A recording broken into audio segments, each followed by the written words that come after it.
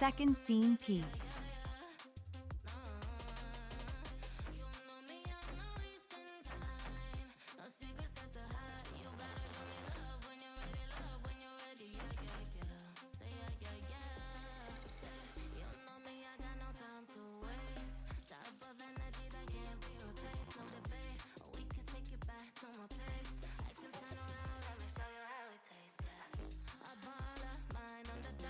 Swallowing the bottle while you're smoking on July.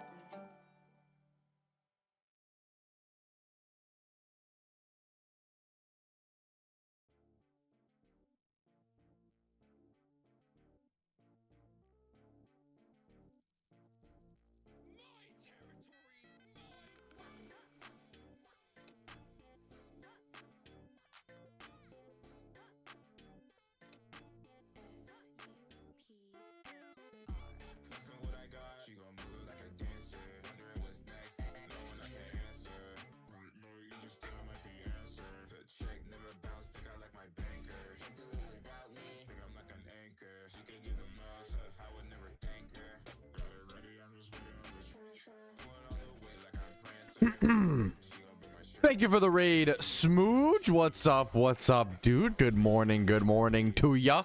How was I assume you were playing, maybe I shouldn't assume. I was gonna say I assume you were playing PvP today, but maybe that wasn't the case. I feel like I've seen you doing some other things.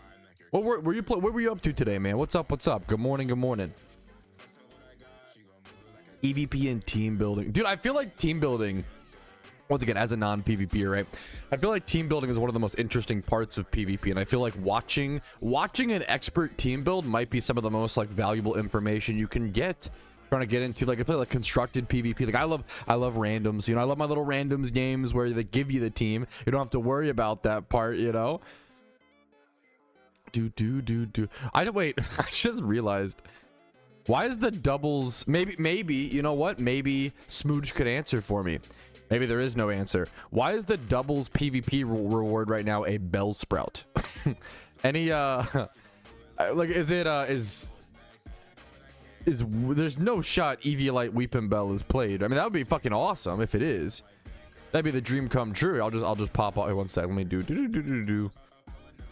I'll throw up the hello, good morning, what's up? The rewards are so ass. This is a funny one for sure. This is definitely a like, once again, I'm a big advocate of hopefully reworking. I don't know if I would say so ass, but I get where you're, you know, they definitely need some help for sure.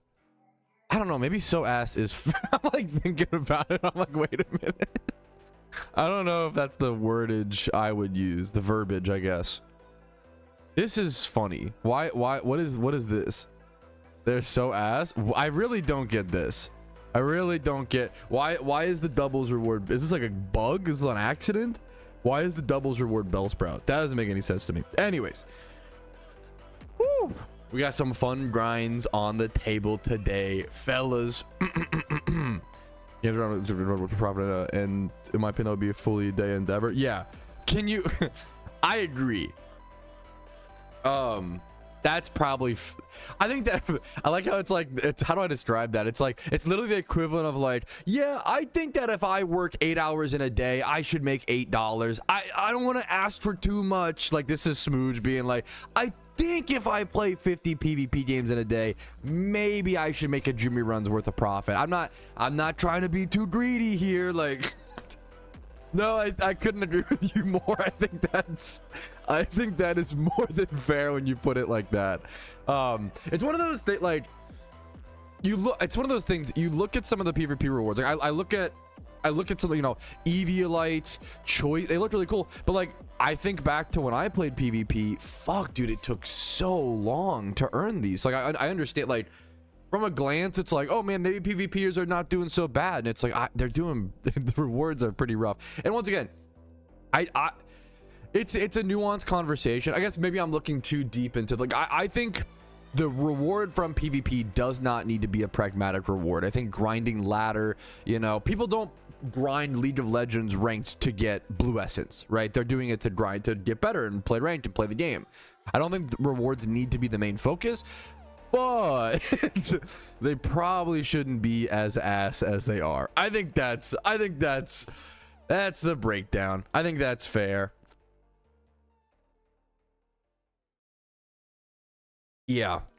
I mean, once again, I'm a big fan. Like, I don't know how to fix PvP rewards. I think it actually is a really tough. I don't know how to fix PvP rewards. I actually just don't know, right? I do think I'm just repeating the same talking points. I've been a big advocate for, it should be like, this is the easiest, like, this should just happen, like, clap, like, this change should happen, hot fix ASAP. The PvP reward Pokemon should be given hidden ability access, or your choice of hidden ability access. Like, what's the point of superior without contrary? It's fucking useless. Yes, exactly. Like, that's my, like, I don't know how to fix PvP rewards overall. The bare minimum in my eyes is to give all of these Pokemon hidden ability access. We've talked about it before. The problem is if you win this superior, right? If you win this superior, it's literally useless. You have to like pay the 300k or whatever. It'd be cheaper to just build a new one, right? Or if a Dragonite with hidden, the superior might not be the best ability to be fair, but like with like hidden ability Dragonite, it's cheaper to build. It's cheaper to go buy a Dragonite off the GTL than to give the PvP reward one that you get hidden ability access, which is like so crazy. 70k. That's is it that wait? Is it that fucking cheap now? No shot. Grass patch is 90k. Okay, we need a holy guacamole. Get another item that needs a sink. Grass patch is 90k. And I don't even like I guess these don't need to be super expensive. Maybe every patch should just be like 100k. I guess what's the I don't know, man. We're just yapping at this point. We're just yapping. We might as well yap our way into the stream recap intro. Now, if you watched, I have to warn you guys, okay? We're going to have a little bit of deja vu, okay? A little bit of deja vu going on here. If you watched yesterday's stream intro, it's going to be all the same stuff, okay? I'm so sorry. I fucked up yesterday's stream recap. I wasn't recording properly. It was all goofy, woofy, doofy, poofy, okay? So I do have to redo everything. So if you were here for yesterday's intro, hear me out. If you weren't here for yesterday's, which is like most, you know, most people aren't here at the beginning of the stream. If you weren't here for yesterday's intro, don't worry. It's going to be the first time for everything, okay? Let's go ahead and jump into it, I think, fellas. What do I have? I got to show off these. I got to show off movie night. Okay. All right.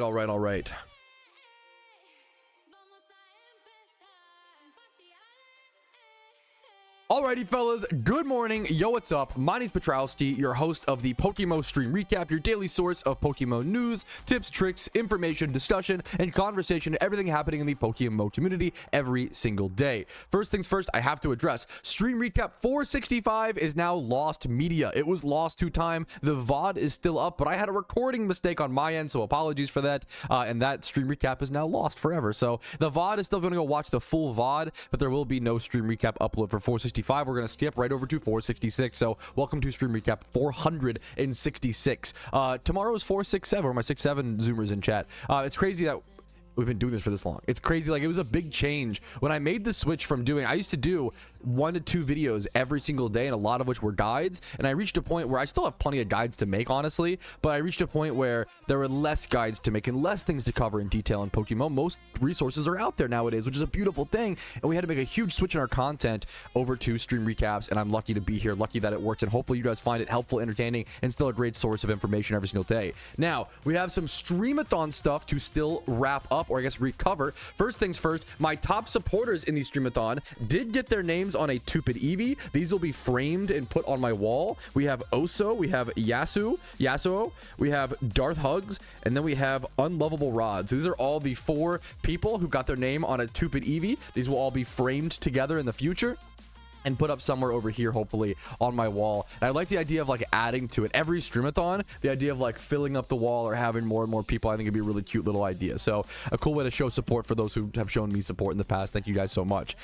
Next up, we have movie night. As part of the Streamathon, we have a movie night scheduled. This is coming up on the 6th, February 6th, Friday night at 5:30 p.m. ET. I try to make it after work for, you know, people in my time zone, but also mostly accessible for Britopian or European viewers, where it should be like, what, 10 or 11 p.m. for you guys. So hopefully this is accessible for a lot of people. It'll be, once again, Friday nights at 5:30 p.m. over in my Discord. If you want to come hang out, it'll be a pretty casual thing. Mostly, like, you know, keeping it quiet, letting people just watch the movie, but we will, what's it called? Shiny hunting alongside. And if you get a shiny, you're allowed to stream out like, yo, I got a shiny. I think that'll be a lot of fun and cute, and it's cool to, you know, see people alongside their journey, right? And their shiny journey. So next up, we have our typical stream recap intro stuff. We have our catch events and other beginner, I guess, news, daily news to cover. Let's go ahead and go find my browser. Boom, there we go. All right, first things first, we do have 2 different new catch events. The unknown catch event happening on Saturday the 7th of February. That is at 4 p.m. ET over in Salacian Ruins in Sinnoh. You have 1 hour to catch as many unknowns as possible and then submit the highest entry. There's no species bonus, no nature bonus. So it is literally just highest IV unknown wins, and whoever wins gets themselves a shiny unknown. A pretty like decently difficult shunt to take care of. So getting one for free. I love that Fungus is the only one that heart reacted this. Literally the unknown Demon King. Like that's so poetic.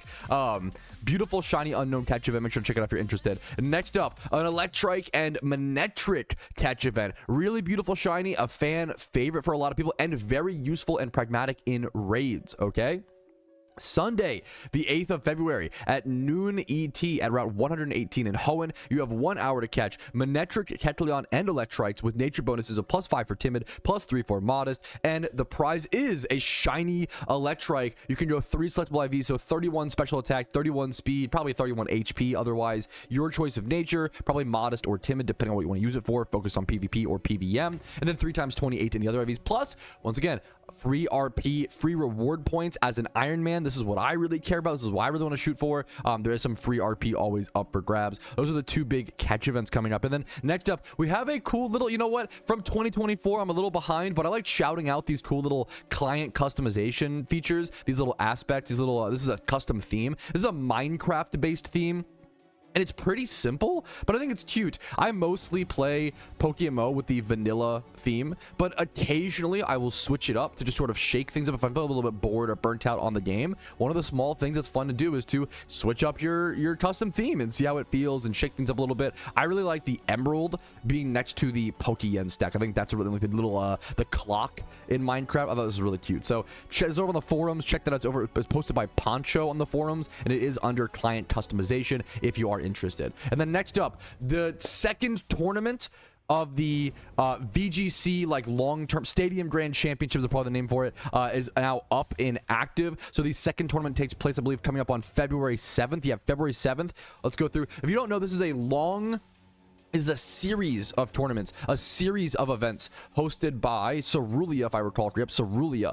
And they want to support and give some love to the VGC community and try to get some new players into VGC. So they're hosting these tournaments, like I think once a week, very, very regularly, where they give away 1.6 mil, 800K, and 300K for all the different placements and prizes. And these happen at 5 p.m. ET. February 7th is the next one. And here's the, you have to go to a specific location in game. It is not automated. It is at Pewter City, Kanto, north of Brock's Gym on channel 3. You do have to be on channel 3 to make sure you're at the right location. All the rules and details can be found over on the forums posted by Cerulean over in the unofficial events tab on the PokeMMO forums.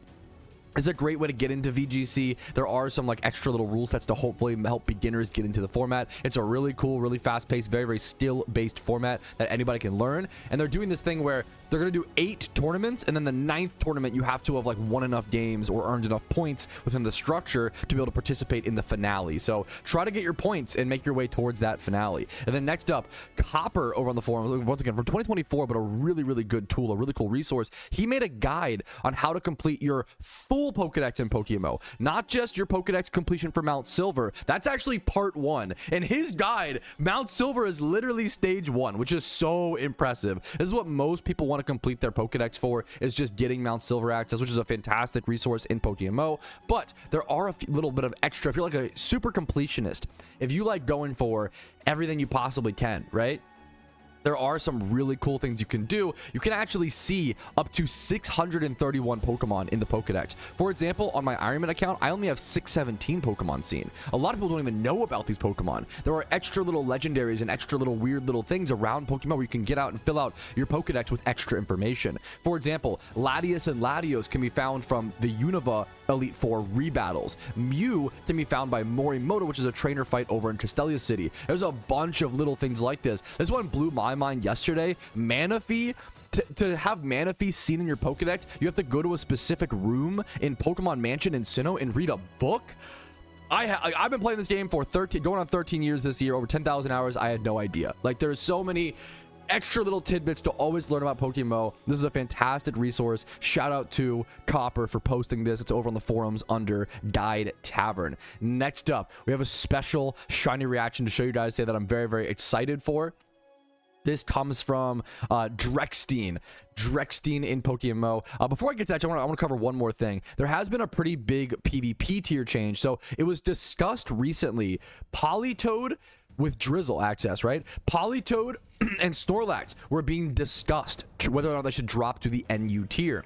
Politoed has been quick banned to Borderline 2. Now, what that means is Politoed is effectively in UU. To make the simplest explanation, it is basically too strong for NU and too weak for UU. So the tier that it's playable in is UU and OU, if I understand correctly. I'm no PvP expert, but Politoed is effectively not dropping to NU, which is the big news. And then Snorlax has dropped to NU and is having a bit of a struggle. I was shocked to see. Let's see if the stats have changed. Yesterday, it's gotten a lot better, to be fair. Yesterday, Snorlax was sitting at a 44% win rate in PvP. It is now up to a 50%, 50.42. This Pokemon has a lot, just so many general stats, so much bulk as well as so much damage. I'm excited to see like what Assault Gear Snorlax can do. It's a really cool Pokemon. I'm really cool to see how people try to use it. Choppleberry. I was saying, like, if Snorlax dropped to NU like 2 years ago, it's at 14% usage and it just dropped to the tier, right? That's honestly impressed because so many NU players probably had to go build Snorlaxes like from scratch. If Snorlax dropped to NU like 2 years ago, it probably would have been like insanely broken. But I almost wonder if it's a little bit too late. When you look at the top, NU metagame, you see things like Hitmontop up at the top, right? 22% usage. You see things like Blaziken. You see things like even Steelix. A lot of these Pokemon counter Snorlax pretty hard, right? Rotom is a pretty good check. Rotom's a good check. Swampert's a pretty decent check with like Rocky Helmet and going like bulky if it does. I guess it was leftovers nowadays. Relaxed leftovers. Like a lot of bulky, defensively bulky Pokemons and fighting types that can just check Snorlax super aggressively. So even though it's a really powerful mon and would have been broken in NU like 2 years ago, I'm curious if the metagame won't allow it to really thrive in its current state. But we'll have to just see how that plays out with more time, more data, and more games being played over in the NU PvP tier. Next up, we do have a unique shiny reaction from Drexstein. I do have to give you a volume warning, okay? A volume warning. Let's just go ahead and play it and see what happened to Drexstein live on his Twitch stream. A little quiet at first because there's some copyright music that is muted, but it will get loud very soon. Audio warning. What song is this? Like, What? No! I love this reaction. It reminds me so much of my shiny Shuckle reaction. Just the sheer earnest panic. And it's a crazy moment. Even Twitch chat was going crazy. Twitch chat noticed before him, which is also hilarious. He was like distracted and looking away. What? He was checking his music and Twitch chat. Dude, this was an insane moment. Congrats to Drexstein. Drex, I don't know why it's so hard for me to say that. Apologies. Drexstein. We also have a quick little screenshot of that Zorua. Congratulations to you, man. 4,000 total encounters. 4,000 total encounters is just ridiculous. 31 speed IV. Congratulations, dude. And with that, we'll move on to the community showcase, where if you want to be featured in the PokeMMO community showcase, are you achieving something cool in game? Did you do a big shiny hunt recently? Did something, really rare or really cool happen? Make sure to post it in my Discord under the community showcase chat. It should be down under like Patrouski content under that section. So congrats again over to Drexstein. But moving on in the community showcase, we have a lot of crazy community showcase stuff to cover. Okay, keep that in mind. When I show you guys these achievements, these are 0.01% hyper rare. Like these go viral and these go crazy for a reason. Okay, this might be one of the craziest achievement showcases I've actually shown on a stream recap. Okay, first things first, like this is the opening, like this is like the casual opening. It's gonna be crazy. Sap Evolved got himself a shiny Riolu. Congratulations, dude. 39,000 encounters total dry. Just a nice, one of the rarest shinies in PokeMMO. If you don't know, it's really difficult to breed a shiny Riolu or Lucario because every time you breed it down, you have to evolve it into a Lucario before you can actually rebreed it, since Riolu is a baby Pokemon. So it's a pain in the butt to actually shiny hunt for this thing and egg hunt it. It's a very difficult shiny to go for. Congrats to Sap. Next up, this player, Fatty, was able to get 3 swarm shinies in 3 days during the Halloween event. This is obviously a few months ago, so it's a little bit late, but this guy was literally able to get, this is insane. He was alt account grinding like crazy. Apparently he was grinding the Halloween event with 9 alt accounts, which is insane. Good on him for his extra effort, for extra reward. So fucking crazy to see. He ended up farming a total of 1,100 dust balls and got a total of 5,000 swarm encounters, which is not nearly enough to get 3 shinies. And he very vehemently talks about that. Getting 3 shinies and 5,000 total swarm encounters is ridiculous. And here's a close-up, all the shinies. He got 2 shiny Shuppets and a shiny Spinnerack. 2 of these shinies were at about 200 encounters. The Spinnerack at 191, the Shuppet at 260, and then the other Shuppet at like 4,000 or something like that encounters. Just insanity. Congratulations to it was again to Fatty from Team Rad. I've seen them a lot pop up, so congrats, man. Hell yeah. Next up, Juju from Team Void, been seeing their name a lot recently as well, has put over 5,000 hours into PokeMMO across 3 different accounts and has done a total of 150,000 total eggs. Do you know how much it costs to do 150k eggs? For reference, it's about 150,000 times 5,000 Pokeyen, because it's that many Dittos. This is just the cost of Dittos, not even considering the cost of Pokeballs or any shiny charms or donate statuses or whatever. It cost him 750 million Pokeyen. 750 million Pokeyen cost for those 150k eggs. And he finally got his shiny Charmander after that grind. I always cross my fingers and I hope that nobody goes 150k dry on eggs. Like it's just going dry on eggs is just so different compared to anything else in PokeMMO. It's just so insane. You never want to see it. Congratulations to him. That's a crazy hunt.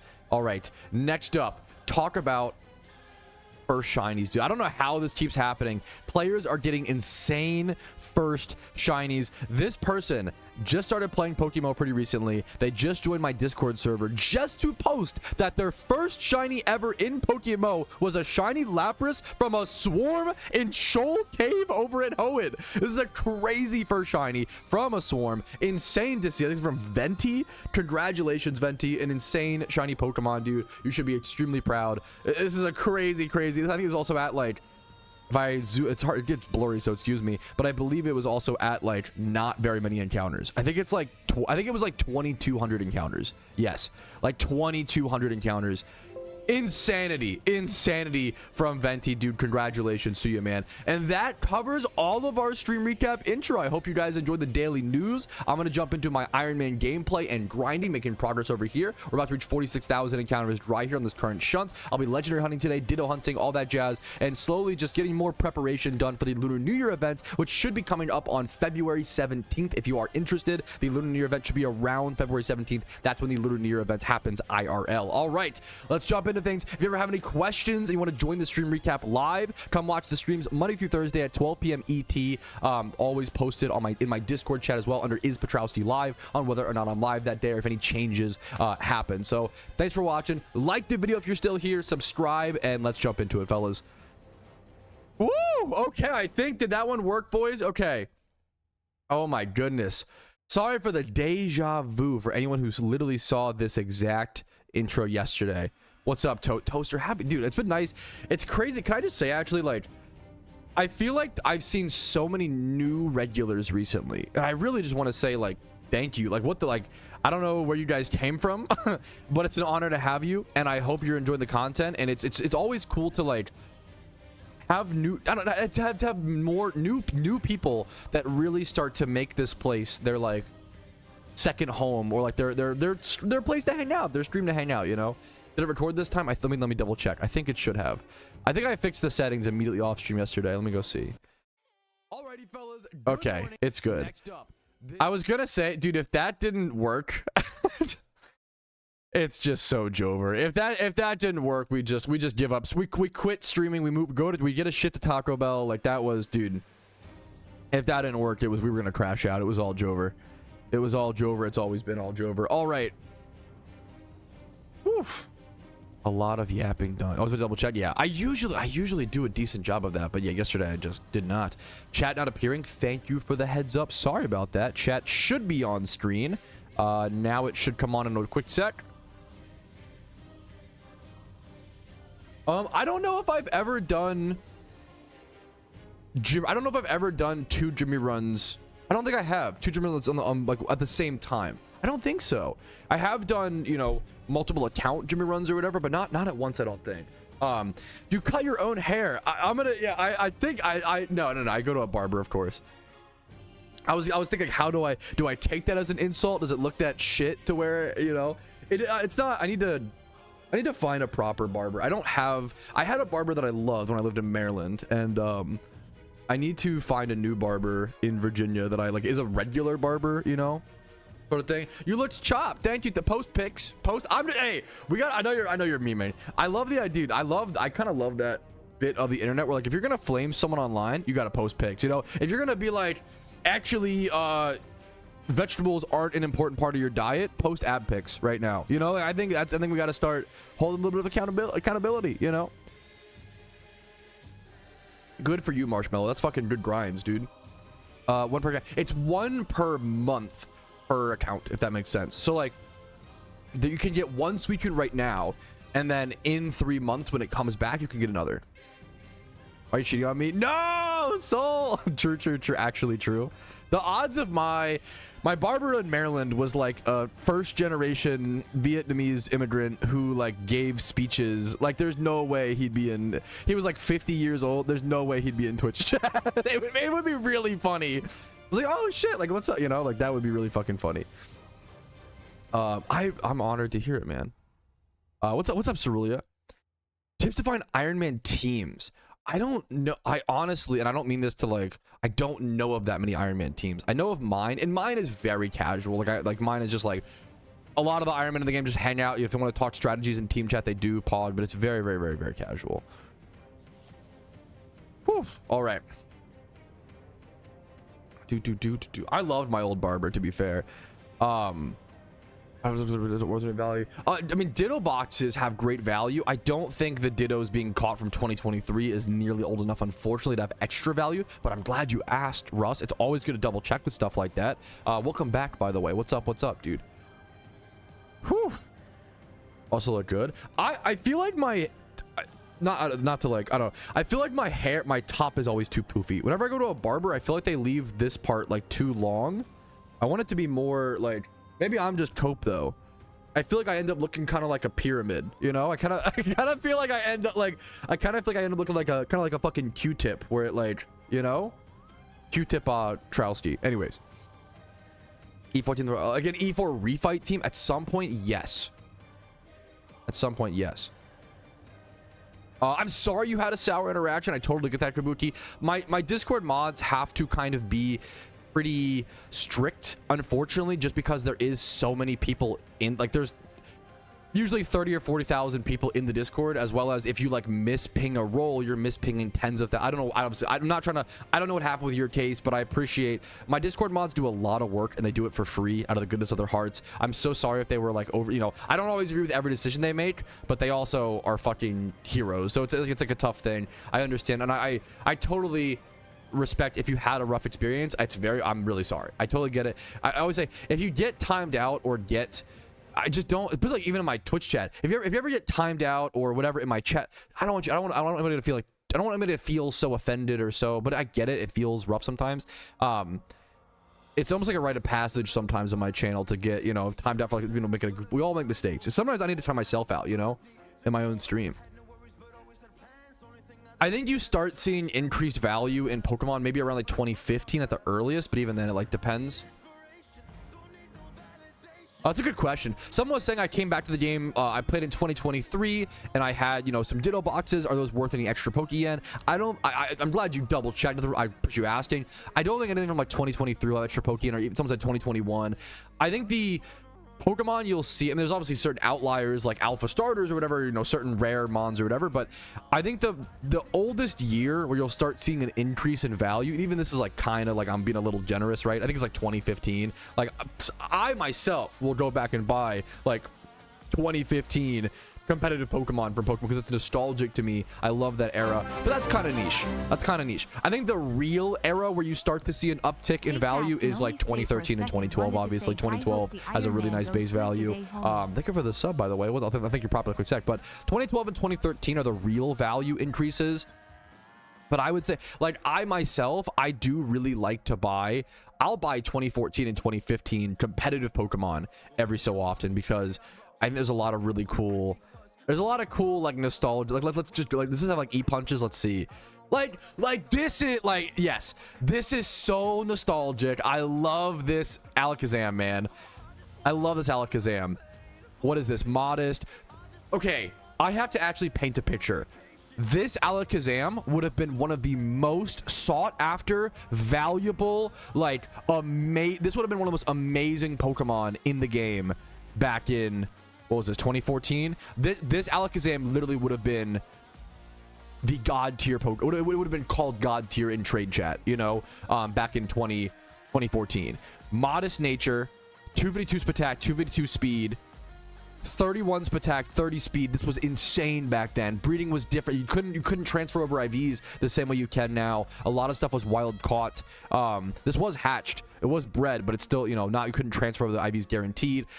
Psychic, Thunder Punch, Fire Punch, Ice Punch. If you ran this today, it would be trolling because Thunder Punch, Fire Punch, and Ice Punch are all physical attacks now. They're punches, right? Back then, these were all special attacks, right? These were all special attacks back in the day. So this would have been an insane Pokemon.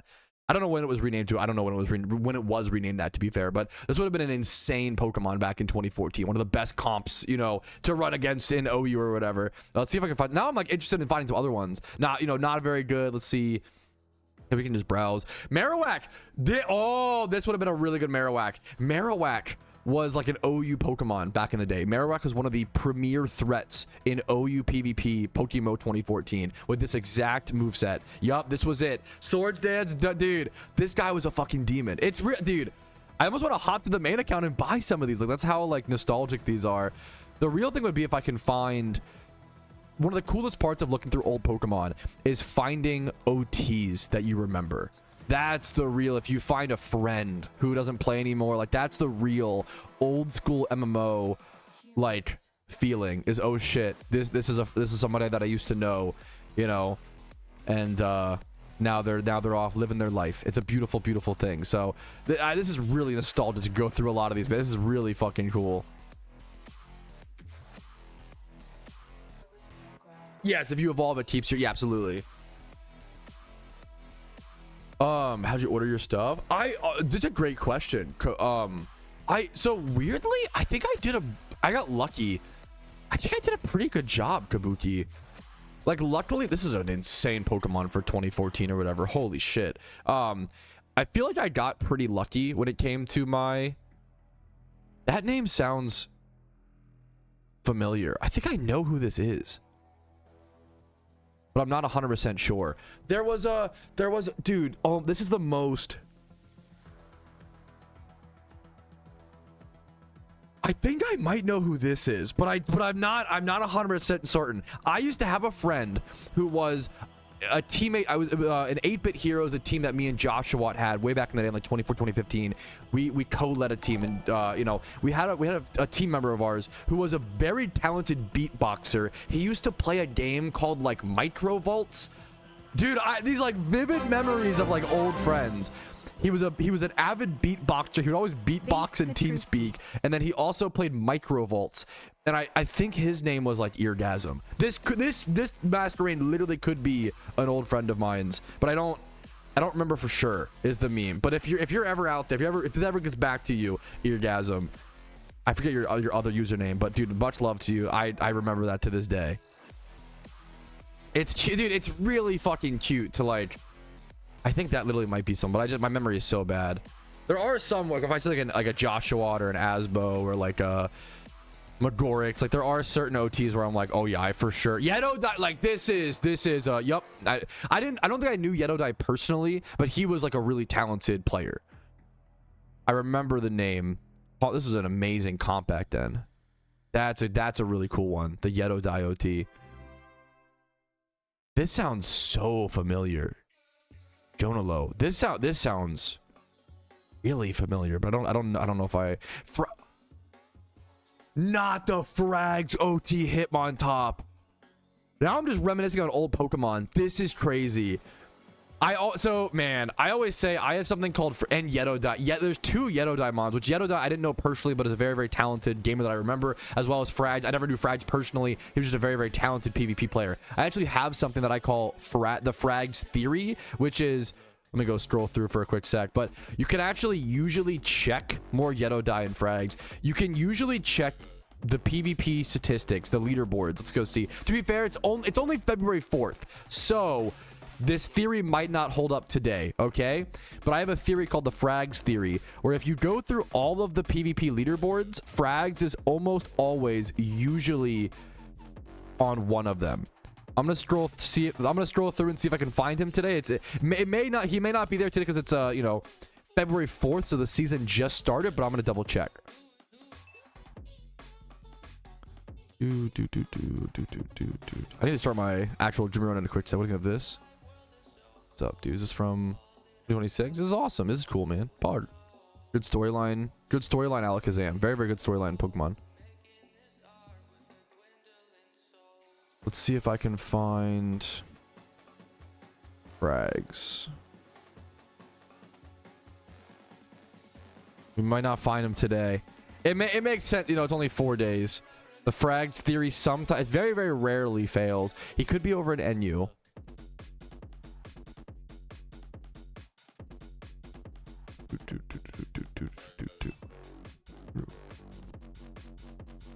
Come on, man.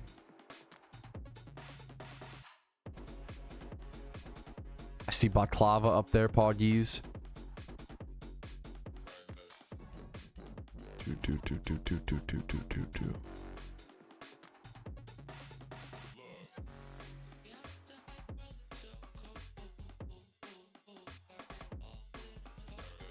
Disco Shiba.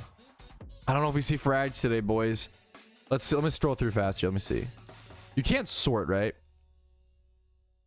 So Frag, for a while. I just saw him. I just saw Frags like recently on the top leaderboards. Frags, what's it called? He won. I believe he won like the first ever like PokeMMO PvP tournament, like the first ever like to decide. If I recall correctly, I could be wrong, of course. I believe he won the first ever. It's bitter for you and sweet for you. That's funny.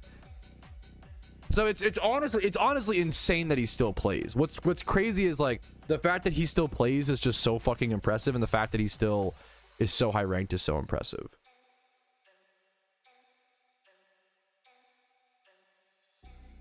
Orange Maniac. That's my dude. Orange Maniac. I always say I learned a lot from him. Way back. I used to follow his guides in like 2014. No Frags today. A rare day where the Frags theory, you know, does not come through, but that's almost always the case. There are a lot of high level old school players still on the leaderboard. It's crazy, like how people, there's so many people that have played PokeMMO PvP since 2014 that are still on the leaderboards to this day, which is insane. They just reset. They still actively play. It's really impressive. I'm getting legendary. Dude, that's something I've talked about. I think I talked about that recently, right?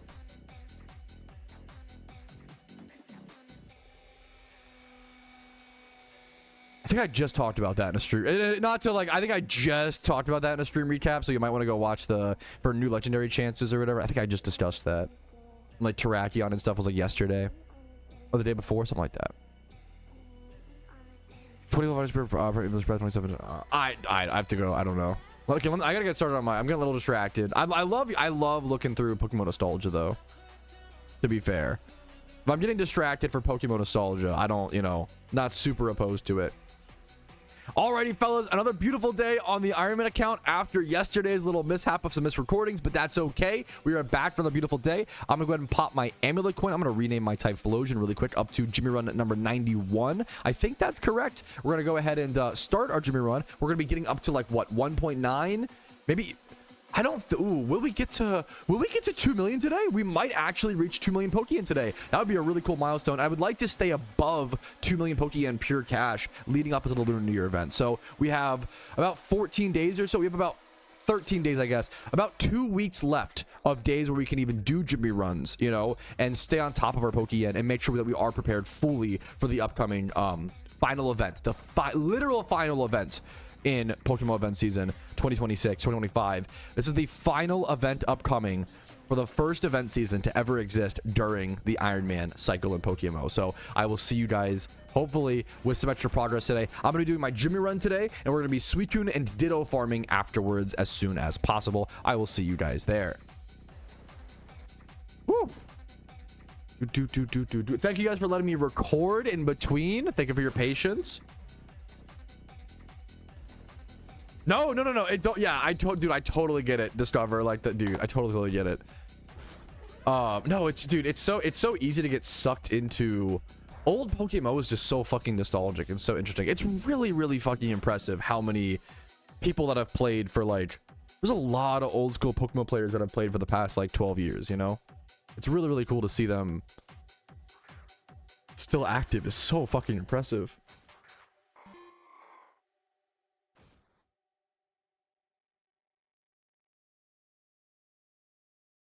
Sorry, responding to my wife's Discord. One sec.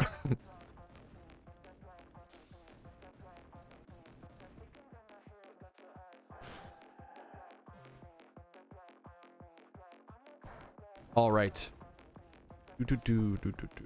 Hype you up? No, yeah, Rick Riley, what's up? So what I miss? Rick Riley, what you got? What you got? I also didn't even thank people properly for Rick Riley. Glaze of you. Who am I glazing, dude? I'm down. You for 9 months of subs, like as soon as the fucking stream started. I see you, dude. Thank you, you for the sub. Sorry to get back to you so late.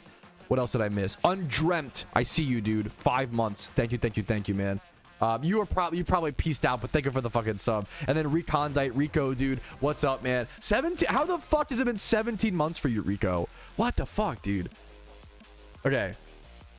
Smoke JPEG is someone to link you. Smoke JPEG. Okay. In game. Long as time. That's dude. That's insane. 17. Oh, 17 months. Do you see me? I see you, Inky. What's up, man? How you doing today? I returned from the consumption of food. What's up, dude? What you eat?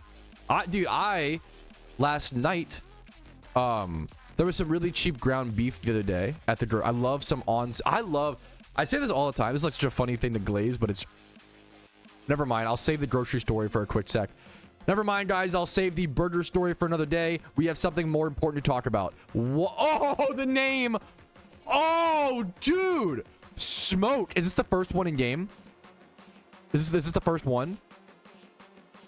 Alpha Aerodactyl only recently got added to the game. I am still here. This Don't might forget be, me, Papa. we don't know.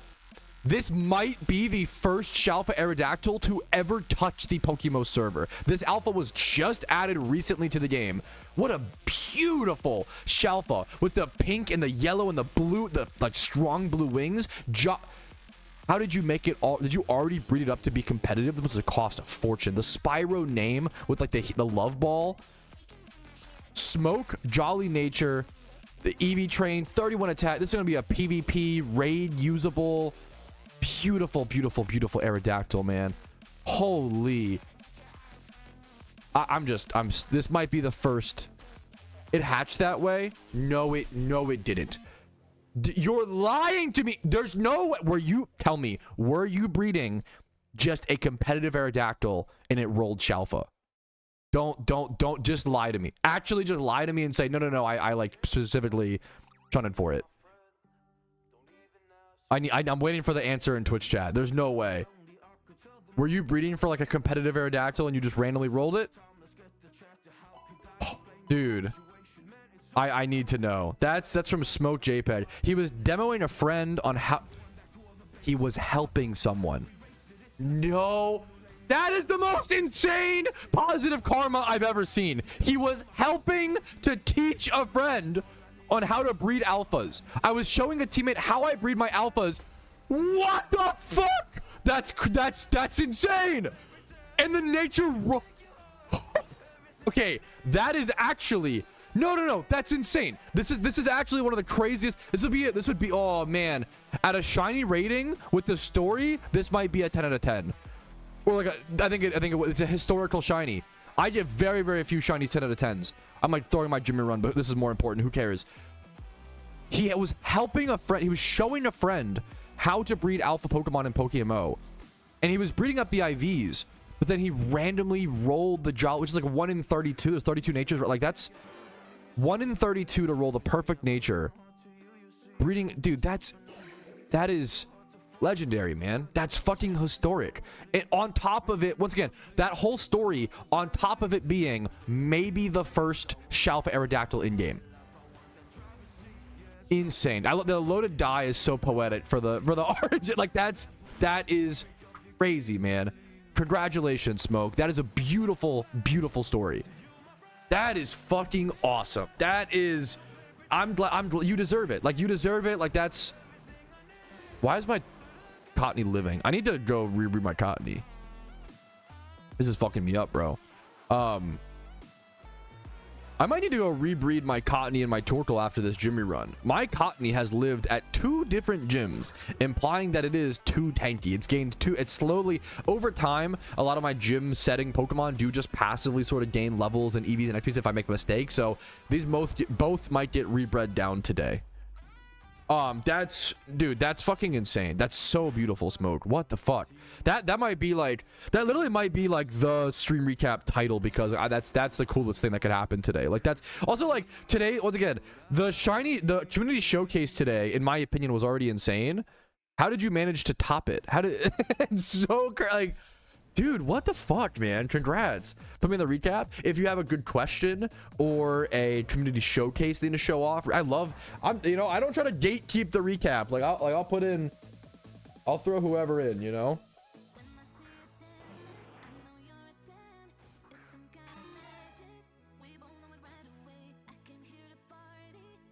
That's so poetically beautiful, man. Ed Trimish recently. That's insane. Crazy luck. It comes and it goes. I don't know. The older I get, the more I play PokeMMO, the more I realize, like, everybody who sees good luck will see bad luck and vice versa. And it just, you got to just take what you can, you know. Damn.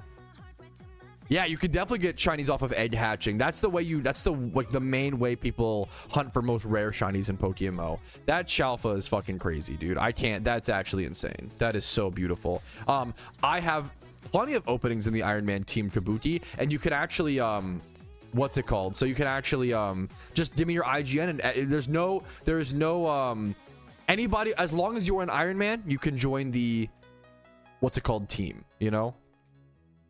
I will say, if you're who I think you are and you were in the achievement showcase, the reason you were timed out for 24 hours in my Discord was because you added me, and adding me is against the rules, and it is written in the Discord rules. So it's not a big deal. I don't want you to feel bad about it, but that is why if you ever at me in my Discord, because the problem is if it's not against the rules, people at me a ton, and I'm kind of a busy guy, you know. So it's not that it's one of those things, like, when someone ats me, it's like, I'm like, hey man, much love to you, have a great day. Like, you know, it's not a big deal. I'm not, you know, but there have been certain times or whatever where it's been too much or whatever. But I just want to let you know that's why it's not a big deal. I don't want you to, you know, it's like this. It might be the smallest mistake you can make in the world.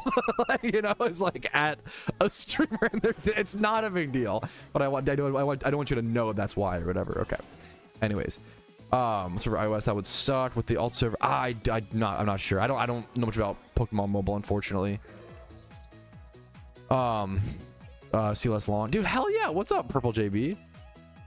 Blue Scroll is telling vice versa. Yes, yeah, dude, yeah, absolutely. Like, have one game where you're a little more like medium activity or even high activity. I love Blue Scrolls. I'm sorry if I'm shilling, but I love one of my favorite videos that I've ever put out. Have you ever seen my Poke Scrolls video? One of my favorite videos that I ever made was a video called Poke Scrolls, which was a game mechanic that I had like developed, right? Where it was the idea of, I almost want to rewatch this and see how it's held up. I'll link the video. I love this video, man. They came at True Rapid. No, don't do that, okay? Let me just assurance here. Assurance on probably like Focus Sash and Fernape. Yep, got it. Okay, Poog. But yeah, this I loved this Poke Scrolls idea. I feel like there's a lot you could do with this. And it's literally, it literally is just old school RuneScape clue scrolls in PokeMMO, but I feel like it fits the game. I feel like Poke Scrolls would solve so many of the problems the game has, where it like utilizes unused things. It would give you like a purpose and a reason to go for certain rewards. Like it really does just answer so many problems in one mechanic, you know? It would encourage, I almost want to I actually feel like Poke Scrolls, I want to revisit it. I actually feel like it would be like so perfect. Like I feel like it's never been more perfect in PokeMMO. Work it fine for me, guy. I appreciate. I don't know much about Pokemon IO on like mobile, so I always appreciate those who are experienced to like weigh in. For sure, I'm gonna go for it's too much money for now. Yeah, I really want to go for an Egg Shiny as an Ironman account like that. Honestly, like. I mean, I want to go for a bunch. Like, I like the idea of like getting a Stunfisk and like a, what's it called? A Jigglypuff, of course. Chinese food, American style, or Tex-Mex. Okay, you did choose. Now, great question. You did pick two of the heaviest hitters. Both of those. Once again, people say American has no food culture, bro. Americanized Chinese food and Tex-Mex are fucking amazing. You're literally playing to our strengths. And obviously southern food like cornbread and, you know, fuck, anyways. But man, I think I've got to go Chinese food, Americanized Chinese food specifically over Tex. Like they're both, I would say both are S tier. I think Americanized Chinese food and Tex-Mex are S tier. If someone told me they hated Americanized Chinese food, I'd be like, I get it. I totally do. I really like it. You know, I love it. But that's just me. I love a triple delight. I love a sesame chicken. I love a General Tso's, you know, the basics, orange chicken. If you can find like, I don't even know if it's Americanized, but like bourbon chicken at certain Chinese is like really, really good. Dude, it's so, yeah, it's a Brady man a Brady Manning matchup. Tex-Mex versus Americanized Chinese food. Holy shit. Actually true though. Actually just real. Actually accurate. Okay, let's do spam through this. I would love to rewatch this Poker Scrolls video and critique my own piece of content or whatever. Feeling like LeBron James. I'm feeling like LeBron. That's a good meme, dude. It's very nice of you, Toaster. Pokeforce is still releasing. They are still in development. I can do a check on. If you're in the Discord, you can go see. Let me go check on. I know Pokeforce. I don't think Pokeforce is in development hell, but I do believe that they're in like development limbo. They're just run into a lot of issues, but that's just making. It turns out, guys, making a video game is fucking hard. It's why not that many people like can do it. You know, like it's really, really, really hard to make a game. We have more people than ever, but still, it's just tough. They've had to change like the engine like multiple times, or like how they code, or the coding language or whatever. Let me go see if I can get a quick.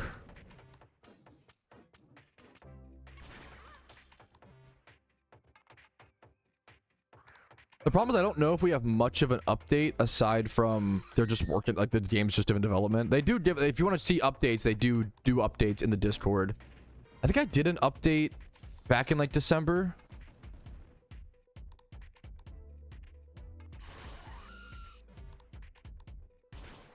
The problem is a lot of the Pokeforce updates are really in depth and real, like it's really, really good, right?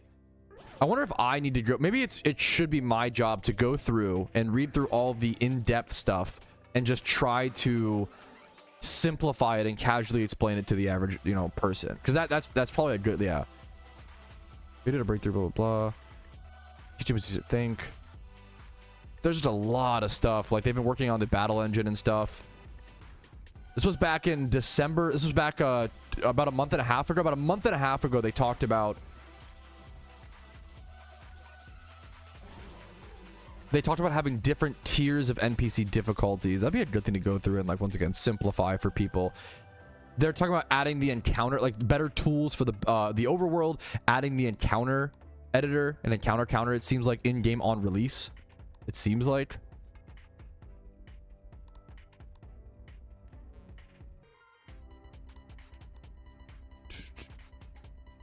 I'll have to go. There's a lot, actually. They actually fucking covered a ton of information. God damn.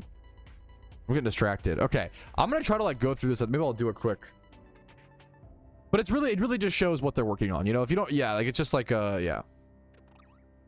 Which is like their community. Once again, Pokeforce's biggest strength has been their communication with the player base and their like, you know, the entire time, and their thought process and stuff. Yeah. Invested, yeah. I think I feel like I did an update video on Pokeforce like somewhat recently. Also, Doctor, I think I missed this. Thank you for the 5 months, dude. I'm sorry if I thank you, dude. I love Panda Express. Panda Express is like the ultimate guilty pleasure. Panda Express is kind of objectively trash. I fucking love that trash though. Shovel that shit into my dumpster. Dude, I love Panda Express. I think it's just hits such a taste bud, you know. It's so fucking good. Dude, I think you're the creator of the shiny board, I assume. Dude, you don't need to. It's crazy, like people who create amazing PokeMMO tools will then come in and be like, hey man, thanks for showing it off. My brother in Arceus, you made the tool. Like you don't need to, like, I'm honored. You don't need to thank me. Like it's a mutually beneficial thing. I get to make a cool video showing off a cool project that you've been working on. Like, dude, it's literally just, you know, what should be the choice? My favorite thing at Panda Express, and I'm a frugal guy, but it's the one thing I will upcharge for. Is it honey walnut? The honey walnut shrimp is worth it. I'm not even a huge shrimp guy. The honey walnut shrimp at Panda Express is amazing. It's so good, dude. It's so fucking good. I love like candied walnuts, that's so good, man. What's up, Ginger Matt? I try to throw a little bit of wordplay in there. Thanks for noticing. It's so good, Khaki. It's so dumb. What is all you got? Panda Express is something that I get probably once a year. My wife hates it, and she knows that I love it, so she'll like suffer through it or like someone else. I get Panda Express about once a year. Would I choose Panda Express over other like even other Americanized Chinese places? Probably not. But like I don't know, there's about, maybe it's the vibe of like a Panda Express in a mall goes like, I don't know, there's just something about it, man. There's just something about it, dude. I agree with it, dude. No, I get it, Rapid. That's a man. The positive of there is a positive. The positive of being a fat ass, okay, is that we fucking know our food. Okay, we're fat for a reason. Okay, food is so fucking good, and we know how to find the best fucking takeout in our cities. Like, if you want the best fucking real genuine food advice, don't look up Michelin stars. Just ask your fucking chubby friend. Like he will give you the best fucking spots, dude. Like it's so good. Spice Bag looks fucking awesome. I will say, Spice Bag looks great. I will say Spice Bag looks like the most American thing, and I mean that in complimentary, you know, like, but it's just fun. Like a Spice Bag is just like a bunch of different snacks. There's like a snack tray. There's some other, like, a Spice Bag is almost like ultimate loaded fries, I guess. Like I love a bunch of different flavors and foods put into a bag, shake it like a big casserole. I love casserole type dishes. Munchie Box. That's the other. I know Spice Bag, but that's the other one I was thinking of was Munchie Box. That's like those two things are so fucking American, and I say that complimentary. Okay, Americans know our food. I know people love to meme on us, like, oh my Omega Lol, like American food Omega Lol, also so fat Omega Lol. Bro, we can't be fat and not know our food. You've got to pick one, okay? Bertopians, pick one insult, okay? We're either fat or our food sucks. It can't be both. It literally can't be, okay? The reason we're all so fat is because our food is so good, okay? So pick one, okay? You can't. I'm not letting you get away with it, Bertopians, okay? I'm not the hypocritical insult. You get one insult, okay? That's only fair. It's only fair, right? That shit looks super good. No, I'm not trying to I mean, that would be the most American thing. Actually, I feel like trying to take it away from you, Ginger Man. Actually, I made a Spice Bag when I was 8 years old. I think that we should claim, like, that would be, now we're getting real, Cake Kona, brother. No, I'm just saying, it looks amazing. It looks amazing. Dude, hell yeah, Roulette, what's up, man? True, I don't even know if that's, I mean, I would give up that, if that happens to him. We'll see, man.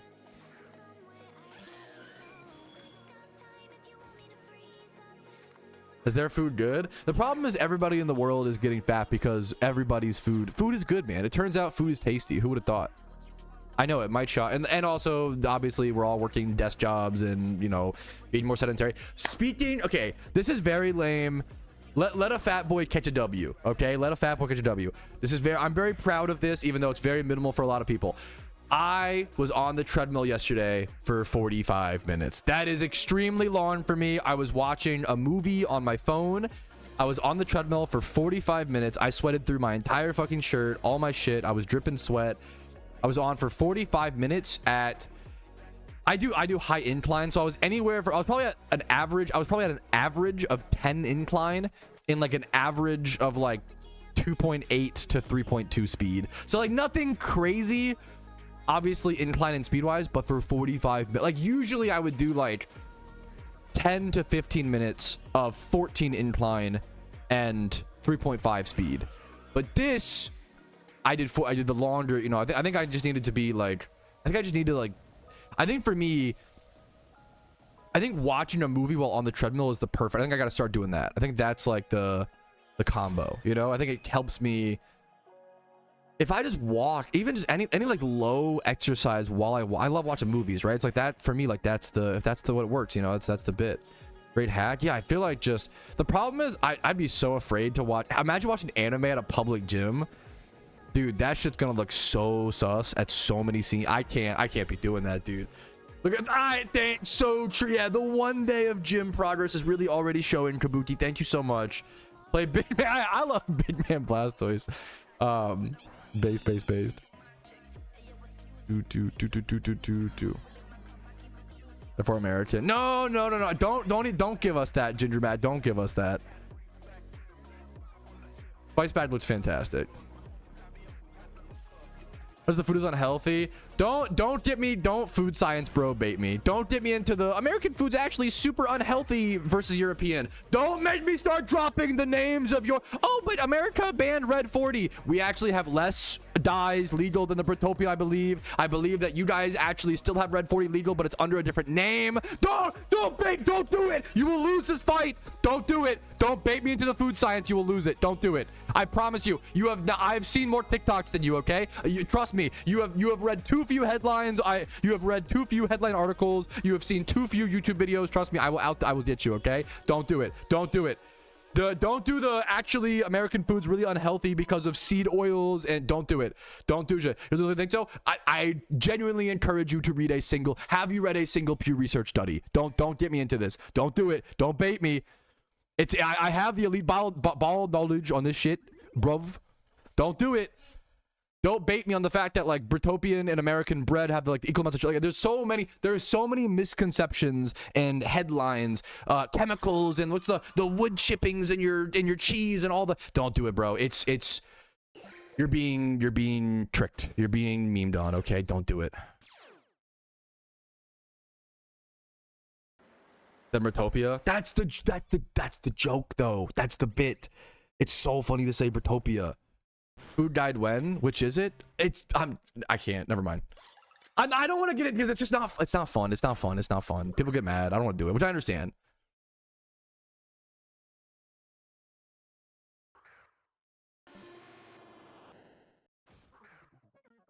It's not a fun... We've lessened the food science debates on stream because wants you not to do it. I don't want to do it. It's like no. I'm not gonna... I'm rage baiting myself. I'm rage baiting myself. Yeah, you can eat healthy in the first world country, but it's also more expensive. And don't get me into it. Don't. But actually, what about rice and beans, Patrouski? Yes, I understand, but there's less options and less variety, and the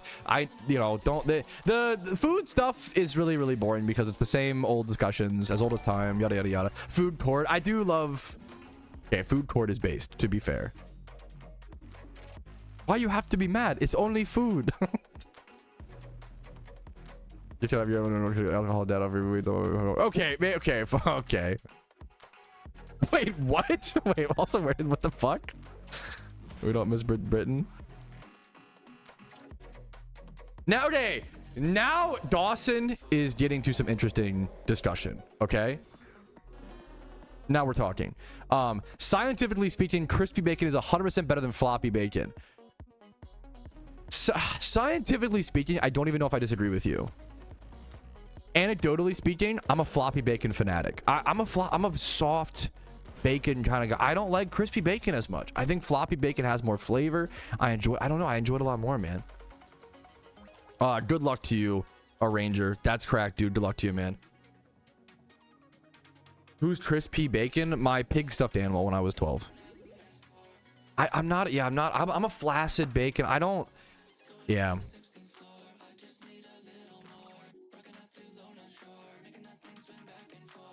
Oh, come on. Okay.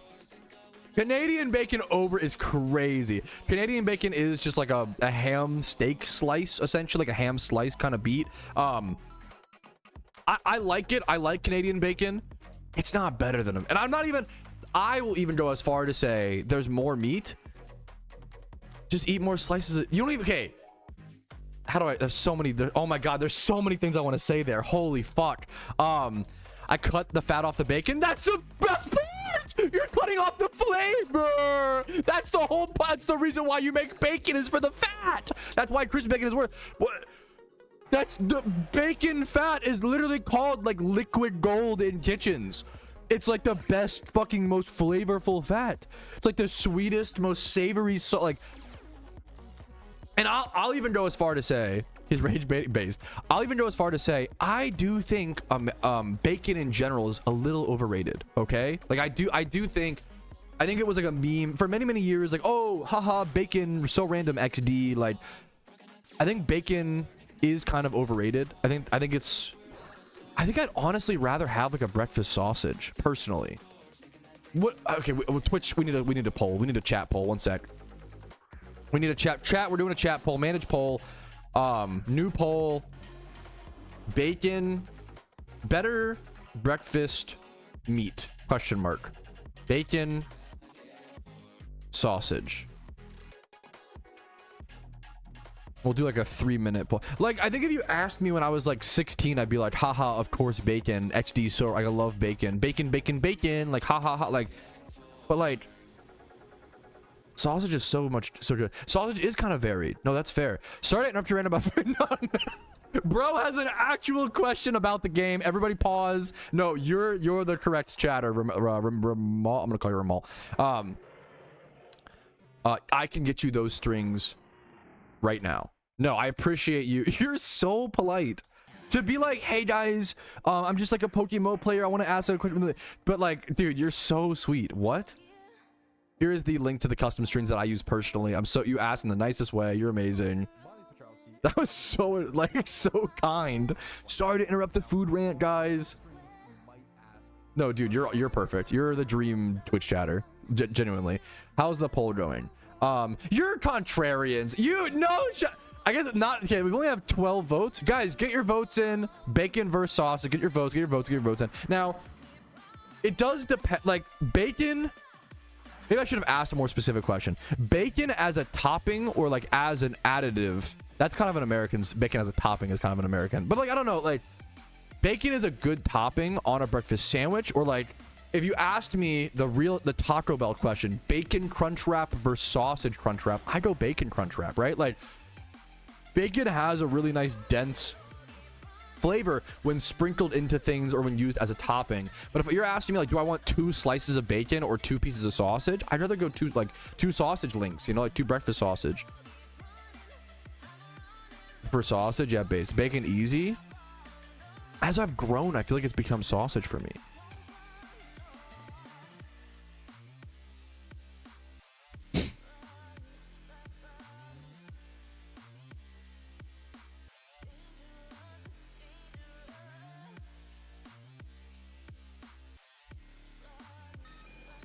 Inside an omelet. I respect your opinion. I would literally disagree with you in the most respectful. Like, I'm the opposite. I would take sausage all day, but I'd prefer bacon inside an omelet. That's so funny, you know? Like, I eat everything onto hog but to snout. Oink. True. It's so true, King. That's my fucking lovely audience. Sausage is a platform for it's wait, I'm so shocked. I like couldn't be more opposite from you. Like maybe I'm the contrarian. Sausage is a platform for creativity, bacon's the final form. I think bacon is the like sprinkle it on stuff, you know? No, I think it's a totally fair question. I'm just white. I'm just Caucasian, way too noob. I think I always, yeah. True, Dawson. True. I think it goes too far when they do shit like candied bacon. How do me and my audience disagree on so much? I couldn't disagree with you more. I think candied bacon is the best kind of bacon and the best time to eat like bacon like on its own. What the fuck? Okay, bacon got 14, sausage got 7. However, once you conflate for the bacon lean in popularity over social it actually makes sausage win, guys. True. Not manipulating the data. True. What do you think about this is now okay, this is actually a great, I love you for this, crew, and you're actually spitting facts, and you're probably I don't know if that's true, but it wouldn't surprise me, sort of type thing. What do you think about the fact that you should probably eat meat 3 times a week? I think it's one of those things where I'm like, fuck me. I'm not. It's too. This is like so. Meat consumption is a really in-depth discussion, actually. I love meat, dude. I love it so much. It's one of those things where I've just acknowledged. We talked about yesterday. There are certain things in your life. I think it's actually based to just acknowledge. In my you know. It's based to acknowledge, you know what? We are not meant to solve every problem. I'm probably not going to solve every problem in my life, right? Meat consumption is one of those examples. I love meat, dude. It's the American in me, the dumb little boy in me, where like I feel like I need meat for every meal to make it feel like a full meal. Now, could I like could I make a life change to where I don't, you know, yes, absolutely. Could I make a life change where I, you know, try to replace that mentality? Absolutely. That's gonna take a lot of time and a lot of effort. And unfortunately, there are other things in my life that I prioritize, like making my wife happy, getting my rent paid, taking care of myself. Like I have other things that I prioritize on my list over that stuff. But I do, like, once again, I respect and advocate a ton. I respect those a ton who go vegan or vegetarian. Like I think it's fucking awesome. Good for you. More power to you. I appreciate you doing it. I'm not doing it. I'm so sorry. I like with the most respect, you know, it's one of those things. Change your worldview. I would love it. I'm sure it would to some extent. Like, I think it would be ignorant or naive to think that any sort of international trip wouldn't change your worldview, at least to some extent. I was thinking about this recently.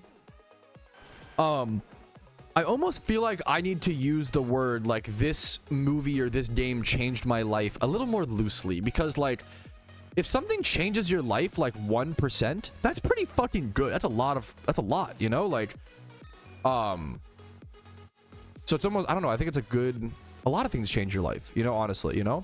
I do too, Toaster, I get it, one of those things. Oh, what I miss. What if you did it to not make a difference but for your own health? There's other things that I would need to make it like I'm not, dude, my heart health, my cart, like I need to be going to the, once again, gym. Like I think often with health stuff, people, not that you're doing it, not that you're encouraging me to do this. I don't want to make you feel like I'm attacking you. This is not, I'm pivoting off of what you're saying, crew, right? But a lot of people will be like, oh man, like you've got to start a keto diet, or you've got to, you know, you've got to cut down on your red meat or blah, blah, blah. And it's like, that's like level 2 or level 3 health stuff, right?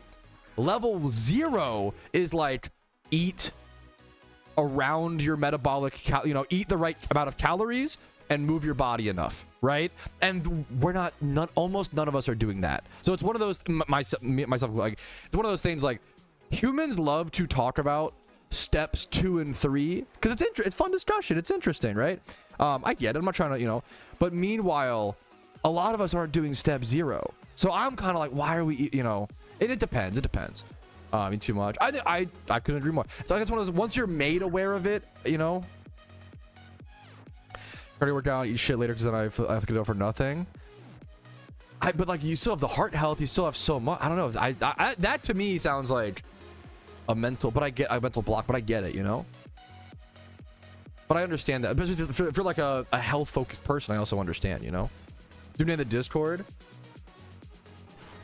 I don't know, man. I don't know. I do need to. I think I'm moving. I've gone back and forth on like, I think some sort of moving my body needs to be a tier 0 priority for me. I think it actually is so important for my mental health and stuff. So I'm trying to figure that out, you know. Looks so cool. Like plane like dog fighting like in the plane, like in planes. That's fucking crazy cool if that's URL. I did something very similar, wins. I stopped my walks because it fucking started snowing and getting so cold, which is kind of an excuse to be fair, but it's like 0 degrees Fahrenheit outside. 0 degrees Fahrenheit to Celsius. For my Celsius, it's -17, -18 Celsius a lot of times, with wind chill, for those who, you know. And then around my area, and then it literally was, I'm trying to think, but I do want to get back to, I think, treadmill. I think I have a gym very, very close. I think doing that would be the play.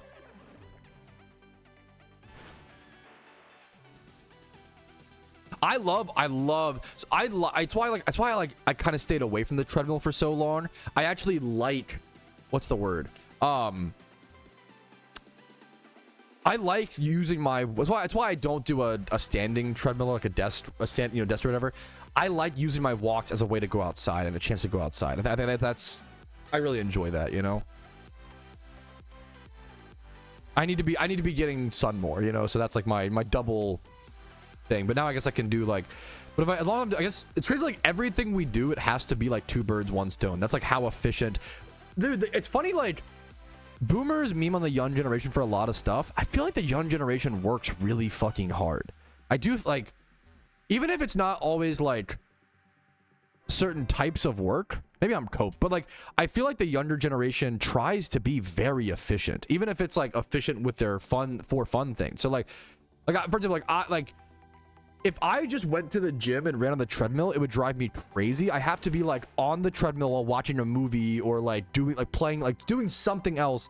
Obviously, is watching a movie really productive? Well, okay, that enters a deeper philosophical question. I actually love this topic. People will say watching a movie isn't productive. Productive to what objective? I would even argue that watching a movie is productive, hear me out, because one of the most important things in life is pursuing your categorical desires and pursuing your personal happiness and personal achievement, right? Watching movies for many people is pursuing some sort of personal happiness, getting more experiences, you're engaging in culture, you're learning more things. Like, watching movies is efficient. Now that can be taken too far, and like if you only watch movies and don't ever go to work or shower, you know, that's, you know, too much of anything is a bad thing. But like I do think there is a, I am kind of geeky happy today. There is a legit argument, like when you really get philosophical about things, it becomes the, now don't use this to not take care of yourself, don't use this to enable, you know, laziness or whatever, but like playing video games to an extent is productive because you are pursuing personal happiness and personal achievements and category, like it's, yeah, it's you know, you could absolutely argue that peace and quiet and reflection time is more productive than that. There's absolutely the problem is I've had a much larger problem in my life recently with looping on traumatic events as opposed to healthily reflecting. So for me, that hasn't always been the case.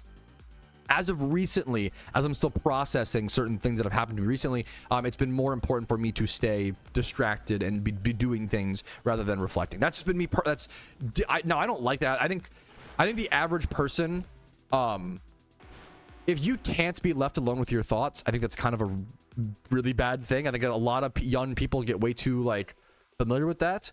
But at the same time, there are certain parts, it just depends on what part you're in your life. Like there are certain parts of our lives where, you know what, that's okay. And like there are certain parts of your life where not letting yourself over reflect is important. But also it is really important to reflect through things, and because when you reflect through it, usually makes them less painful type beat. But that's, we are fucking yapping today. Holy shit. Keep a distance. But that's like, so it's man, it's one of those things like, it's hard to explain. Thinking through like thinking through painful thoughts can be one of the ways that you overcome them, but you have to do it I don't want to encourage that. You have to do it very carefully, very responsibly, and constantly remind yourself, you know. It's almost like something that I don't know why I got very lucky from a very young age. I've always been a highly, this sounds very, you'll run into people who are like, yeah, I'm kind of an empath, and those are red flags. Like, yeah, those people could be amazing or could be cringe. It's like a beige flag, it could be good, or orange flag could be horrible, could be good, right? From a young age, I've always been a very empathic person, or always had high empathy for whatever reason, and I just lucked out with that, right? For me, if I was assaulted or harassed or hurt in some way by some person, for me personally, it helps me process that more to empathize with that person and be like, oh, well, maybe it was the worst day of their life, or maybe they're having a hard time, or what were they going through? Like, for me, it helps me process hurtful events from other people by imagining it from their perspective and trying to give them as much leeway and that, for me, that helps. Some people, that is not, like, you know, you'll run into people who just like, whatever, call them a piece of shit and move on. But for me, that does not work. I have to like find a logical reason or like an understanding to why that person would do something so hurtful to someone else, which is also like, that's like, that'll drive me crazy, you know, a little bit, but it's tough. Or work. I know. Yeah, it's, yeah. That's a great, like, certain PTSDs or certain things are just loopings, which are unhealthy, you know?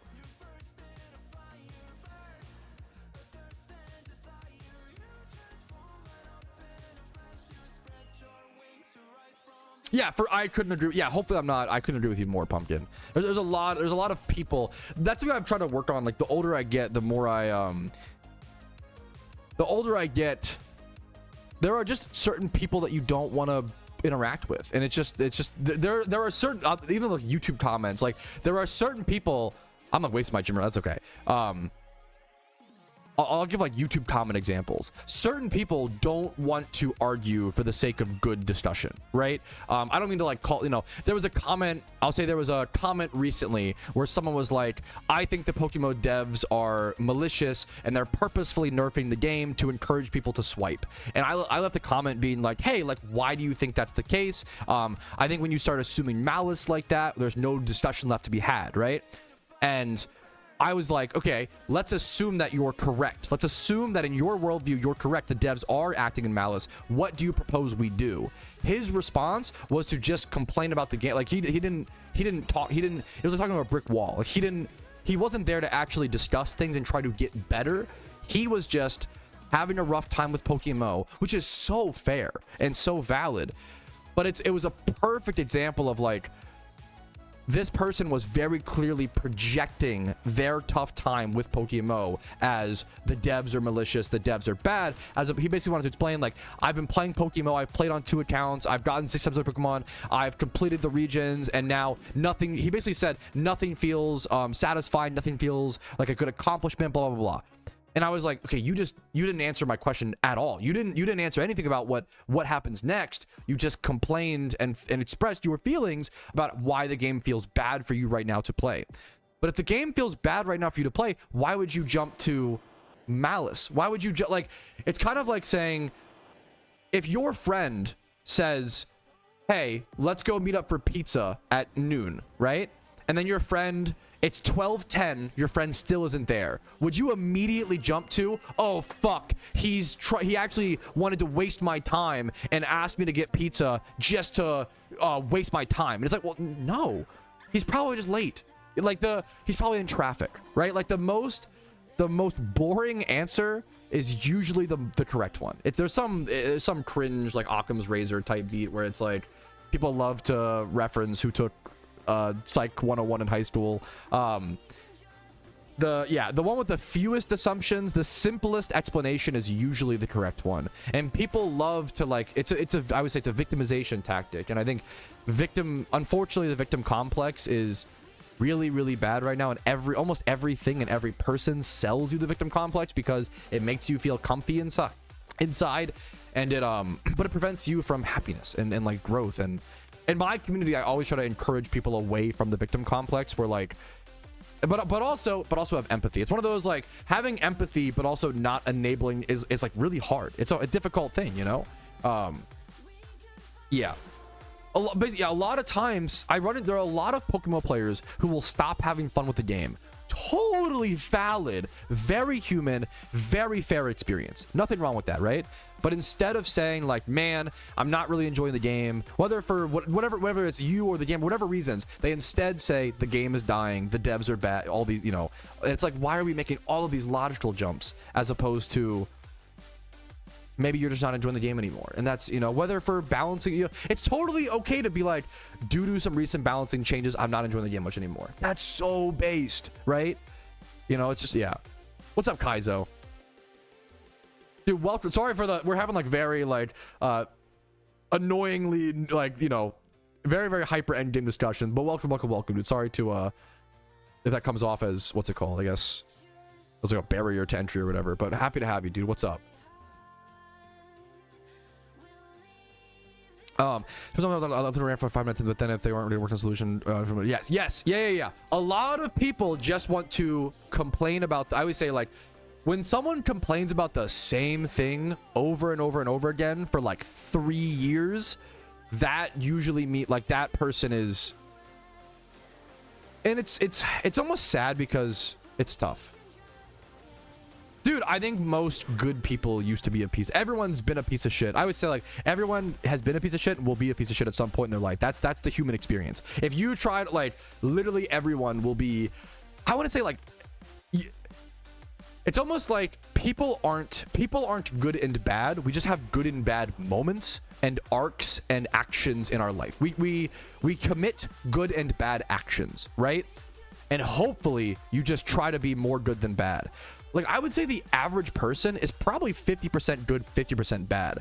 I would like to think that I'm like 52% good for, like, I try my best. Like, it's one of those things, like, really acknowledging, like, it's really hard to be truly good because the life is so fucking complicated, you know? Oh, is the game bad? No. I mean, I don't think so. You'll run into all types of opinions, and, you know, I don't think PokeMMO is bad by any means. I love this game. I think it's an amazing game. But there is a lot of, weirdly, PokeMMO becomes a very philosophical game because of the hours put into it and because of the people put a lot of time into it, like thousands and thousands of hours, you know? It isn't bad. I think most people are around that, but either aren't aware of it or don't acknowledge it or don't notice it, right? Like, a good example is like if I don't see someone at the grocery store and I move my cart in front of them, that's bad. It's not like the worst thing in the world, right? But it's one of those things. I guess that's the severity matters or whatever. But I don't know. I don't think very highly of myself, to put it respectfully and nicely. And I think it's very important to I don't know, constantly just be trying to do good every day to make up for whatever you know bad you may do. Yeah, for sure. Yeah, based Uber.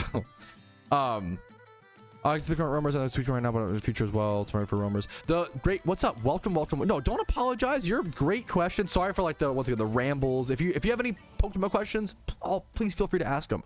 I wonder if chat, I know you can check the Pokedex, but the problem is if you haven't seen them in game, you might not be able to. If chat has there used to be a website to check the roaming legendaries, but I don't know if there is one anymore. Someone in chat might know.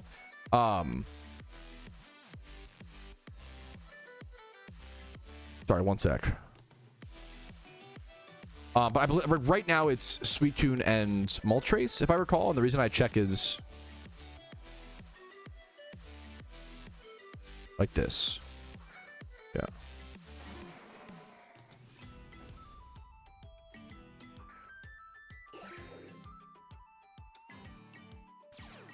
Oh, that's awesome. I've heard a lot. I've never played the Final Fantasy MMO, but I've heard a lot of very, very good things, obviously. It's really cool. I mean, I love seeing a game that, like, from my understanding, like, the Final Fantasy MMO,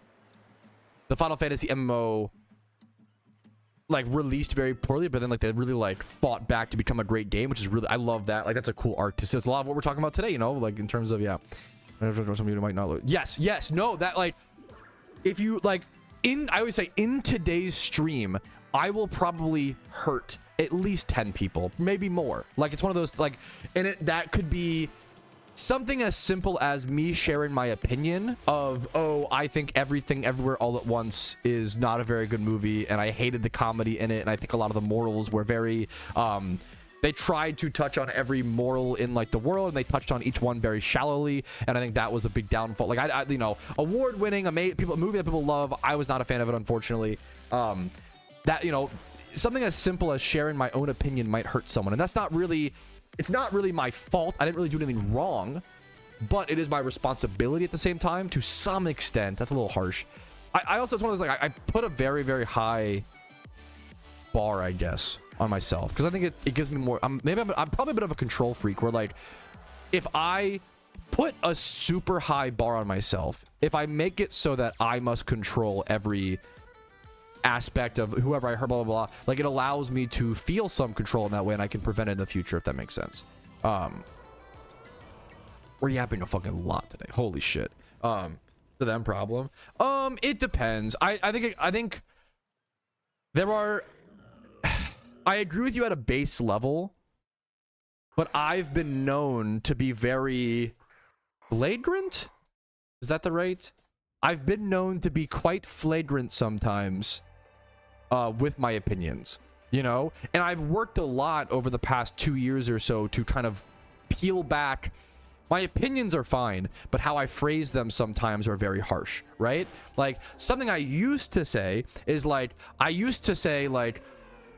what's a good example of like what's a good example of a movie? There are certain movies where I would be like, if you enjoy this movie, I think you're kind of immature. That's not fair. Like, that's not, you know, I can still have that opinion, but phrase it in a better way. It almost goes back to like my critique of some people in the PokeMMO space, where like people will assume malice or whatever, the PokeMMO devs, and it's like, you can have that opinion, but phrase it in a much better way. Instead of being like, oh, the PokeMMO devs are out to get the player base, like, I'm a victim, blah blah blah, you could be like, man, I'm really disappointed, and I'm really I really disagree, and I'm really disappointed by the PokeMMO developers' decisions over the past few months. It feels to me like, unfortunately, they're out of touch, and that makes me sad.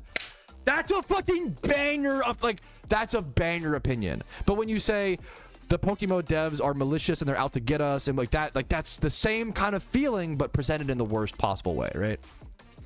Depends on the problem. Probably true, but I guess that, for sure. I'm kind of lost. We're talking like annoying philosophy here. Sorry, we can move on to just like more blanket memes here in a quick sec.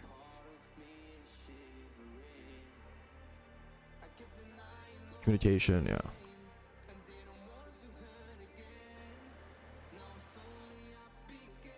I mean, soft bacon is my favorite bacon. I don't even know if it's the... I feel like most people prefer crispy bacon. I might be a bacon minority, you know? I think most people... I'm curious to like the worldwide results on crispy versus soft bacon. I need to fucking rebreed these Pokemon. I'm getting cooked.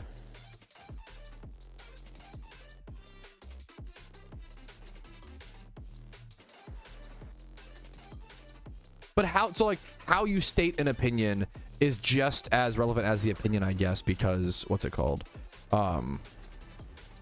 Reminds out wild, yeah.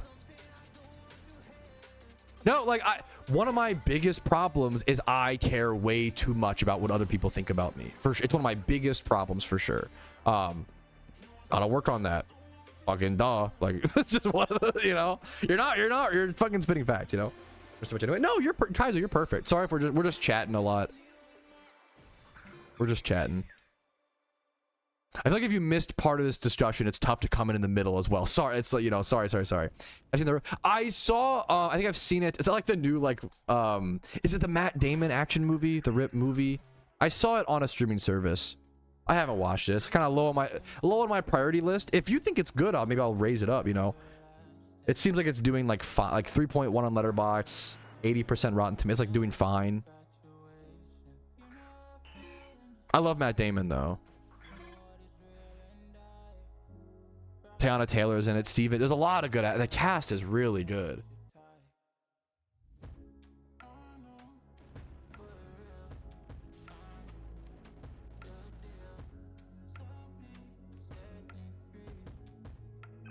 On Harville, yeah, for sure. One of those, I need to get better about one of the not hypocrisies. One of the like weird catch-22s. If you hold yourself to a high standard, you often end up holding others to a high standard, even if low. Like I think I hold myself to a very high standard, but then I hold others to a lesser standard, but still too high. It's a big problem that I have in like, you know, I'm very I don't know why I'm just honest with you guys, but like one of my biggest problems with personal relationships is I have a really hard time with, I over critique people. I over critique my loved ones. I over critique my friends. I'm really like, if someone does something that I consider bad, I almost always bring it up. And it's not healthy. It's not good to always, if something hurts your feelings, it's okay to bring it up, but there's levels to it. I think most people don't bring up, there's often people who like, if someone hurts their feelings, they won't bring it up ever at all. And they will like simmer on it and become bitter and resentful. That's fucking awful as well. But there's also the other side of it where like you also can't bring up every little minute thing, right? Because then it makes the person constantly feel on the defensive, if that makes sense. You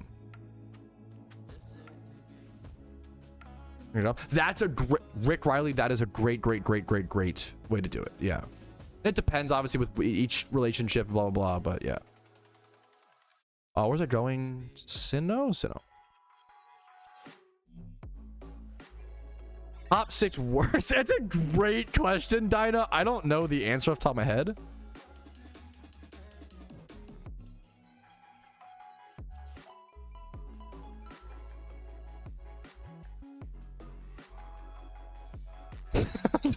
Rapid. Training day vibes. Fuck, fuck.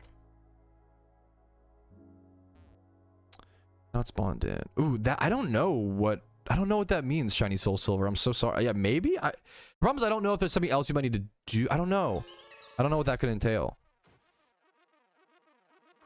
Anyways, the irony of all of this is another massive problem that I have is constantly I have a obsession with trying to improve, and that's not healthy either. So the irony of like me having this whole open note discussion on stream about like all my flaws is like, this is part of my problem. It's like but the other meme is like, I literally work a job where like every day I load up stream, and not that it's like even like, it's not like, once again, it's not really anyone doing anything wrong, but if someone, you know, if people, I load up to hundreds of people who always ask like, oh, why are you doing this, Jimmy Run? Or hey, Patrouski, why don't you do this? Or why don't you do that? And it's constant correcting. It's constant, you know, and it's often people just trying to help, right?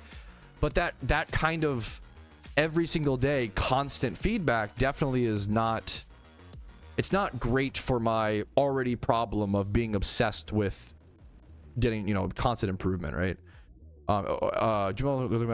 Yeah, every morning, every day, throughout the day. Way too much zeroids, yeah. I do not rerun every gym in every region. A good efficient Jimmy run is one where you spend 1 hour a day making like 250 to 300,000 Pokeyen, and that's quite good, right?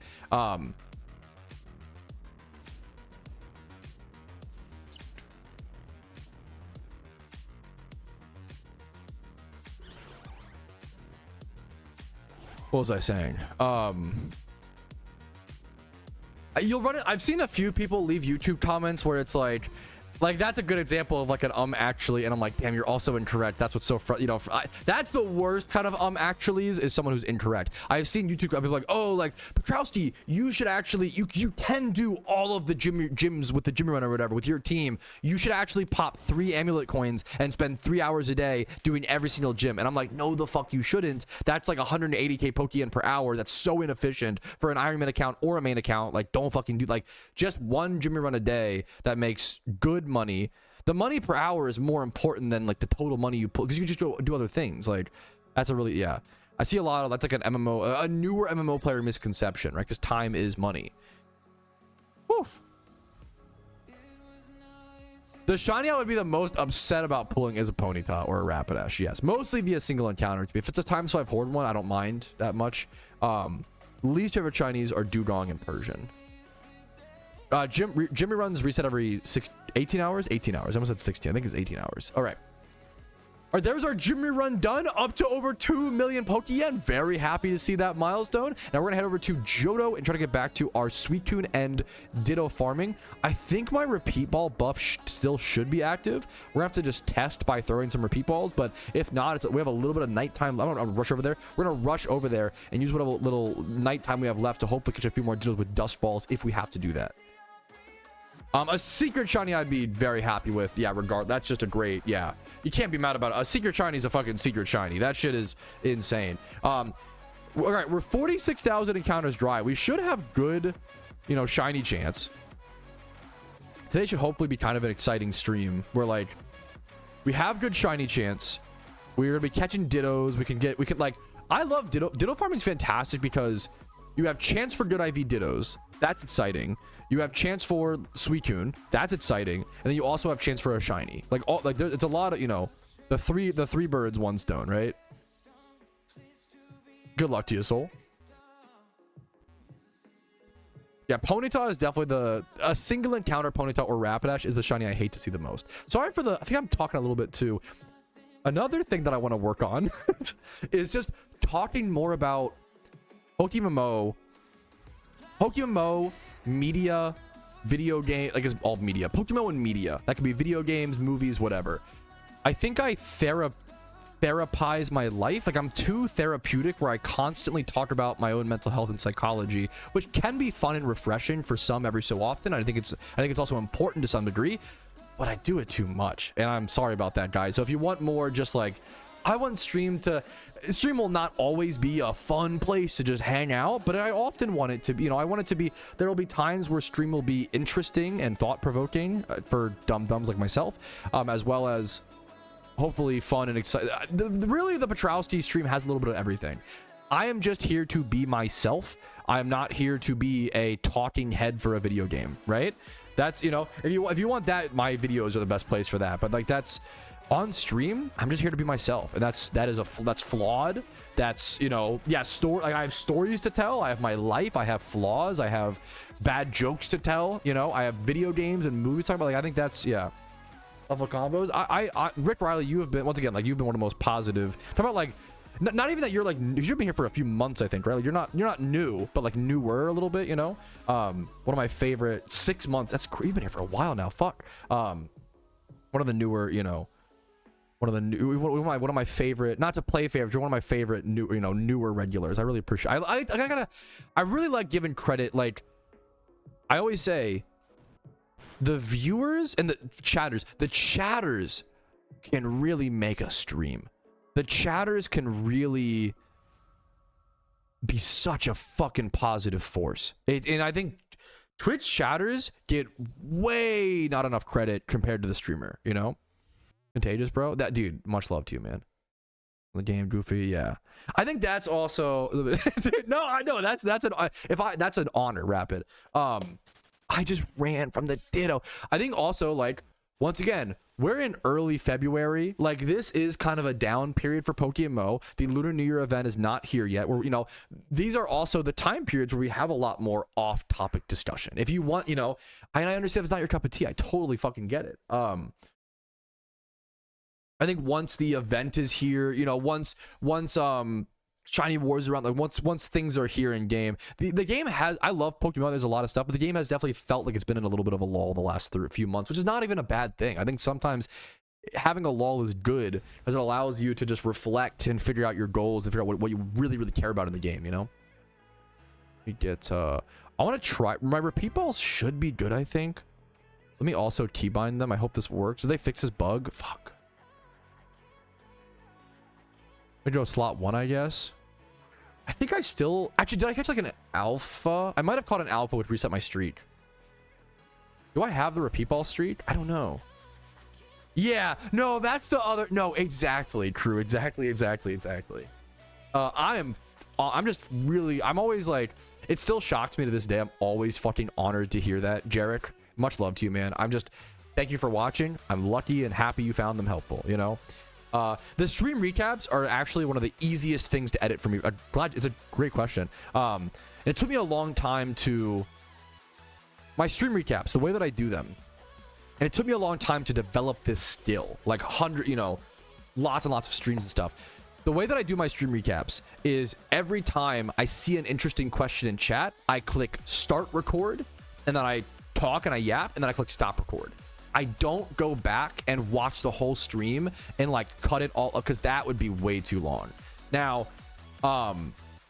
I do nowadays. It might surprise people given the quality. I spend about 1 hour preparing for stream. That is going through the forums, going through discords, getting daily news, talking points, you know, double checking things, reaching out to people. Like, I spend about an hour a day prepping for stream these days. And then I spend about 4 hours live. So it's like 5 hours of time. And then I spend about usually 2 to 3 hours after stream doing timestamps, thumbnail, exporting, and then usually working on like a retro pat or a Patrouski MTG video. So I probably work nowadays. I work about 8 hours a day, thankfully, or like 8, I guess maybe 8 or 9. But I've pulled back a ton. I've talked about a ton how like when I started making PokeMMO content back in 2021, I worked 14-hour days for about 3 to 3.5 years. I was working 100-hour weeks for 3 to 3.5 years, and it was insane. And now that I'm pulling, I'm like, that's not sustainable. I'm finally pulling back like that. It's been a lot of change, a lot of mental changes and life changes as well. There's 46,000 encounters clean and flat on the Ironman account. Cool to get that in a nice little clip. Sorry, that's so funny to like break up that discussion with the little Ironman clip, you know. But that's the way I do it, Dinah. Yeah, and I encourage, like, if you like, there's so many things. Yeah, I'm not an expert content creator by any means, but I do feel like because I've done it for so long, for so many hours, I have learned tips and tricks here and there. It's fun. It's fun to talk about, you know. Yeah, that's kind of the bit. That's the whole stream. The way I do timestamps is I have to I clip together the recap, and then I export, upload the recap, I watch the recap only, so it's like a 40-minute usually watch, and I have to go through. I'll watch it on 2x speed and go through and do the timestamps. And so I'll have to like source things often, which is like, you know, like linking forum posts or whatever. I've tried to get a lot better at that. If I ever use a thumbnail background that is from an artist's Instagram or Twitter, I try to source those whenever possible, you know, like a lot of times it's just random things, but yeah. Great question.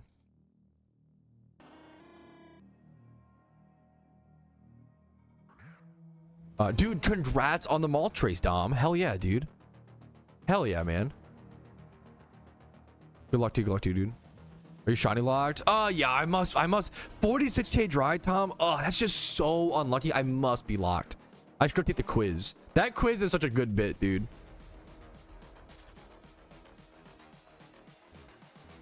The one take Andy. It's pretty rare I fumble so hard that I have to re-record. It happened, well, hilariously, it happens a lot more off camera. Like when I'm recording like guides, I fuck up a lot. If I have something that I scripted, I usually fuck up talking a lot. But if it's just flowing off the dome, you know, like that's, I don't misspeak as much. Or if I do, it's like a stream recap is a lot more casual piece of content to where there are a few seconds where I give myself a time to think, or like, you know, like stream recaps are a lot more of a daily casual piece of content, but guides are meant to be much more. I want to make guides as succinct as possible, because if you're looking up a guide, you are googling a question, you want that question answered as succinctly, you know. I don't always do it great. I try my best, right? Yo, that's a wow, that's a classic. What was that even for? You talked to Hans to unlock, was it like pets? What was the joke in RuneScape, Dawson's? I remember, that's so funny.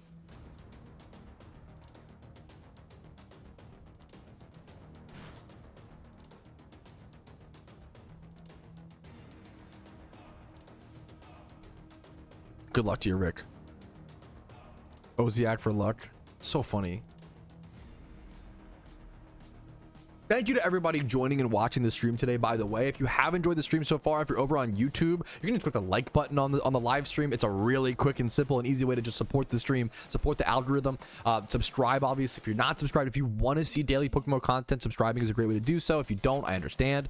If you're on Twitch, you know, Twitch Primes, if you have Amazon Prime and you have your account linked, you can support me financially for free on your end if you want to, of course. If I've earned it from you, it's very, very important. Twitch primes, Twitch subs, gifted subs, YouTube memberships, you know, all that jazz helps a ton. But I you know, whatever you can afford, whenever if you feel like I've earned it from you, is the two most important things. I gotta shout that out every so often. The fan support that I get really does allow me to be here. I couldn't stream, you know, I couldn't do as much as I do without you guys. So you guys, thank you. You know, it's an honor. It's a fucking honor. Speaking of, let me actually go check.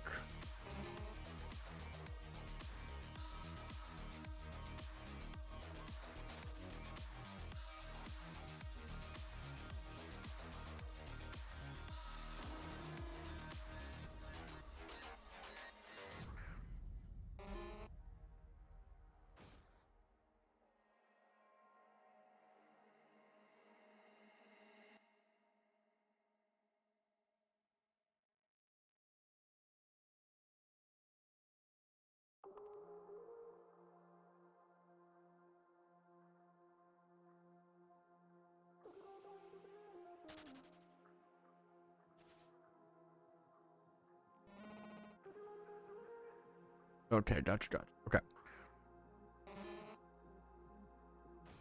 I do more on Twitch. It depends on the month. I'd say most of my revenue comes from ad revenue on YouTube from guides, but I'd say it's pretty like split during the slow months. But it depends, you know, it's pretty split. It's probably like 60-40 on it. Well, I don't know. It depends. Anyway, but yeah, that's.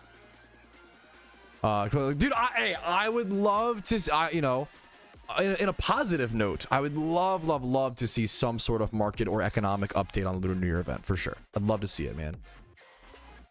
I hope like I would almost rather receive, not even almost, I would definitely rather receive less content in the Lunar New Year event and dedicate more resources to some sort of alpha nerf or alpha sync. Like, I think that's more important, you know.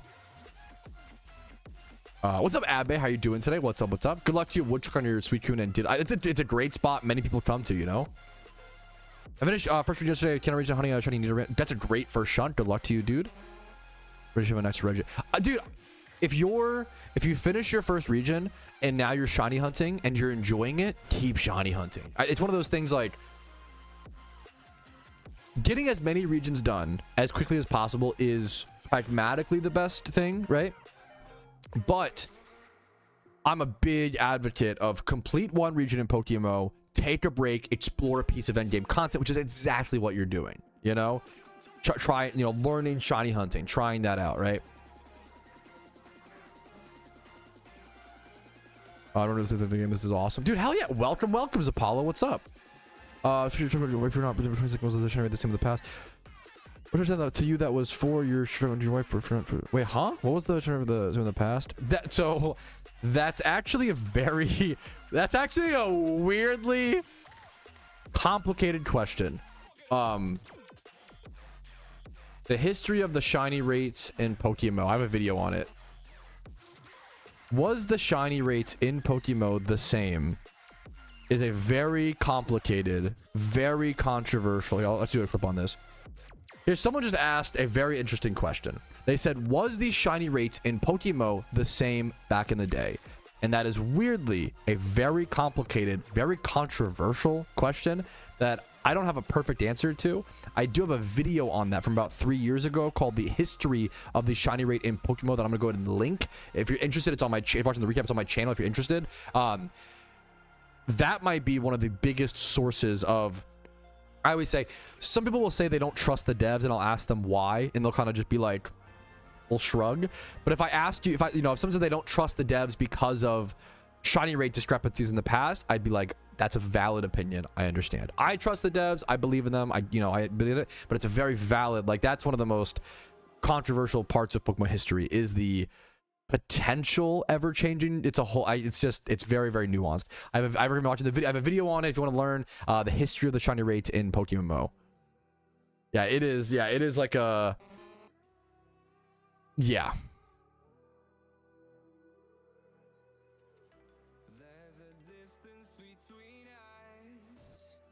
All right. Hey, I couldn't 24. Hope was very active. How do you think that it's more casual friendly now? I think it was more casual friendly now. Depends what you mean. I think PokeMMO is like pretty casual friendly most of the time, but you can run into some either bad apples in the community or certain pieces of content that are it depends, I guess. Like, it depends what you mean by beginner friendly or like, yeah, maybe that's the PokeMMO is. It depends on what your goals are. If you want to have a shiny Charizard but play the game casually, I'm sorry, but that's never gonna happen. Like, that's like saying like I want to own a Ferrari but work 4 hours a day. Like, that's probably never. There are outliers, but that'll probably never happen, right? Like, it's like, I think PokeMMO is casual friendly and is beginner friendly, but it depends what your goals are. You know, if you only play 3 hours a week, the odds of you ever owning a rare shiny are obviously extremely low. Like, that's probably, you know, which makes you have to. I think it's important in MMOs and video games to have to work hard for something. But like, in terms of accessibility, PokeMMO is a great, like, PokeMMO. Good IV Pokemon are super cheap right now. Like, I do agree that the money-making methods, the effective money-making methods are scarce right now, and I don't love that. I don't want that, right? But like, but still, the ones that are, the Jimmy runs, the trainer runs, if you spend 2 hours a day making Pokeyen, right? If you do a Jimmy run and a trainer run every day, you'll make 3.5 million Pokeyen a week, right? That's 2 hours a day. It's very like reasonable, right? You can even split it up, like with a Jimmy run, you can do 30 minutes of your Jimmy run before work, 15 minutes on your lunch break, and then 15 minutes after work. Like, everybody's got different schedules, but thankfully being able to log out and save your timer is really, or save your thing is really nice, you know? Now that I couldn't agree with more, and I couldn't relate to and understand more, Reindeer. And like, all I can say is I'm so fucking sorry. There are, like, I generally think the PokeMMO community is like really kind and nice and helpful on average. Stay away from global chat. Like, not to, like, it feels bad because, like, the problem is every global chat in every MMO is almost always bad. I actually quit Classic WoW due to some bad experiences in global chat. So like that's, you know, like, I totally get it, you know, and that sucks. But some of you just can't shake that bad feeling, right? It sucks to have that, you know. It sucks, you know, but that's, you almost have to, like, something that I find myself doing is if I have a bad experience with like some bad apples, I'll end up shrinking more into my isolated cave, when in reality you almost want to like put yourself out there more, because if you shrink yourself into the isolated cave, you're still going to run into the bad apples every so often, but now you're taking away your chance to run into some great, you know, people, right?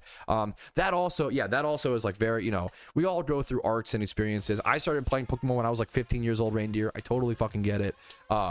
Yeah, like, that's, dude, I that thing for the compliment. Yeah, like, Pokemon's gonna go through arcs. I think the biggest thing is, like, if you're not in a team, try to find a team that you vibe with, Reindeer. Like, joining a team in PokeMMO is a fantastic way to meet some really sweet, really cool people that will remind you the PokeMMO community is great, you know, or like people in my Discord, or I love loading up stream every day. I get to talk to people who like are like-minded to some degree. We disagree on a lot of things, you know, which is a good thing. It's a good thing to have that discussion. But I fucking love loading up stream and talking to you guys, because it reminds me there are amazing people in the world and amazing people in PokeMMO. Not to glaze you guys too hard, because you also fucking stink and smell. True. But you know what I mean. Like, it's a beautiful. It's important to have a group of people that you are inspired by, or remind you that there's good in the world and stuff like that. You know. I'll have to do that. That's a lot. That's a lot of teams to. Yeah, that's a tough. Yeah. I don't know if I have the 15 streak of Dittos yet. In my Dusk Ball did just end. I should be close though if I'm not there. So we just keep. Ooh, I don't think I'm at the. How many Dittos have I wonder if I should like go to Hoenn Cave. I think I might have broken my. What the fuck? Did you guys see that visual glitch? What the fuck? That was a good, dude. I had like the fucking top view. That was crazy. It was like 1 second, but that was funny. Anyways. That was a crazy little. I love Pokemon visual glitches, man. Joining a team. I'm happy to hear that, Broken. I love joining a team is fantastic, man. I might need to head to Hoenn for a quick second, get my Ditto streak up to 15, and then come back here. Look how hard of a time I'm having catching these.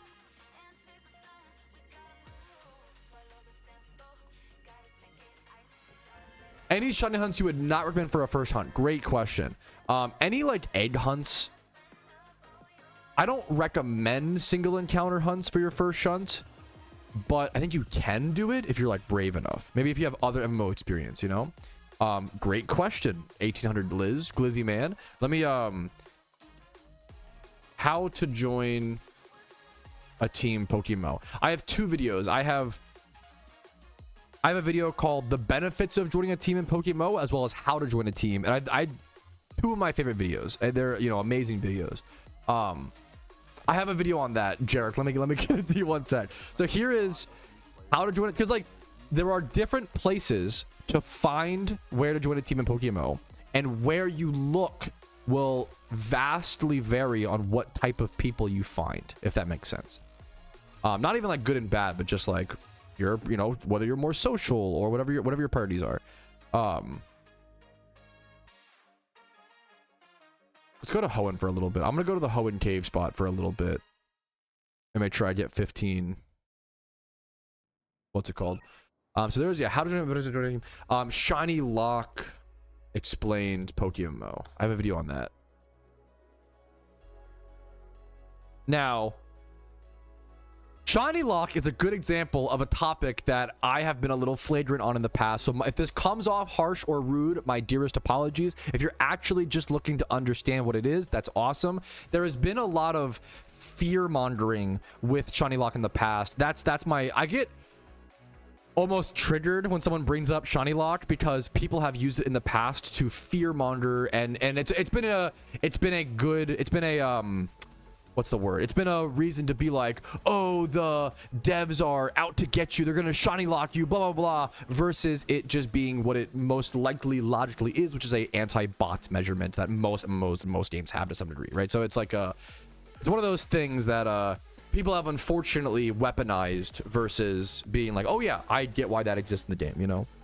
I have Ferrari goals. Good luck to you, King. There is a Master Ball for every region, I believe. Yes. I'm actually missing one. I think I haven't grabbed like there's one optional one on the Johto, I think.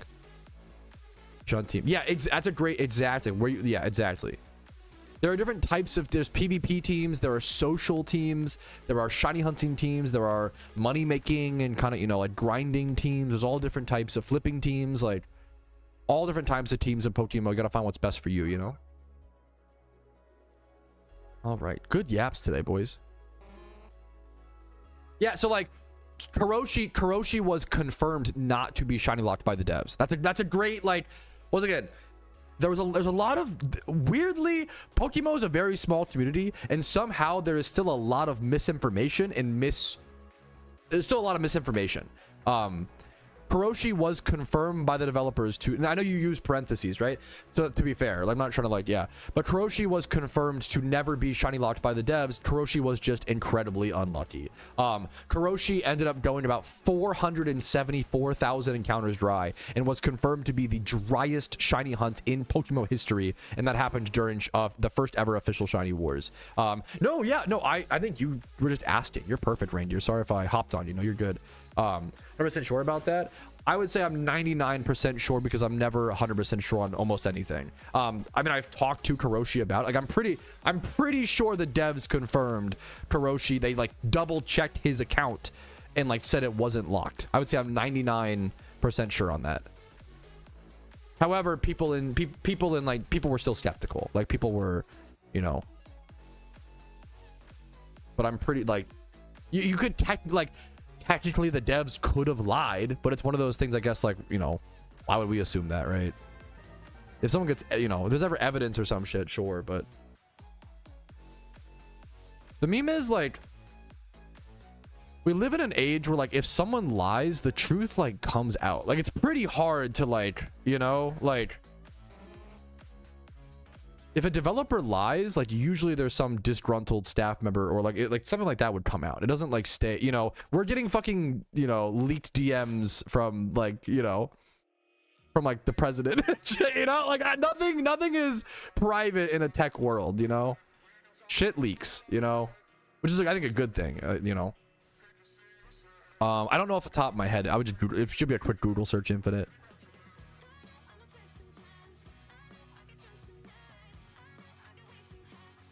It's one of those things, like, I think it's important to acknowledge that yes, technically anything could be the case, but I think a lot of people push this like, and being skeptical about everything is good to some extent, but then you want to move on and answer your questions. If you're skeptical of everything all the time and you never answer your questions, that's not being skeptical. That's just like being dumb, like for lack of a better word. Like, so yeah, the dev said, from my memory, and Kroshi could correct me, I believe the devs double checked and said his account was not locked, right? You could assume they're lying, but that, to me, that's like, whenever you go to the grocery store, do you go home and test all of your food for poison before you eat it because they could have poisoned your food? Like, that's possible, right? Like, no, that's called like paranoia. Like, you know, like I think a lot of people right now in society are very, very paranoid, understandably so. Like I get it, right? But you have to like logically fight that, right? Whenever you like, there's a lot of trust in society that we put in people every day, all the time, that whenever we do something, when we do something in the norm that requires trust, it's like, oh yeah, of course, like blah blah blah. But when we do something out of the norm, all of a sudden it's like, well, now I need to be very, very skeptical, you know? Whenever you take your car to a mechanic, you're trusting that mechanic to not cut your brake lines, or, you know, like that's because that's how a society functions, right? Like, you can't be skeptical of every single fucking thing you interact with. Whenever you get in your car, you're not afraid your brakes will go out. Whenever you whenever you drive on the road, you're not afraid that the road will cave in, because that's insanity, right? Like, you can't be over skeptical to a degree of paranoia, but it is also important to be, you know, ask questions and then answer them, versus ask questions and then never answer any of them and just stay paranoid your entire life type beat, you know? That makes sense? Paranoid about... No, that's not the... Yeah, that's not the...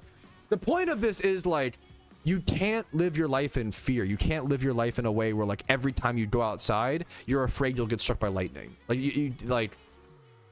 Things are gonna happen in life, and you gotta just roll with the punches, you know?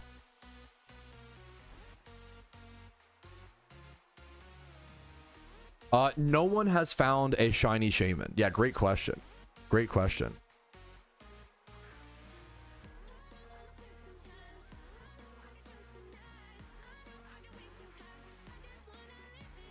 Yeah, that dry streak was really crazy. Dude, I hope we see a shiny shaman this year. I can't believe that we haven't seen a shiny shaman yet. I really thought we would see one last year.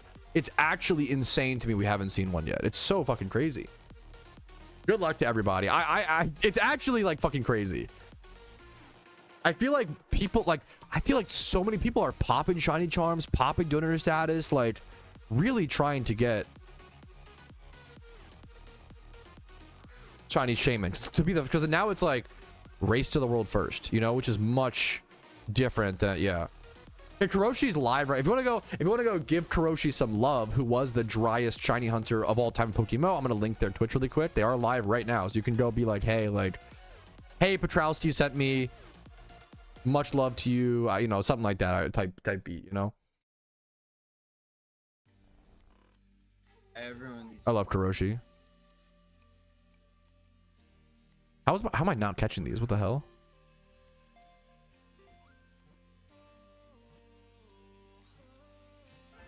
How you doing, pal? I'm doing good. What's up, Barrels? I'm good today, man. I'm pretty good today. How are you doing, dude? I'm ditto farming. I want to get back to... I'm doing like 15 catches in a row so that then I could go over to back to Suicune spot in Johto. Have a great day, Reindeer. Much love to you, man. Iron Man got it. Never entered the GTL realm. That... Oh! Dude, I haven't even thought about that, Xerix. We were talking about... We've still never seen... The sun is in my eyes today. Apologies. We've still never seen a shiny shaman in PokeMMO. And I kind of can't believe... It's crazy. It's been 2 years now. The 3rd year is coming up in like 2 weeks, right? You could be the first person ever to get shiny shaman in PokeMMO in the next 2 weeks with the Lunar New Year event, okay? But Xerix said, how funny would it be if an Iron Man got it? There are so few, like, only a couple hundred Iron Man in all of PokeMMO. If the one shiny shaman that gets brought into the game is on an Iron Man account and it never enters the GTL, it never, like, that would be insane. But I also wouldn't fault an Iron Man for, like, dude, I'm a big advocate of not selling your OT shinies, you know, keeping those memories, type beat. If an Iron Man got the first shiny Shaman and was like, you know what, I had a good run, I'm gonna sell this thing for like 2 billion Pokeyen and retire and, like, you know, have enough Pokeyen for the rest of my PokeMMO career, I would be like, I don't even blame you. Like, that's one of those things, like, dude, I get it, man.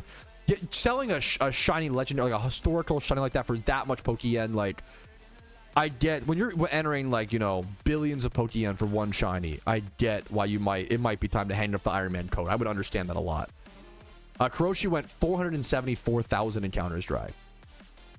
Do you judge grown men who order Pokemon meals at a restaurant? It depends on the... Probably, no. I mean, so there's two answers here.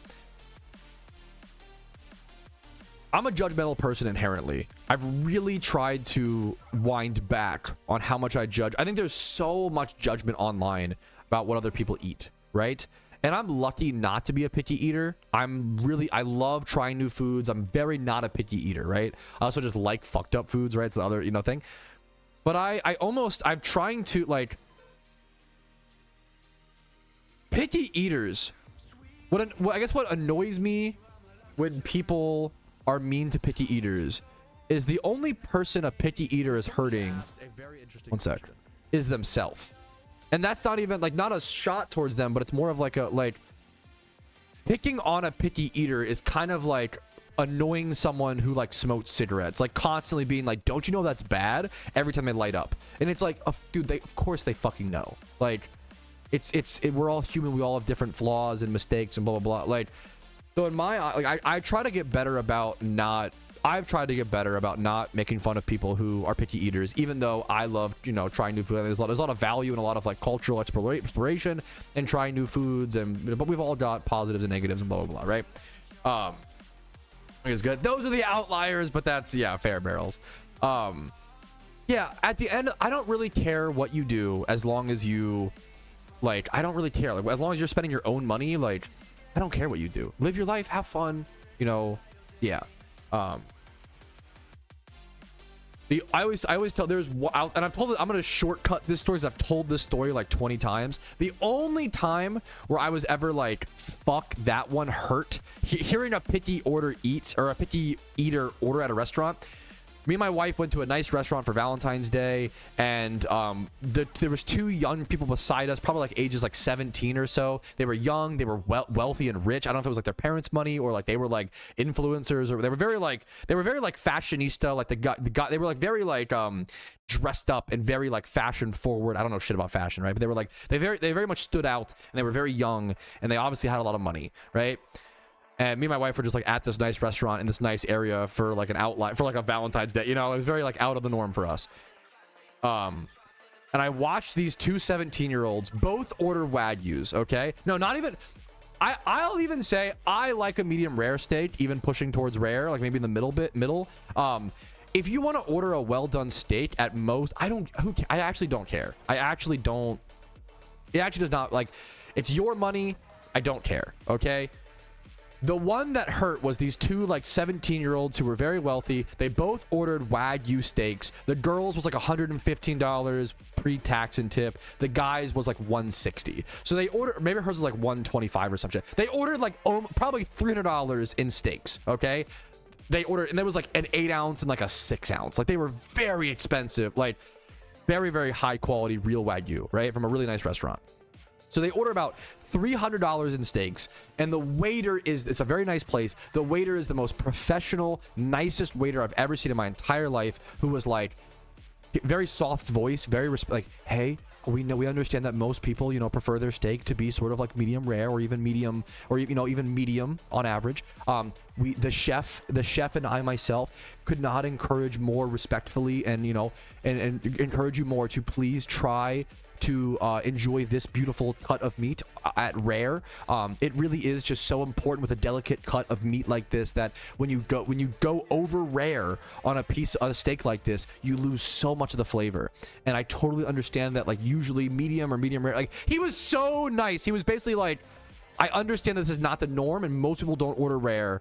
He was like, but please, like, for this specific cut, because Wagyu, you're gonna melt away all the fat, you're gonna render all the fat if you go over like rare. He was like, please, for this one, we could not encourage you more to go for it, order it rare. It's really the only way to eat it, right?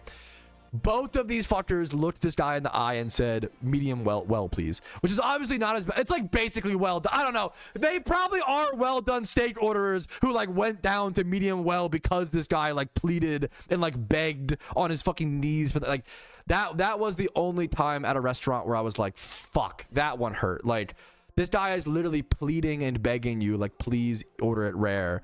And they both were just like, medium well, please. And they're obviously like young people with a lot of money and like, yeah, it was a that was a tough one. That was a tough one. Hope chef didn't quit. The chef literally gave them a complimentary dessert. They both bought like 3 cocktails. They probably spent like $400, maybe like $450 after the tip. It was crazy. Not that that's, you know, if you can afford it, more power to you, right? But that was the only order at a restaurant where I was like, that, you know, if you order a well done New York a New York fucking strip steak at a Texas Roadhouse, to be fair, I kind of love kind of a base restaurant, like kind of fucking tasty as hell, but like I don't really care. Like, it's one of the, I don't, do what you want to do, man. You know, if you go to a nice steakhouse and order like a, you know, but I don't know, whatever you want to do. It's one of those things, like, really, I'm trying to, it's a me problem. I'm trying to get better, you know. I'm trying to get better and be less judgmental of that stuff, even though I like a medium rare to rare steak, right? Dude, Texas Roadhouse is fucking good. Also, they have good deals. Texas Roadhouse has the fucking early dinner special. Dude, that shit is a goated. Me and my wife love doing the early dinner Texas Roadhouse special. It's so good. I love getting a fucking country fried steak, or you get like 2 sides. It's like $12.99. It's so good, man. It's so good. Anyways, wasn't hanging out at the same time. Hell yeah, good for you, man. Hell yeah, good for you, Gloom is. Dude, Texas, like, now, okay, I've always wanted to ask a Texas Roadhouse worker this question, okay? I love Texas Roadhouse. I think the food is fucking so good. But every time I go there, if you don't know, the staff members at Texas Roadhouse have to wear a shirt that says, I love my job. And that shit might be the most demeaning. That shit makes me be like, fuck. Now, in my hearts of heart, I hope that the employees actually do love their job. I hope they get a good tip, and I hope they get good tips. I hope they get paid well. I hope they're treated well, yada yada yada. But making your employees wear a shirt that says I love my job is like some fucking treating them like animals, like straight up putting them, like giving them a fucking trough, like treating them like fucking cattle. That shit worries me a fair bit. That maybe they I don't know, maybe it is a really nice place to wait tables. I don't know. Like, not every restaurant's built the same, you know? Yeah, I still thought it was like, wasn't even, they make you buy it like that. Yeah, like that's okay.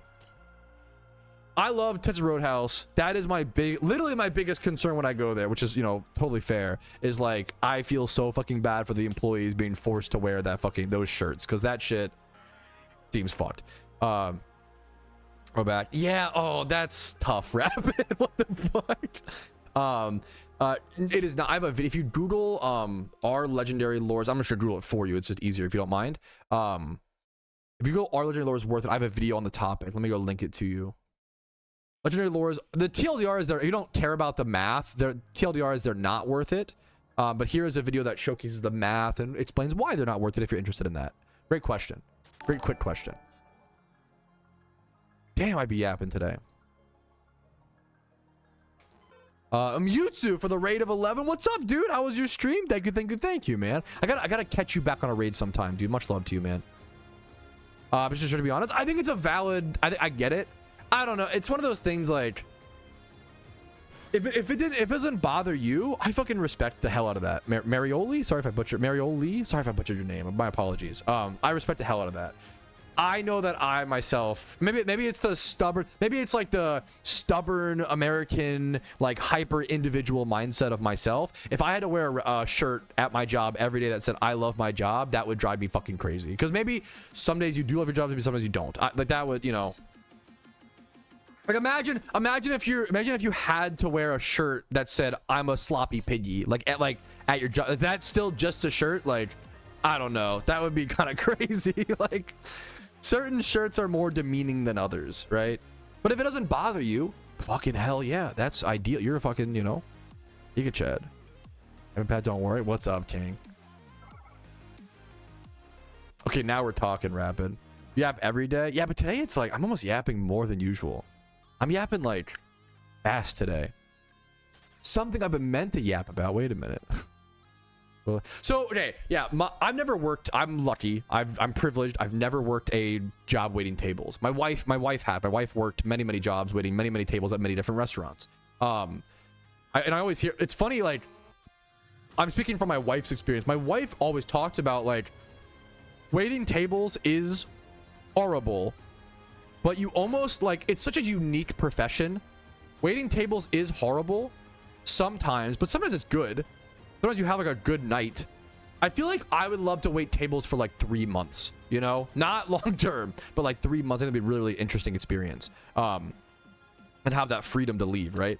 But my wife waited tables, and she talks about like she misses it sometimes, you know, and it's because like I think so many waiters, I used to have a lot of friends that were line cooks. I feel like so many waiters, waitresses, line cooks, my sister was a hostess or whatever, you like trauma bond over like shitty management and shitty customers. Like, I feel like there's you build such a community at a restaurant, and there is something like kind of beautiful about that like I think would be cool to experience at some point. No, I've never been on Adderall, weirdly enough, you know.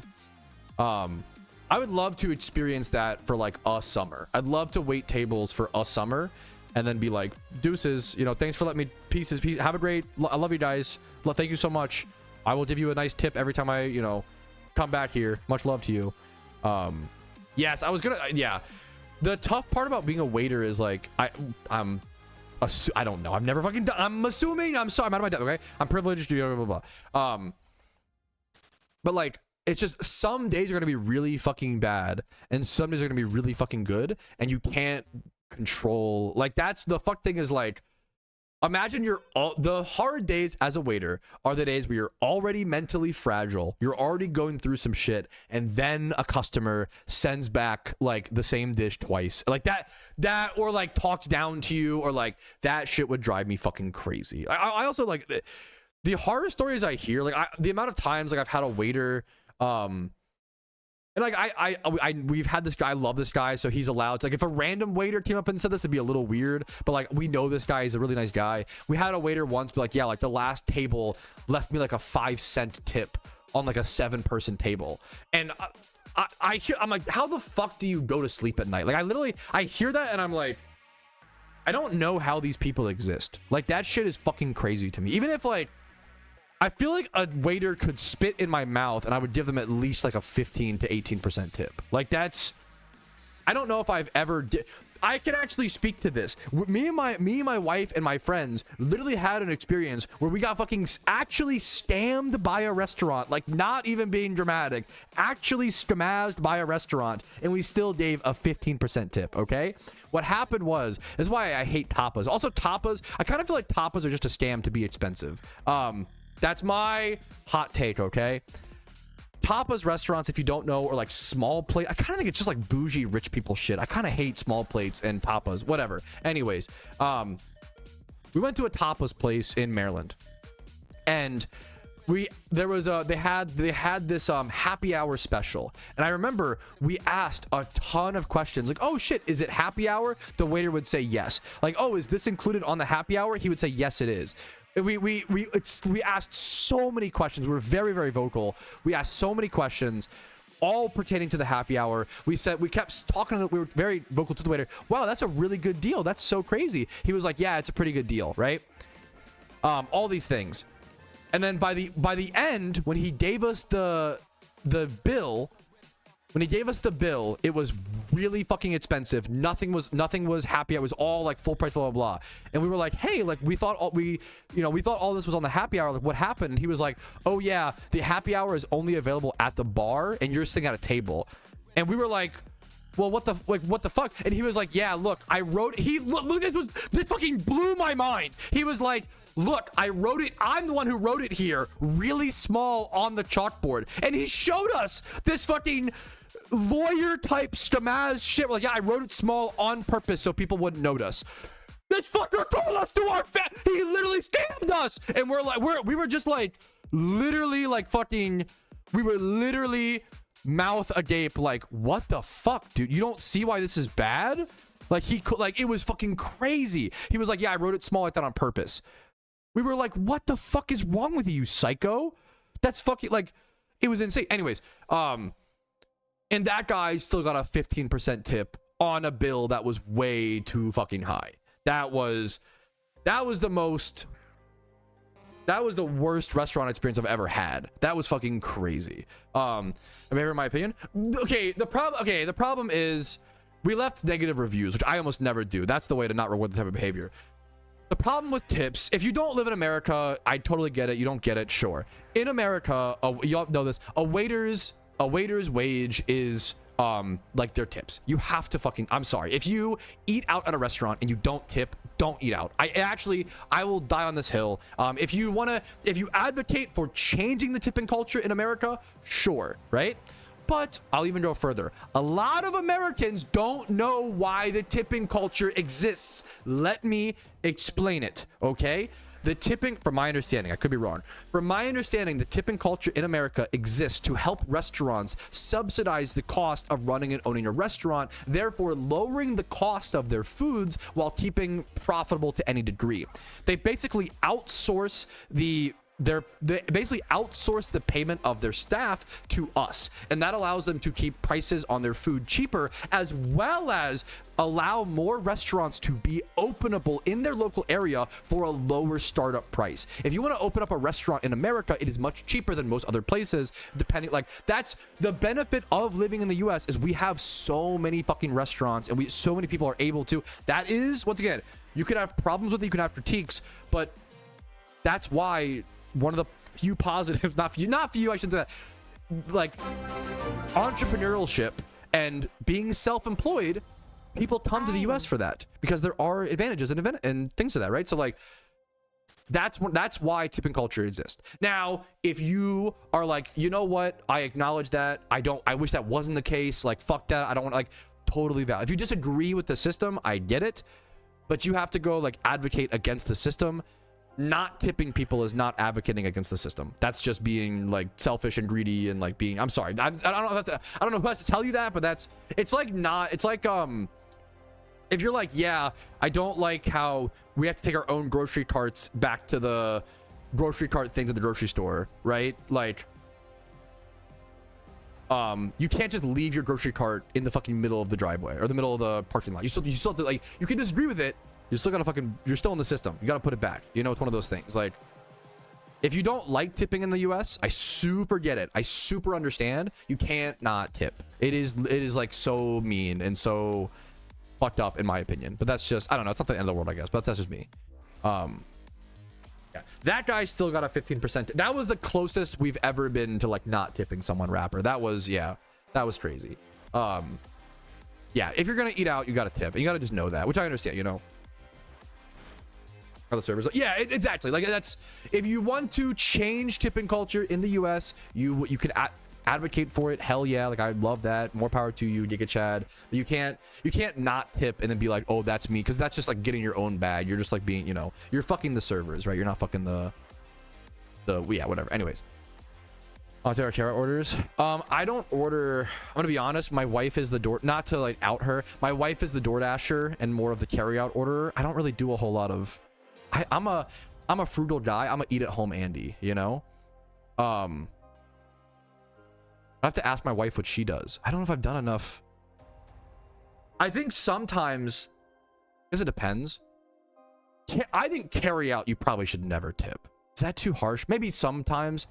I'm not a tip. I love tipping. I actually, not to, like, I tip pretty well. Not to for me, it's like, it makes me feel selfishly good. Okay. But, like, I don't think you should carry out. You probably shouldn't tip. That feels crazy.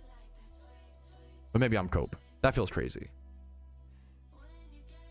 You're tipping for like the, you know, them getting your water and the service and the sauce and blah. Yeah, don't get me now. Okay, now we're, and once again, I'm a staunch advocate of tipping at sit-down restaurants.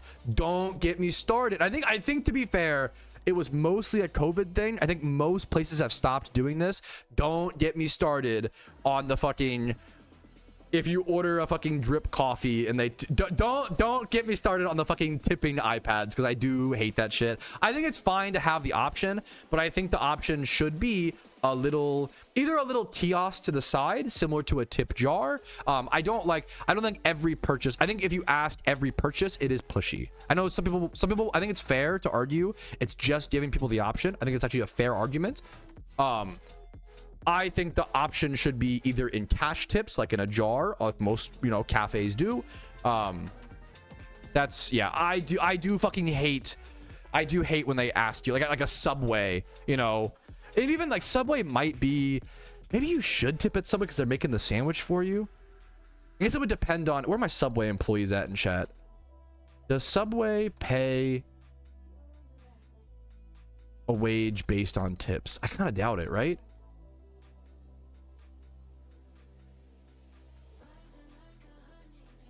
Subway employees earn at least, yeah. So Subway employees are not subsidized. Like, yeah, that's the, like, also place it like if you're asking for a tip at like a McDonald's, it fucks over the waiters and waitresses who are actually putting in the work to earn the tips. Like, that's the, like, it's disrespectful to ask for tips at like a cafe. Not to ask for them, but to like ask every single, you know, the iPad flip, right?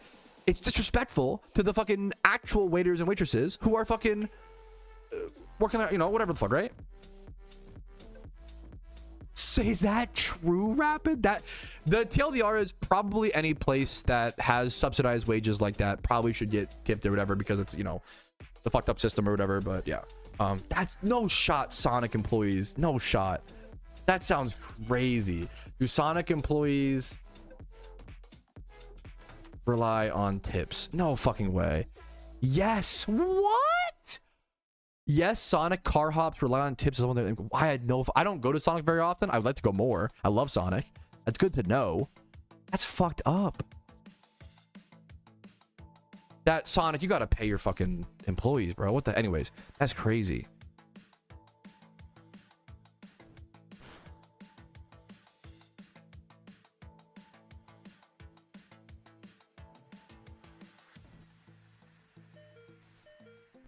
That's fucking revolting, Dawson. I'm so sorry to hear that. What the fuck? What the fuck? Yeah, that's so disgusting, Rapid. Oh my. Anyways, not to. Okay, we're doing the meme of like, grr, me when someone's paid too little money, which, you know, fucking sucks and does happen. That's, but yeah, that's, anyways.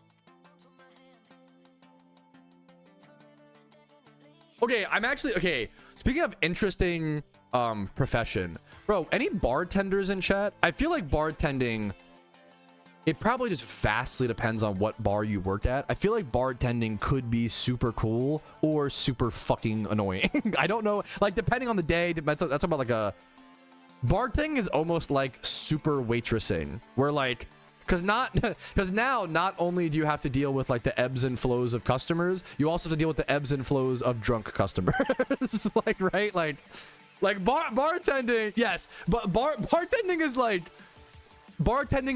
bipolar waitressing. Like that, like, to me it's like even more fucking extreme, where it's like the swings are that crazy. I'm allowed to say that, okay? Like that feels fucking crazy, you know, like that. Yeah.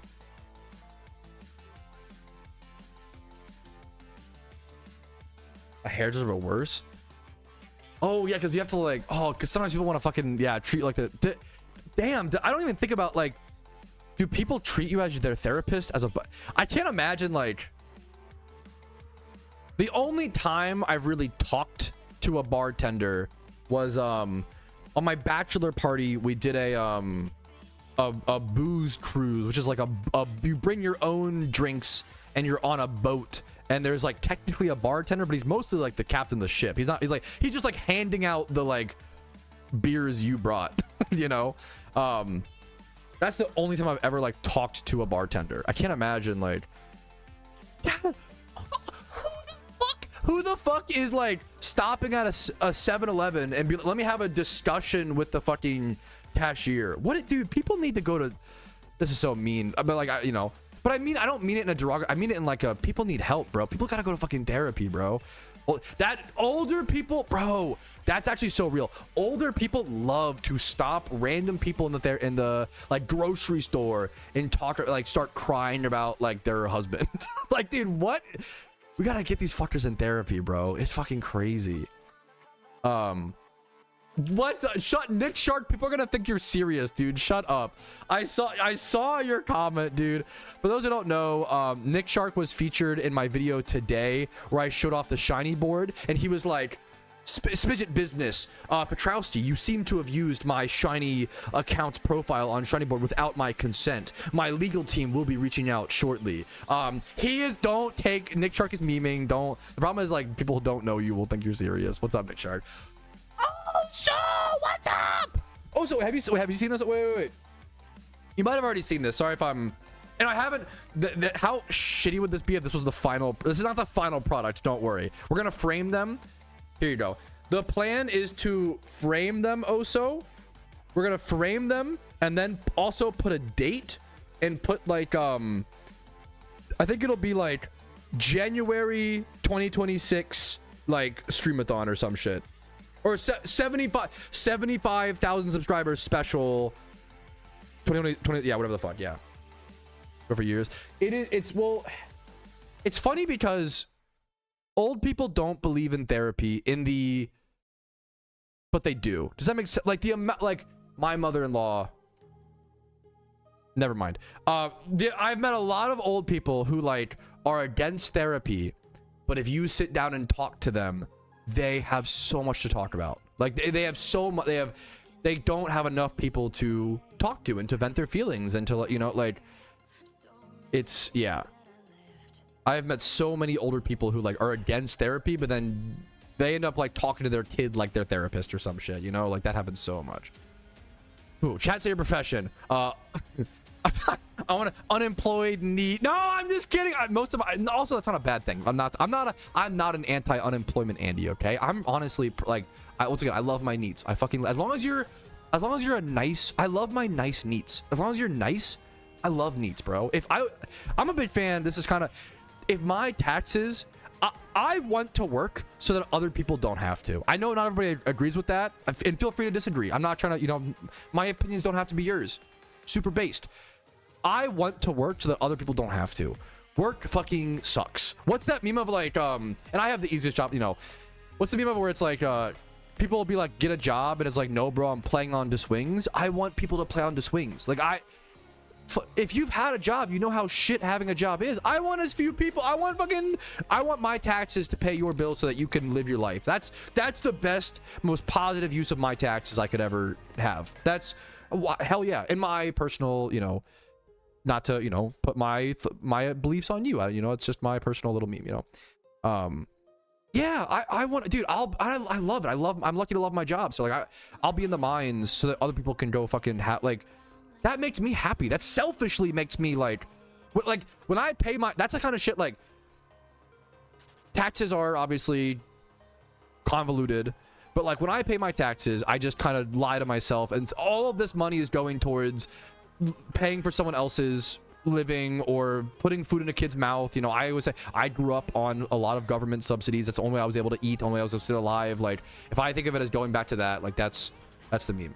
I don't want to go that far rapid, all due respect. I think people, you know, I just care about people's feelings for the most part. It's not like I'm not like, not to, you know, I try to stay I'm a pretty non-extreme, well, I'm a pretty non-extreme person. Honestly, what it is I'm a pretty non-extreme person on the serious stuff. Politics, philosophy for the most part, psychology, blah, blah, blah. I just listen to the experts, right? But then when it comes to movies and video games and food takes, that's where the extremism comes out, boys. It's time to get rowdy, you know? That's how it should be, in my opinion.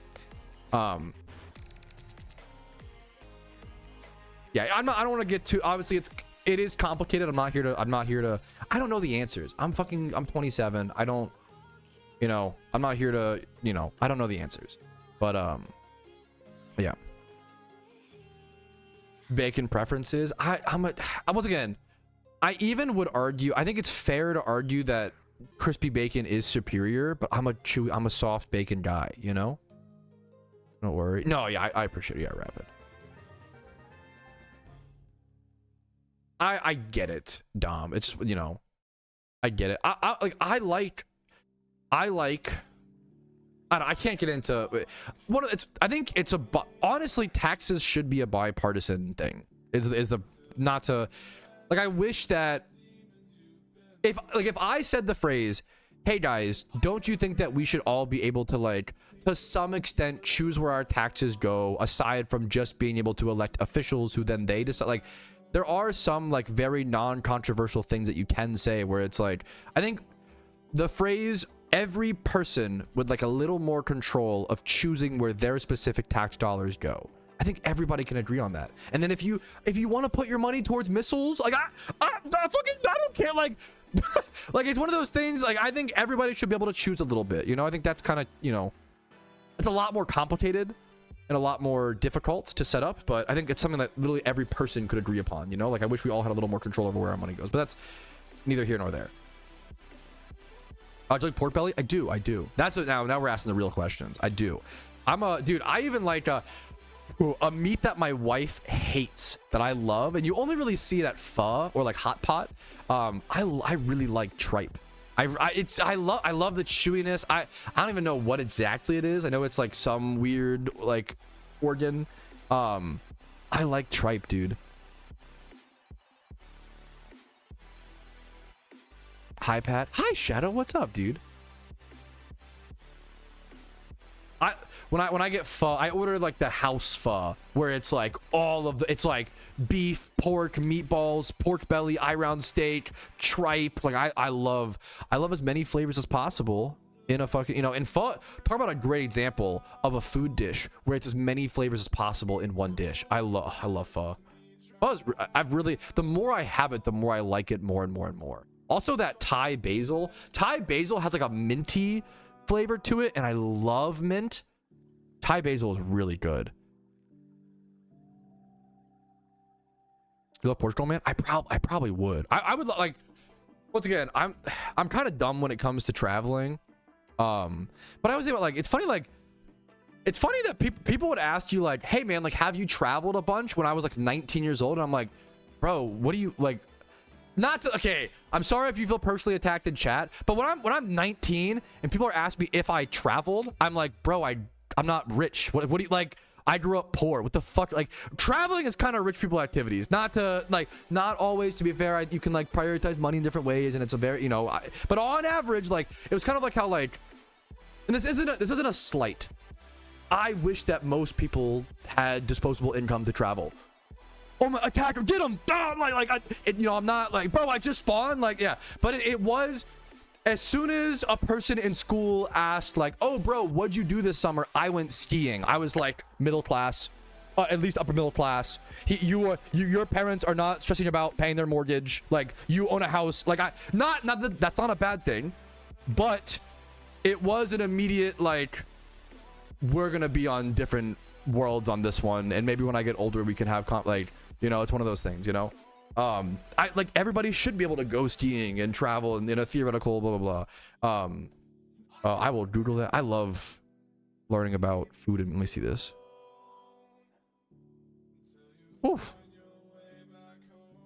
Yeah, it can go too far in the other direction. I always admit, like, I grew up with a lot, like, growing up as poor as I did, I grew up with a lot of resentment towards the rich. And that's not, there are problems to, you know, to talk about with that, but you can't have resentment. You can't blame them for everything. You can't, there are problems, but you have to, it's funny, like, I always tell my wife about how, like, bro, I grew up hating the rich, and it took me a long time to, like, get over that therapeutically and, like, psychologically grow, and now it's, like, popular to hate the rich, and I'm like, fuck, if I was just born like 10 years later, I would have been so fucking popular. Like, dude, like, it's like, now it's like fucking the it thing to, like yeah, like it's, dude, it's fucking so funny. It's so, like, And I'm like, I get it, you know, I have that built-in, you know, I get it, right? But it's more complicated than, it's more complicated. Anyways, I gotta stop talking about real topics. We gotta get back to PokeMMO, dude.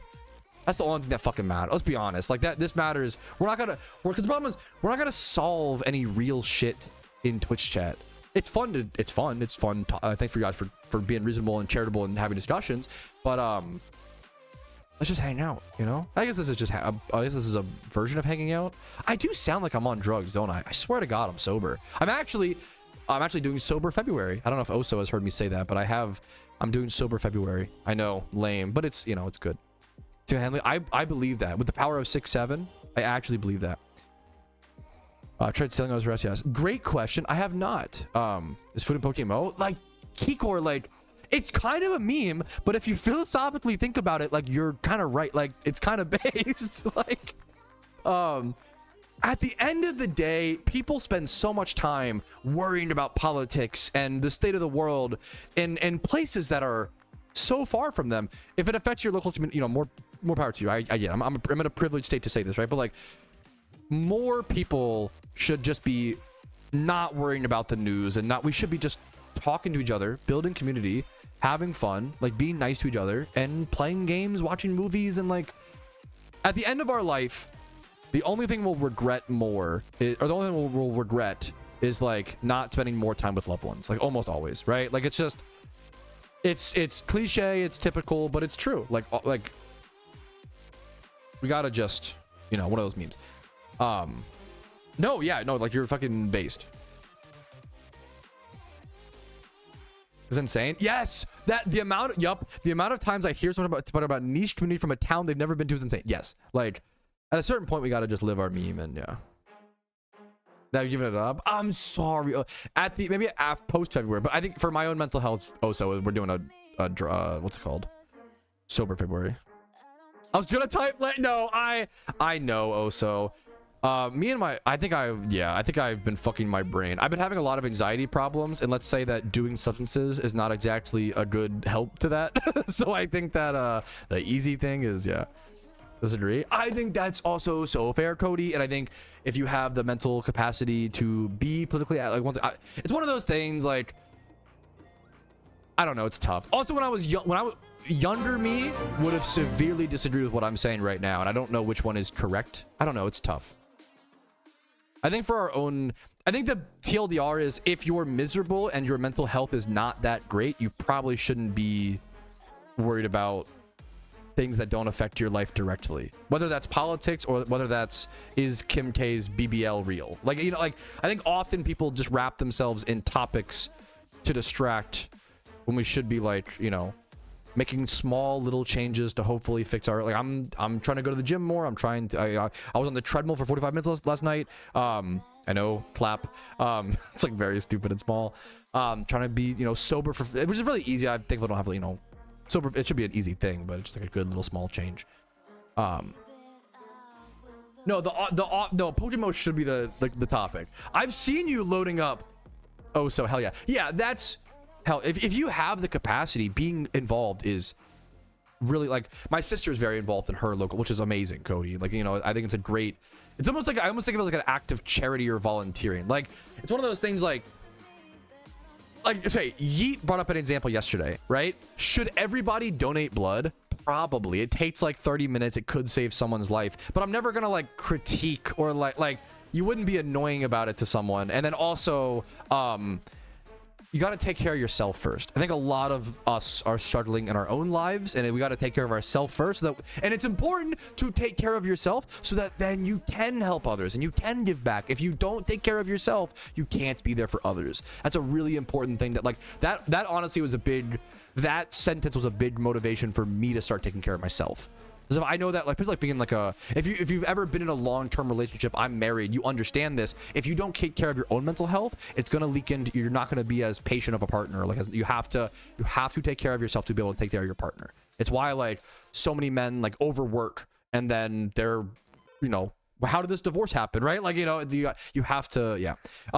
Duxley, aka Suxley, aka Cuxley, that was too far, aka Luxley, aka I love you, Duxley.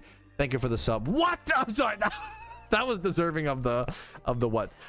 Thank you for the tier 1 sub. I appreciate you, dude. Much love to you. Thank you for the sub. 676767.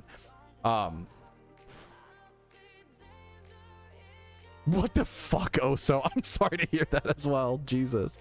Yeah, holy fuck. Yeah, so true. It's okay. Whew. Hell yeah, Ubra. Much love to you, man. Yeah, exactly. Yeah, dude, I've been seeing Oso loading up No Man's Sky. Okay, I do wanna take note. I don't think I've seen Lasagna type. Maybe I'm wrong. I don't think I've seen Lasagna type a single sentence in today's stream, and he finally typed something and he said, "Kim K's BBL is real." Is that sacrilege? Finally, the man is addressing the real topic. Thank you so much, King. Kikor, yeah, I don't know how many people know this, but my content on Twitch used to be way more politically and philosophically debate, which is why you still see some of it today. I used to do a lot of live political and live philosophical debates on stream. I chose to stop doing that because I eventually found it to be too unfruitful for my own mental health. Very few people change their opinions, and almost nobody changes them in the moment or like in the middle of a debate. Luckily, I was fortunate enough, and I really do like. If you ever change your mind on, there's things that I've changed my mind on that I need to go back to and tell people like, hey, you planted a seed. The best thing you can do in a debate is plant a seed to help someone change their mind 6 to 16 months from now. I'll never forget when someone like a friend of mine reached out like 8 months later and was like, hey, I think you were right about global warming. Like that. Very simple, like, you know, like that. Stuff like that is very, you know, it's very sweet, right? That's a very cool, like, and I still remember that to this day, but it's just, it wasn't worth yeah. She was happening around you for sure. It's one of those. No, for sure, it's one of those. But I think the honest thing is, like, I don't think the average person, bro, life is really hard. Working a 9 to 5 is really fucking hard. I don't think the average person has the, or should, like, yeah, I don't think way too many people are involved in politics, in my opinion. But I could be, I don't know. We probably should move off the topic. I'm sorry. It's one of those, like, I just think way too many people, like, let it rot their brains, and it's all they think about. And it, like, even though it is very important, it is all around us. You know, it's that dichotomy of, like, yeah, politics are important. I think advocating for your beliefs is important, but way too many people are way too underinformed and have way too strong of opinions and are way too involved while also self-sabotaging their own minds. You know, I don't know, it's a tough thing. Yes, I am, dude, I'm really bad about that. In your mind, yes, you have to. That's why, like, my discussion nowadays is not, you have to, like, to get someone to change their mind, you have to be very soft and kind, and that's how it should be. It should be like very, like, you almost want to set up a premise. But unfortunately, almost one of the best ways is, like, almost to, like, get them on a gotcha. But you're not trying to gotcha. It's just like but it's like important, like, for example, like the way that I used to do, like, global warming debates is I would say something like, hey, I don't have the education to understand what's happening with the climate and what's happening with global warming. Do you feel like you have that education? And they would usually say, like, no, I agree with you. And I would say, okay, so, like, normally when it comes to, like, very complicated, very, like, scientific endeavors, I just listen to the experts on most topics. I have very few of my own opinions when it comes to, like, scientific developments because I'm not educated. People commit their entire lives to these fields, right? The odds of me knowing more than them is very, very, very slim. Yeah, I do have a prime. Thank you, Corey. And the person I'd be talking to would often say, yes, I agree with all of that. That is so true. And then I would be like, okay, 99.9% of scientists think global warming is happening and is also, like, largely, you know, contributed to by humans. There's some extra convoluted stuff or whatever, but, like, do you agree with that? And then they would almost always go, well, wait a minute. No, wait a minute. And it's like, that's how the discussion would usually go. But occasionally they would come back 6 to 12 months later and be like, oh, fuck, okay, fair, you know? Like, but that's I think that's too harsh, Lasagna, and I think that's how, like, debate is one of the, like, does part of me agree with you? Yes, but that's also like the lazy part. And like, you know, like if you want to have an actual productive, that's why like I don't even like the word debate, because productive discussion, but it's kind of like tip-tippy. Productive discussion is a beautiful, debate should be productive discussion, but often it's not, right? It's like, there's a lot of tactics for sure. Either, anyways. We should be debating Yo Mama's putty. Anyways, okay. How many encounters we're at? 46,091. So how many dittos? Our trip is at let's go see 204. So we're very putty we're very early into the Suicune hunt. True. Find you. That's so mean. If you know, you know. It's so crazy. That's also the it's, yeah, I feel like in-person debate is one of, it's actually really important versus, yeah, half of that. Bro, once again, I always say that I'm really stupid, you know. It's one of those things. Anyways, I don't know why and this was many years. Also, people, the other thing is like, you got to give people grace and time. People need time to come to terms with differing opinions. I don't care, you know. It's one of those things like, how many people, you know, it just takes time. Often humans need processing time, but it's one of those like, often there's been so many times where I've been at a position in my life where someone just couldn't convince me of anything, and I just needed to wait like 5 years to be like, oh fuck, I was wrong, you know. Like sometimes I just need time, and that's very human, and it's very important to like, you don't want to debate someone until they change their mind. You want to just like provide arguments, plant some seeds, and then move on and respectfully both live your lives, and then see, you know, in the future what happens. No, no, it's not even that it makes me, maybe a little bit, except more makes me uncomfortable. I don't want anybody to attack me. That's the main thing, because it's been a tough, you know. I try to qualify and I try to talk as nicely as possible, and I try to like, if you've been in my community, you understand I'm very accepting of opposing views to like almost like most degrees, like much more than, at least I try to be. I'm not always. I mess up sometimes, but debate is a war of debate is a victory. True. Dawson, you've been good. I appreciate you've been good memes today in chat. The streamer notices you. Okay. Agree to disagree. Yeah, and that's what I have to work. Yeah, for sure. Yeah, for sure, Matt. That's the. I used to say this a lot where like, I think often people view a debate as like a fight, like a you versus someone else. Whereas a debate, I always explained it as a debate should be like two people working together to build one ship. The goal is that both of you, or like a debate should be like, you place a plank and that's an argument, and then the opposing person either builds a plank on top of that plank, aka agreeing with that point and then going to the next point and building upon that argument, or they poke that plank out of the ship and they have to like, you fight over whose plank is there, right? So like, that's like, it's like they're supposed to be working together to build one complete ship, and then by the end of a theoretical perfect debate, you both come out with the same ship, the same, you know, the same thing. But that doesn't always, you know, yeah, that doesn't, it almost never happen, which I don't know. It's also like, I think another thing is like, average people in debates only argue over the conclusion, right? Let's say like, let's say I love the color red. Let's say I love the color red and someone else loves the color blue, right? And the person who loves the color blue will be like, blue is the best. Oh, I fucked up here, whatever. Blue is the best. You should love color blue just like me. The color blue is so cool and cold, and it keeps you you know, chilled out. And then the person who loves red will be like, no, that's why I hate blue, because I love red because it makes me hot and warm and blah blah blah. And it's like, you two people just have different goals and objectives. Like, you have different, you're arguing like the 10th point in a tower when you just disagree on the fundamental thing, which that's, in my opinion, the best point, the best part to disagree with someone in a debate is the fundamentals. If you disagree on the fundamentals, it at least means that that person might be logically sound. They just have different values. I would rather someone be logically sound but have different values than me than be be like have the same goal as me and then we reach different conclusions. That drives me fucking crazy because that's just like an illogical thing or whatever somewhere along the way. If like, yeah, does that make sense?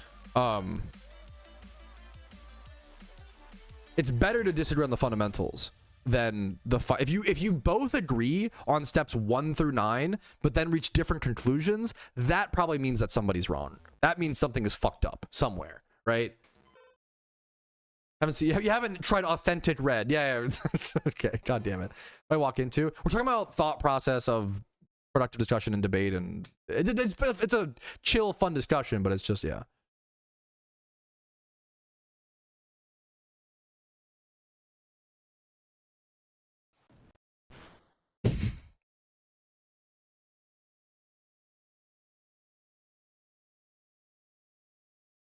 We should bring back shunning. That, you know, so okay, shunning in respects to if someone says something unhinged, just like turning a cold shoulder, that's kind of like in like icing them. It's not always the solution, but I think right now we do kind of need that. I think right now, like if someone says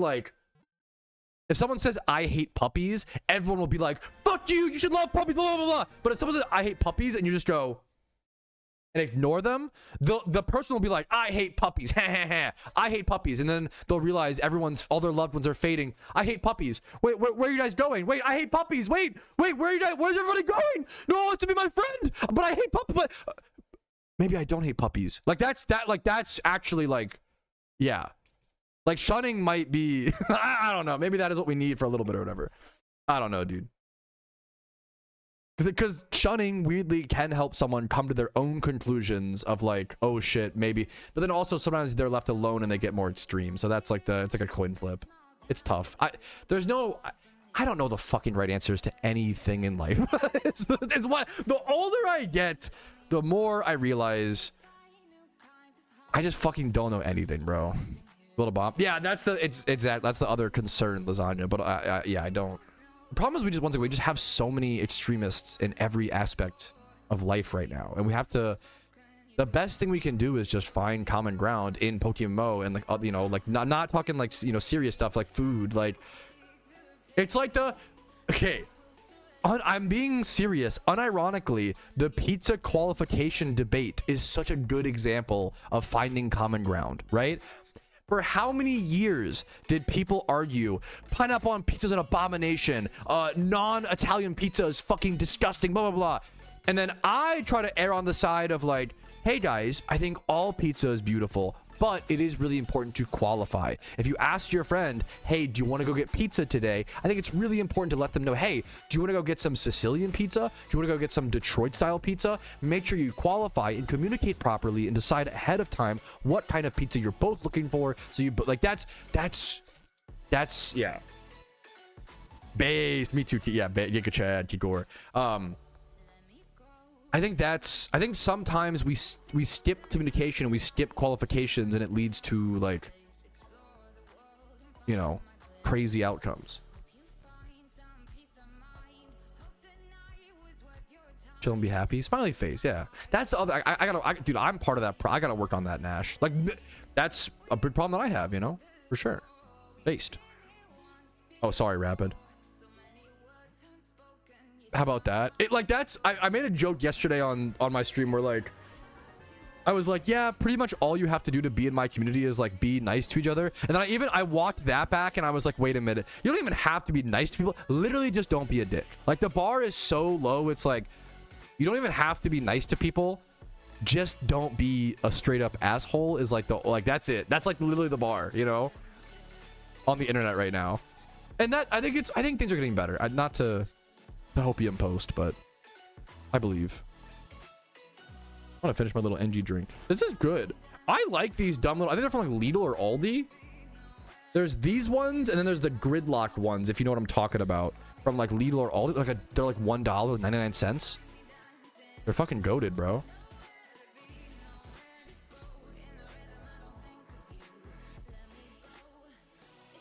It's so good. I love zero sugar drinks, bro. Tiny bit asshole. Everybody's an asshole now and again. That's what, you know, that's also like the, you know, I'm not saying you can't ever be an asshole. I've lost a PvP game. You know, I'm not saying you can't ever be an asshole, but it's more of like a, you know, mistakes are gonna happen. That's very okay.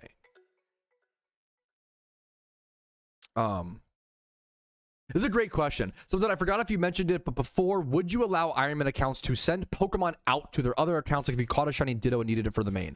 I have come to the point, in my opinion, I think I haven't done it yet, but like I think it's similar to like on my Ultimate Ironman account. I got like 3 different pairs of Ranger boots because I'm a spoon and I'm super lucky. And I would drop trade those to the main account for, you know, gold or whatever in RuneScape, right? I think if an Ironman wants to trade out extra resources they don't need, like you're gonna reach a point where like instead of just releasing a bunch of good IV Pokemon like 1x31s or competitive mons, I think it's totally fine as long as you don't trade any new resources like that. You know, you can't trade back and forth obviously, but it's similar to drop trading in old school RuneScape, which is what you can do with an Ironman account. I think it's totally fine if Ironman want to trade off resources that they would just delete on their account anyways, to go sell them on their main account. I personally think it's totally fine. That's just my personal rule set. Great question. Yeah, I've played against Stall. Dude, once again, people, I feel like because I advocate for people to be nice to each other, sometimes people take that as, oh, this guy thinks he's so high and mighty, blah, blah, blah. Bro, do you know how many Sombras I have called subhuman? Dude, I have my own problems. I have my own fucking triggers, okay? Like, dude, whenever if I was on Lucio and a Sombra would hard switch and they wouldn't counterplay my fucking beat, which is the only skill-based thing you have to do as a Sombra, like I would lose my, I fucking lose it, dude. I hate it, dude. You know, I've been there. I'm a toxic gamer at times, you know, we all have mistakes. It's literally the difference of, if you show me a screenshot of me calling a Sombra player subhuman, I would be like, that's fucked up. I shouldn't have done that. I am sorry, right? I do regret that and I do feel bad. There's never a need for that. It's never necessary. I might do it in the future. I'm like, that's called being a human. Like, it's not good. I'm not proud of it, but that's like, it amazes me how many humans don't acknowledge, like, they don't understand, like, it's okay to do bad things and apologize for them versus like actively doing bad things and defending them still or whatever, right? Or like, yeah, like that's, you know, PvP games, it's why I give so much more credit to the PvP community, because I would be fucking mad too if I was in the PvP community in PokeMMO. Like it's an inherently more like intimate and like frustrating experience. When I do PvP arcs on my Ironman account and I play like 10 plus PvP games, I'm grumpy for like the whole day. Like I get fucking grumpy. Even if I could be 10-6, like a positive win rate, and I'll still be like grumpy. Like there's something about like losing is just frustrating no matter what. Like even if you're like a positive win rate, like I get it, man. And it's tough to like, you know, it's tough. 3 characters on 1 account. Great question. Overwatch. Okay, wait a minute. I'll still be mad, bro. Yes, like that's Spidget. Yes, that is so like yes.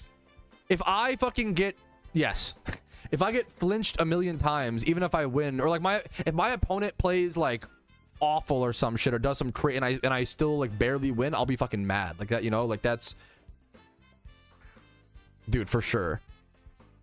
I'm that way with Magic the Gathering, where like if my fucking opponent makes some like crazy dumb mistake, and sometimes, you know, dumb just happen or whatever, but like, there are certain mistakes you can make in Magic where you know that someone's just not as advanced of a player or whatever, and then they like even have a chance of winning. It's fucking frustrating, you know, but that's, you know, that's life. What are you gonna do, you know? From the 2, I heard someone said that. Someone said Overwatch 2 is dropping the 2. That's so funny. That's so funny. I gotta like, it's so funny, man. Oh, hey, I even gave Overwatch as an example of like, yeah, yep, dude. Much love to you, Nash. That's an honor, dude.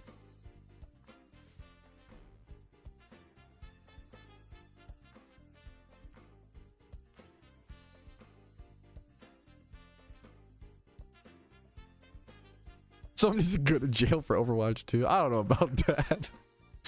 At once next week. No, they're not. Oh, so you're... No, they don't. I think they did. Oh, that's true. Fuck, Danny. Oh, man. Oh, Blizzard. When will you learn? No, so Tom, Overwatch 1 just doesn't exist anymore. Like when Overwatch 2 came out, they just deleted Overwatch 1. Like it's just no longer, yeah. So there's not two, yeah. I wish like, cause I would have played, yeah. Wait, what? Yeah, that was the whole like the whole meme. A lot of your stuff transferred over to Overwatch 2, like a lot of your all your skins and stuff, right? Or most of them, I believe, if not all. I think that was a big thing. Your boxes didn't transfer over, or whatever. There was so many streamers who saved up like 1 billion boxes, and they were all just like insta opened on Overwatch 2. That would be frustrating.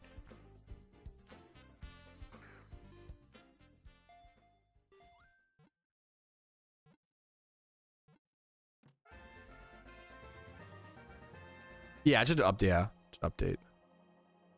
Oh, from what I hear, like Overwatch is doing well statistically. That's a great example of like I really did not like the change from Overwatch 1 to 2, right? Thousands of boxes, yeah, like that, dude. Did they open them or did they just like delete? Like what the fuck even happened? Like, dude, that was the way they, dude. Talk about. So I'm just like the way they rehauled the box system from Overwatch 1 to 2. Fuck that, dude. The box system was they were so generous on Overwatch 1 about skins and stuff. I never paid any money for skins. Overwatch, I have no idea. I know the meme. Boxes are back. Okay, Pog. Overwatch is apparently doing well. Like, it's one of those things. Like, I really didn't like the change from Overwatch 1 to 2.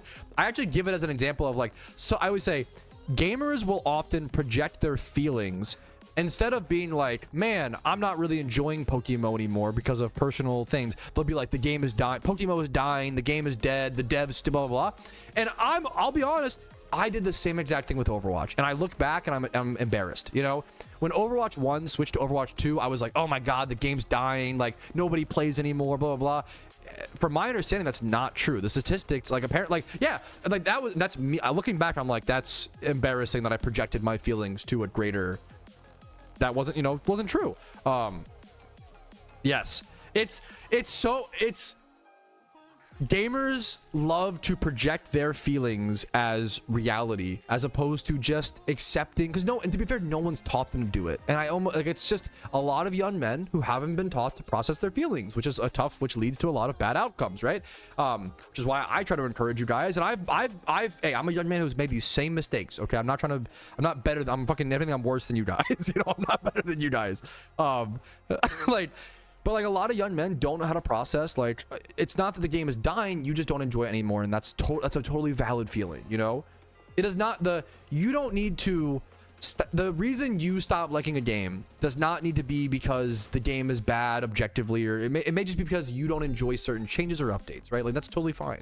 That doesn't mean they're, once again, I don't like the changes to egg hunting in PokeMMO over the past year and a half or so.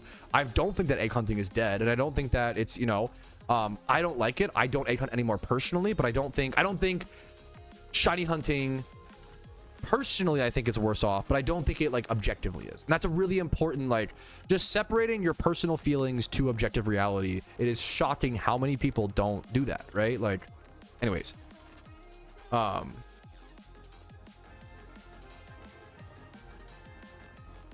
yeah. Emotional, yeah, for exactly. Emotions are a beautiful emotions can be love, emotions can be passion, emotions can be kindness. Like, I don't know why, like, I mean, I do know why, but like there was a point where, like, yeah, don't shy away from emotion. Emotion can be badass. Like, I don't know, men love to shy away from emotion and pretend emotions don't exist, but then also men love to chug monster energies, pump on some crazy sick rock music, and then deadlift like 400 pounds. That's emotion, little bro. Like, you're literally like, that's emotion's fucking awesome, bro. How do you think you do those sick bench presses? That's fucking emotion. That's adrenaline. That's passion. Like, that's emotion, king. Like, you don't be afraid of emotion. Like, emotion is a fucking sick thing. Like, emotion is like what arguably separates humans from like many, like not entirely, but like our deep sense of emotions and is like what makes us human in a lot of ways. It's a beautiful, beautiful thing. Anyways, I be fucking yapping today. Holy. I've yapped quite a lot today, boys. What's up, Eboja? I try my best to, and I've gotta work on doing it without coming off as, once again, I don't want to come off as condescending or like, I'm not a teacher. I'm just like I'm just your guys' fucking equal, and we're just talking. That's what I really want it to be, right? I want to help encourage men and gamers to like feel their emotions and express their emotions healthily, while also not coming off condescending or like, oh, I'm so much, you know, because I'm not. I'm just a dumb little guy trotting his way through life, trying his best, just the same way you guys are, you know. I really do like. It's so hard to say this without being incredibly cringe or coming off incredibly cringe. I really do like. I really like specifically like epistemic philosophy. I really do like thinking about things. I care about thought process more than anything. I care about thought process more than like the actual pragmatic changes, which is not like it's like a good and there's positives and negatives to that. We need people who care about the pragmatic changes more than, you know. What runes on Yumi? I've never played that fucking champion. I have no idea. I've only yelled at Yumi. That's so mean. My final game of League of Legends was a game where I was like 25-6 on Master Yi and ARAM, and my Yumi teammate was clearly duo queued with their Jhin, and their Jhin was 2-8, and we were losing this. I was 25-6 on Master Yi. I love him, and I was like, Yumi, just fucking sit on me, and I penta-kill them every fucking time under 2 towers, and the Yumi would not get off their fucking Jhin. I actually hate duo queues that just suck the fucking cock of the other person instead of actually like playing the game correctly and being on the person that actually wins you the game. I hate it. I know why I'm banned from League, because that shit, oh my god. No, I don't know. That shit drives me crazy. I fucking hate it, bro. Holy shit. I'm crashing out on remembering League games that I've had in the past. That's the, yeah. Ooh, are you leaving work? What are you leaving? Huh? Yeah, don't play League. Don't play League. I am banned on League. Yes. That's how, yep. That's why, yep. I'm not a nice, I've been a toxic gamer in the past, you know? Now, I would like to say, let the record show, I never called anybody slurs on League. I never threatened people to death. What I would do is I would psychologically tear down my teammates and my opponents. I would often try to attach to something, and I would usually try to take a quick guess based on their psychological behavior. For example, I'll never forget when I got into a fight with an opposing, he was playing some champ. It was like Trundle or some shit. And I was like, I said something along the lines of, I bet you're small IRL. And he said, bro, I play hockey. And I was like, I bet you're the smallest on the team. And then he just didn't reply. And that made me know that I hit a zinger. And that's not nice. You shouldn't do that. That's bad. That's bad behavior. That is naughty. Bad behavior. Not nice. Not kind. I'm laughing, but I do regret those actions. It's one of those things, like, I think it's okay to laugh about it to some extent while acknowledging that was not good behavior. That was mean. You should not, and that we flamed each other in all chat for the rest of that game. You know, it was one of those memes. Or just ARAM, I would flame my teammates in ARAM. I can't be trusted on League. League is League's full of rage baiters. League is full of people who I need to move on from this topic, but I'll leave it at League is full of the least independent thinkers I've ever seen in my entire life. Every time I got into an argument with someone on League, it was the same NPC talking points of like, who cares, bro? It's just a game. Like, I've never seen a League player type a single creative insult or like a single, like, that was this. If you're gonna insult me, at least be creative. Like, League players are the least independently thinking people I've ever seen in my entire life. They just like copy the same insults they see Tyler 1 throw on stream that day. Like, it's actually, anyways, don't play League of Legends. It is bad for your mental health and physical health and everything. Yeah, I'm a naughty. You know, I am sometimes. I've been naughty in the past. I've talked about it openly. Downloading now. No. Stay off the Rift, boys. Stay off the Rift. No, yeah, Nash. I couldn't. Yeah, I get you, dude. It's crazy. No, I'm not glorifying it. I am a problem when I play lead. It's not good. It's not okay. It's not healthy. That's the whole. It's okay to have flaws and to grow on from them and move on. That's the whole point, you know. Imagine how much psychologists must be making off of League of Legends players. You're spitting fucking. Imagine how much like Zoloft is sold every year to like League players alone. Not to shake. Hey, I've been on everything. I get, you know, but that's fucking funny, you know. Maybe siblings, but that's to me. Maybe I'm dumb. That's such an unoriginal. Like, I think calling someone inbred is not enough of a creative insult. You have to attach to something deeply psychological, or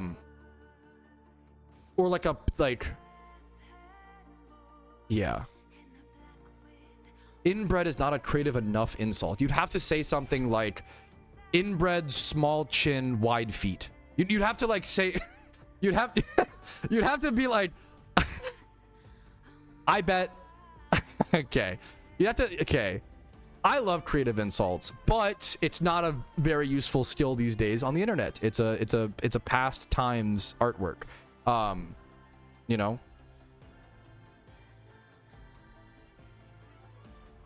Stop it. You need some help. Yeah, no, dude, true. Playing Diablo. So great question. I actually didn't grow up playing any Diablo, but I played Diablo 3 on Xbox 360, so it's not that great. But like not even like recently, like 2024, 2023. I realized in 2023 or 2024, I had never. You have to chain attacks, exactly. In 2023 and 2024, I realized I'd never played a Diablo game. So what I did was I bought a copy of Diablo 3 with the Reaper of Souls expansion on Xbox 360, and I put that. I really, really enjoyed it. I played through. I think I almost got match level. Not quite, but almost match level. I beat like the entire campaign. And then I also this is actually a more one sec. A much better discussion than the League insults.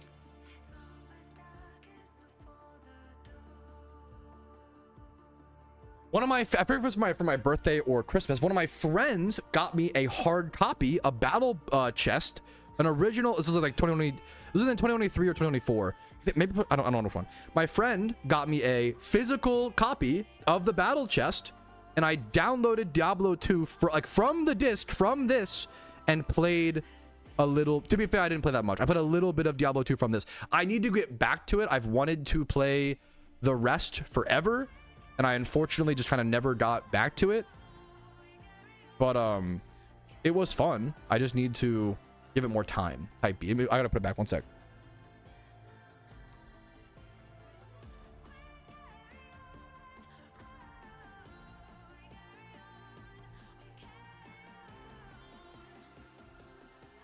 Yeah, I fucking love retro PC games. I actually have a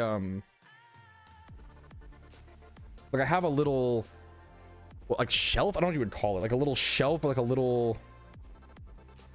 I kind of want to try to grab it, but I'm scared if I grab it, it will spill all the games out. But there's like a little thing down here that has like I have like Morrowind on PC. I have Warcraft 2, Warcraft 2.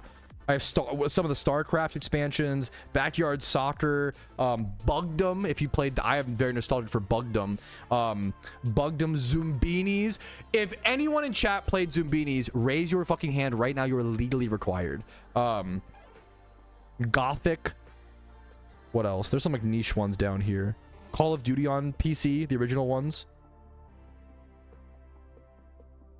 So, dude, PC games are just really fucking interesting. Look at okay, this is like PC games. Look at this. Look at this old ass Kingdom O Magic.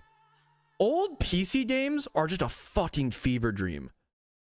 Look at this shit. This dragon and this dog and then this baddie and this lizard. Like, what the fuck is this game? I reached a point where I would buy like lots of old PC games because they're just so fucking interesting.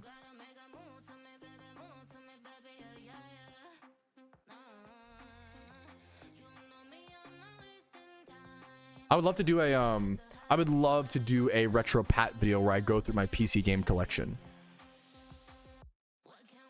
I do love, I'm a bit of a boomer. I do love owning physical games. I like owning digital games too. I think I try to be one of those retro video game collectors where like I love owning physical games.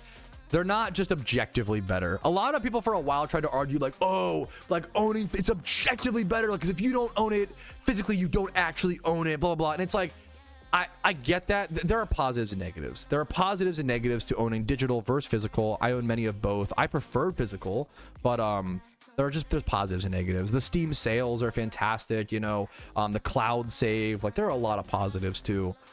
The ease of access, the less clutter, you know. Don't remember Webkins? I fucking loved Webkins. I was a Webkins boy. I'll be so real. I fucking loved it. All my siblings, we loved that shit. They got fucking expensive was the real meme. Dude, that's awesome, Nick Nack. Like, yeah, that's so cool, dude. Good for you. What else do I have right here I can grab? Like, I guess I mentioned it, but I have like, and I never really played any of the Warcraft, so I don't want to virtue signal, but like here's like Warcraft 2, and it even look at it says there's a Warcraft 3 sneak peek, like a preview on this. Like, how fucking cool is that? Like, I just think cute little stuff like that is so like, video game history is so fucking interesting.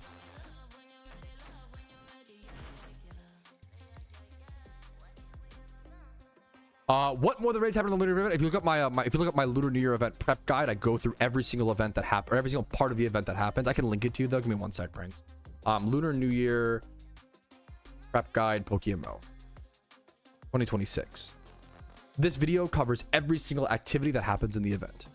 Play WoW. I couldn't afford it growing up. I never played World of Warcraft until WoW Classic, and I fell in love with WoW Classic when I started playing.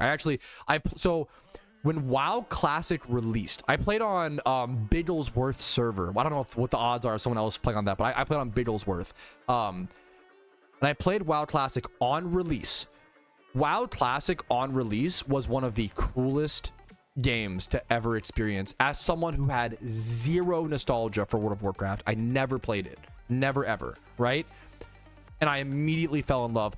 As someone who, I was really proud of this. As someone who never played World of Warcraft ever, I was able to reach level 40 and get my first mount on a gnome warlock within like 4 days.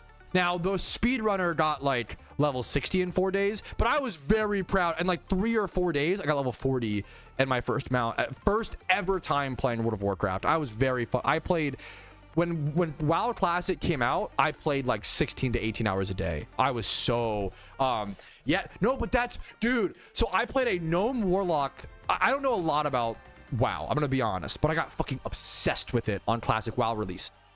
I played a gnome warlock with engineering, okay? And I joined I wasn't really that into PvP, but I wanted to play on a world PvP server to have that unique experience, okay?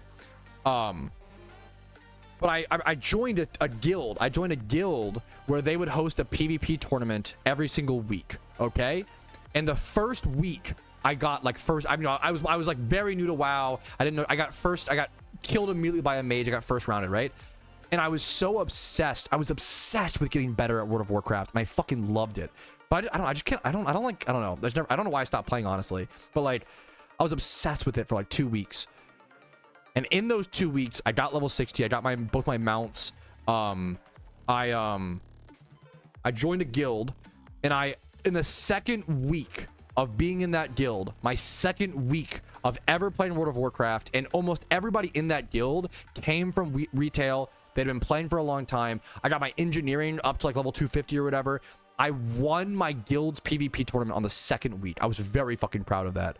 And my class was Gnome Warlock was quite good. Like being able to have Cookie, being able to have Soulstone. I had engineering. I had Gnomish Death Laser. I had the Net Trap. Like I was obsessed with it, man. I was obsessed with getting good. And I'll never forget, I think I had like 63 keybinds hotkeyed, and I used all of them in different instances, especially in PvP. I was so into it. I was fucking obsessed, dude. No, oh, so Nor. That's all, dude. That's, yeah. Nor. Sorry to hear it. Sorry to hear it, King. Sorry to ramble about WoW. I fell in love with WoW for about 2 weeks, but that was it for the most part. But I fucking loved it. It was a lot of keybinds, and it was always like, okay, I would keybind like 1 through 6, and then you would do like Alt plus 1 through 6, Shift plus 1 through 6, Control plus 1 through 6, and then you would do Alt Shift 1 through 6, Alt Control 1 through 6. You know, you would do like every combination possible of, like, you know,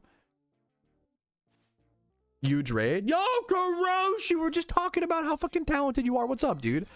Thank you for the raid, gamer. It's been, dude, Karoshi has been streaming a ton recently. Make sure to check them out. The driest shunter in Pokemon. I feel like not to, and sorry if that, if I ever say it too much, Karoshi, let me know. And if it's like annoying to you, please let me know. I don't want to, like, you know, I think it's kind of a great gimmick. I think, like, if I were the driest shunter in Pokemon fucking history, that shit would be in like every Twitch title. Like, I feel like that is such a good, it's a good gimmick, and it lets people know how hard you grind, you know? Not to tell you, I'm sorry if I'm literally backseating cringe, but like, my point is, like, it's very fucking impressive. So anyways, yeah, like, that's, to me, it's a bad, exactly. Okay. I don't want to overstep, but that's exactly. To be the driest confirmed shunner in Pokemon history is fucking crazy, dude.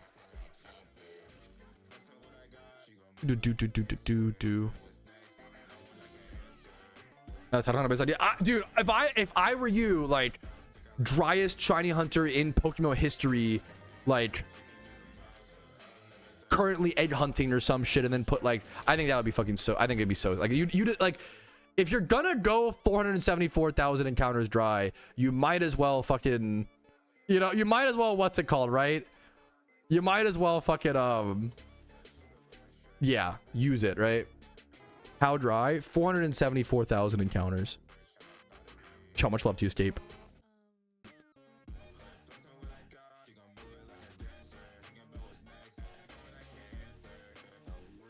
Yeah, only 475. Not even that much. It's, you know, like, you could go drier tomorrow. True.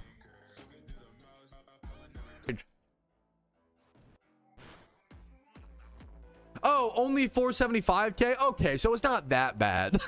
Like, something no one's ever said ever, based.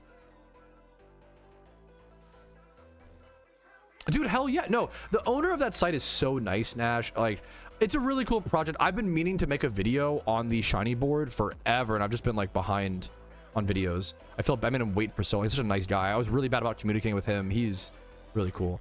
I never played Elder Scrolls Online. How is ESO on a scale of 1 to 10? Be honest, how good is ESO if you've played it?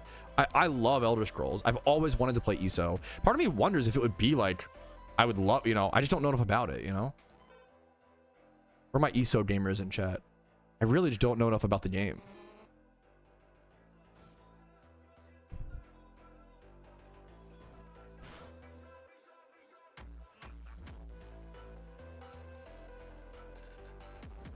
Well, I want to go see if my, speaking of other games, I want to go see if my Mega Bonk run got confirmed. Fuck, no, it did not. Okay, I'm glazing myself a lot today. I'm so sorry. But you know what? I've got self-esteem issues. I got to work on that, okay? So it's kind of a good thing, okay? I had my personal best on Mega Bonk yesterday.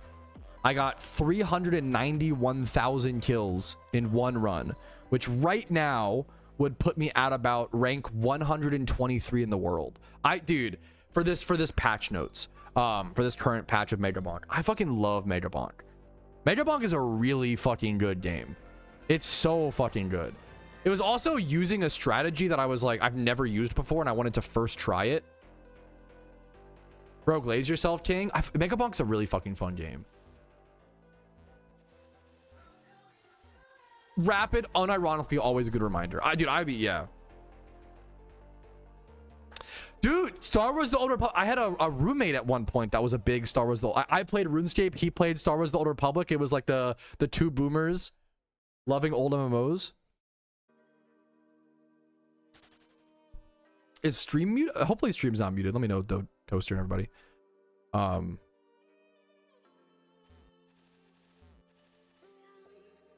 the Mega Bonk patch woodchuck. I think what was the big, is that what you're asking? I'm trying to remember what was the big, I don't even know. The biggest thing I guess is I just checked the meta. I don't know if I checked the patch notes as much as like the meta. Like the meta feels really wide open now. Or like not wide open, but more broken open. It's still like XP tome, Chaos tome, First tome, but I think like the top run goes, a lot of the runs are going damage tome and crit tome again. For a second they took a break from that. I think luck tome, I don't know, I assume luck tome got nerfed. I think what happened was the biggest change is that now you get a lot more passive luck. Like when you open a pot, you get like 0.3% luck or whatever. There's a lot more ways to get passive luck now, which I think has taken luck tome out of the metagame a little bit. The strat that for my mega bonkers in chat, the strat that I was trying was the dice head is really good right now.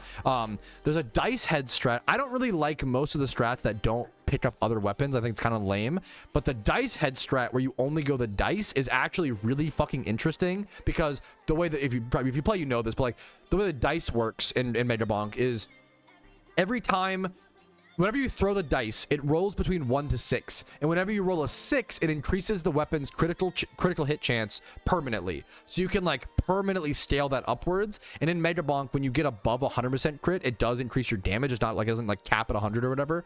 So that matters for infinite scaling. So there's a strat where you go dice head and you banish all the other weapons, and it's so, dude, that shit felt really fucking. I tried it for the first time. I'd never tried that strategy. On my second attempt, I got my personal best. My personal best prior was, and I'm not that good. But I love the game. My prior personal best was 275,000 kills with Fox. I don't really like playing Fox that much, but this I updated my personal best from 275k to 391k on my second attempt of this like no weapon strategy, which is it was crazy, man. Oh, anyways, mega bonking memers. PokeMMO is yeah. Is PokeMMO worth playing as a new player right now? Absolutely. Like, even so much so with the event coming up. The Lunar New Year event, which is most likely coming up around February 17th, is the most friendly new player holiday event that exists. Almost all of the content, aside from raids, is accessible within like a days of playtime. Like that little. I always say, last year I did a challenge account called Lunar New Year Andy, where I made a new account from scratch, and I was able to make 1 million Pokeyen in 1 day from scratch by just playing the account, getting over to Abundant Shrine, and grinding the event. And the Abundant Shrine is a really fun way to earn money as well. It's like a dungeon. It's like a survival, almost like tower defense, kind of, not really like pursue the enemies, but it's like a survival wave-based style of combat where you are the Pokemon themselves, and you have to like manage your resources, like managing your PP and your healing and stuff like that. Yeah. The Lunar New Year event is literally the most beginner-friendly event, and it's going to give you a huge jump start in PokeMMO. One of the biggest negatives of Pokemon right now is the variety of money-making methods is unfortunately not great. The Lunar New Year event is going to allow you to skip that problem as a new player. It's literally going to allow you to grind that Pokeyen and not have to worry about Pokeyen for a while. You could grind 3 million Pokeyen as a new player in the event, probably more than that really easily, but like easily 3 mil, right? And that's going to take care of you for a while. You'll be able to skip a lot of the early grinds and money making. So it's a huge boost for your accounts to play the Lunar New Year event as a new player. It's literally the best event to play as a new player. I cannot recommend it enough. Great. I'm glad you asked. Great question. Your sync broke? Wait, how? Wait, did it? Ditto. Wait, what?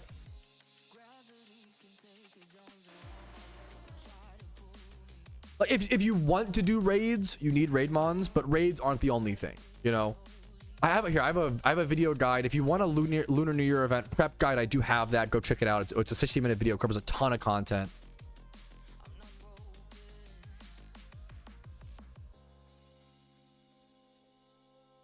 What's up, Xanarchy?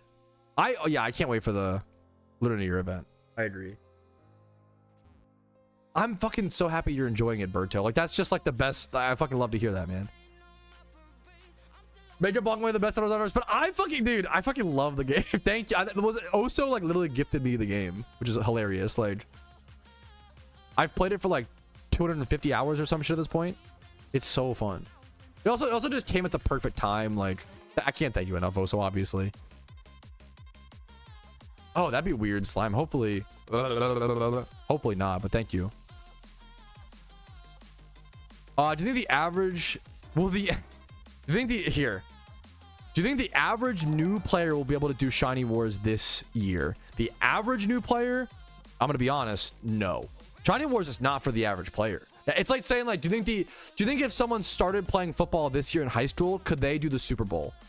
No. Like that, like Shiny Wars is not meant to be accessible. It is not meant to be, you know, open to, like, you can't now. Could a new player who is very special and very hardworking and grinds really hard participate in Shiny Wars this year? Yes, they could. But it takes a special person in a lot of aspects, in a lot of work ethic, a lot of free time. There's a lot of factors, right? Specific lifestyle, a lot of drive. It takes a specific person to do Shiny Wars. It really, really does. I could your average person, even your average 2-year veteran, I don't think they could do Shiny Wars, but I guess like your average 2-year veteran, I wouldn't even like recommend Shiny Wars to. Shiny Wars is something. People that do Shiny Wars are people that couldn't not do Shiny Wars, if that makes sense. You don't choose to do Shiny Wars. Shiny Wars calls to you. It is like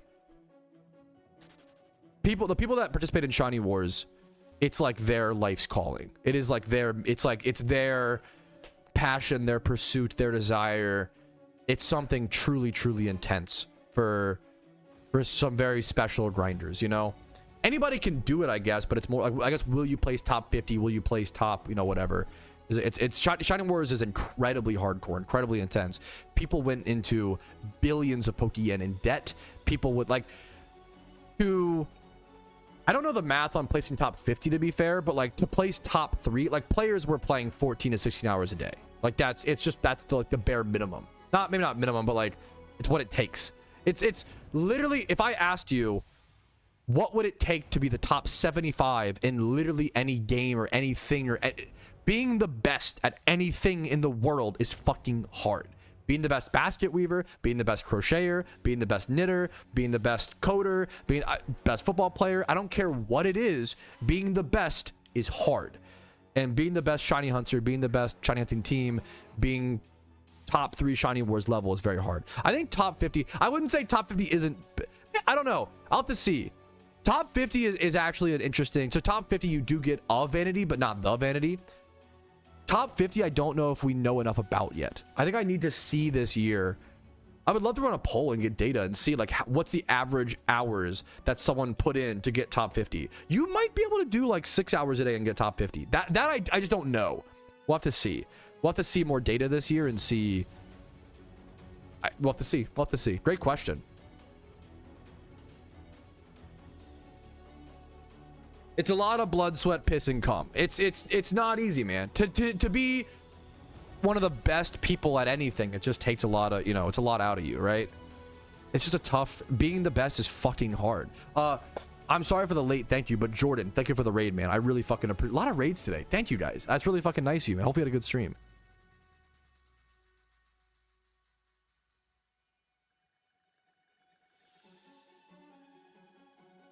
This is also a recap question. Let me see. Is Pokemon worth playing as a new player? Shut up. Video Trouski cringe. So if it's the same form as last year, it's like 500% in a team. Is that like 5 of like any time swipe horde shinies anarchy?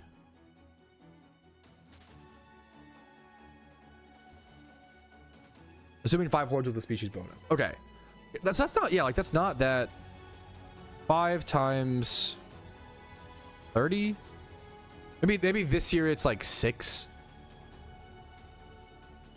So 180 hours in a month. That's like really doable. Yeah, for the, like that's divided by 30. Is it 28 days?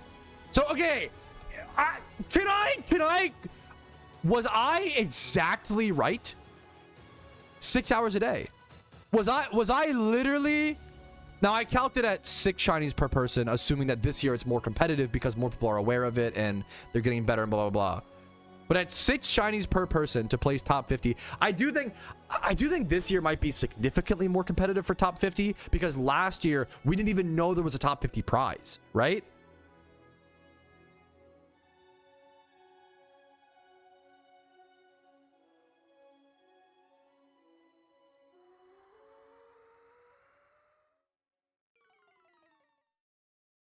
Ditto's Route 47 in Johto. Yeah, that might be about... It might be like 6 to 8 hours, maybe like 8 hours, 6 to 8 hours a day this year for top 50.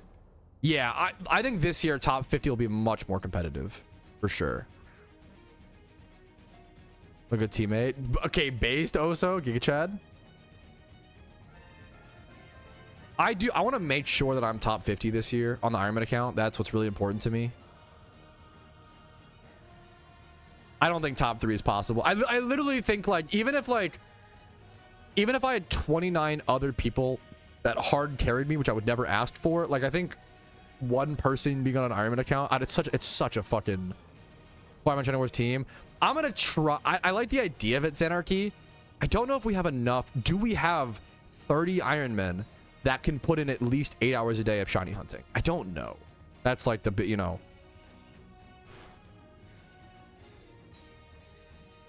Team EP Prage. We'll have to see. I recall. That is true.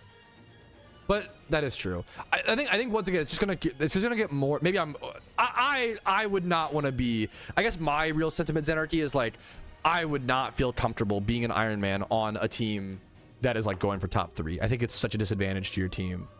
I think it's really tough. A new hardcore player. I love that Spiral. I love that. Sure, man. I mean, it's tough. Do you like shiny hunting? I don't.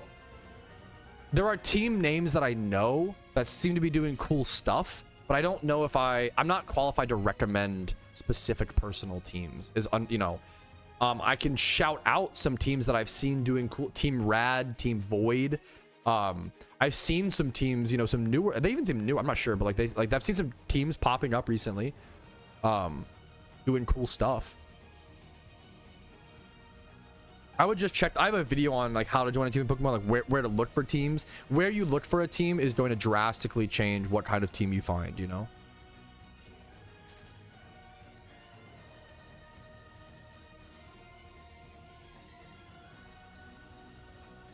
One at all. Dude, this is...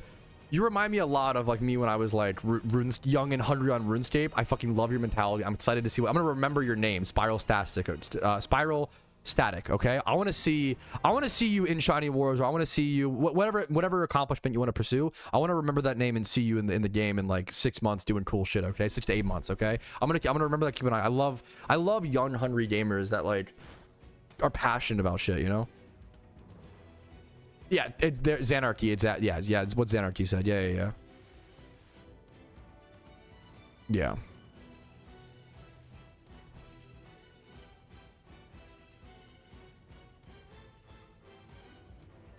Yeah, the main problem with Iron Man is like we can only stock up so many Dittos. The real thing is we can only stock up like one. We can only stock up maximum on an Iron Man account. You could stock up like what if you deleted every month, like 10 boxes or whatever. Like you don't like PC expansion drives are really hard to come by. Like let's say you stocked up like 10 boxes, which would be insane, like 10 boxes of Dittos on it, and you can't go like. You can't buy Ditto as an Iron Man in the middle of the event. You have to go fucking farm them. Like that's not, you know. And even then, like you have to farm all of your Leppas prior. Like there's like, dude, it's so yeah. Every holiday event in PokeMMO almost always drops on or like give or take 1 or 2 days on the holiday. Lunar New Year event this year takes place on February 17th. If you're wondering. Very quick question. It is covered in my prep guide, but like I don't know, it's whatever. Good stream today, man. Lots of yapping. Hell, dude, good for you, Toasty. Congrats, man. Your Iron Man weird. I wonder if someone... Wait, I wonder if you can, Hiroshi. Can you mail stuff to yourself? That question was asked recently. If you can mail to yourself, I wonder if Iron Man could stock up on Dittos. It would cost extra Pokeyen, which would be like really... like... The other thing is like Leppa farming is fucking expensive and takes so long. It took me it took me about like probably 3 to 4 weeks to get this many Leppas. Maybe like 2 to 4 weeks, but like this is crazy. And it takes like it takes like Jimmy runs and it's so expensive, man. You can, lol. I'll have to test if you can mail. It'd be really funny to mail yourself to stock stuff up. Even the Leppas are just so fucking expensive. That's what I'll have to start farming Leppas properly prior to. I think once the Lunar New Year event is over, that's when hard Shiny Wars prep starts, and that will be Leppa berry farming every day, fossil farming, you know, all that. It'll be a lot, man. But just like slowing. I'll probably like what I might even do. Post Lunar New Year event, I wonder if I'll do like 2 days of stream grinding on the Ironman account and like 2 days on the main account, like either playing that account or doing money making guides, or like, 'cause I want to get back to, I do miss like, I think the player base right now really needs money making guides. I think that's like, they feel really restricted because I stopped making money making guides about 6 months ago, and I feel like people feel there are less options, but there still are options, and people feel more restricted because of that.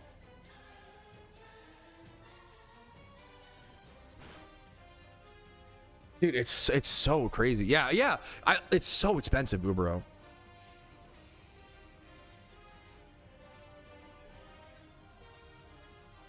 Yeah, the date just changes every year. You're perfect, Slays. Good question, you know? Discord DMs, let me see.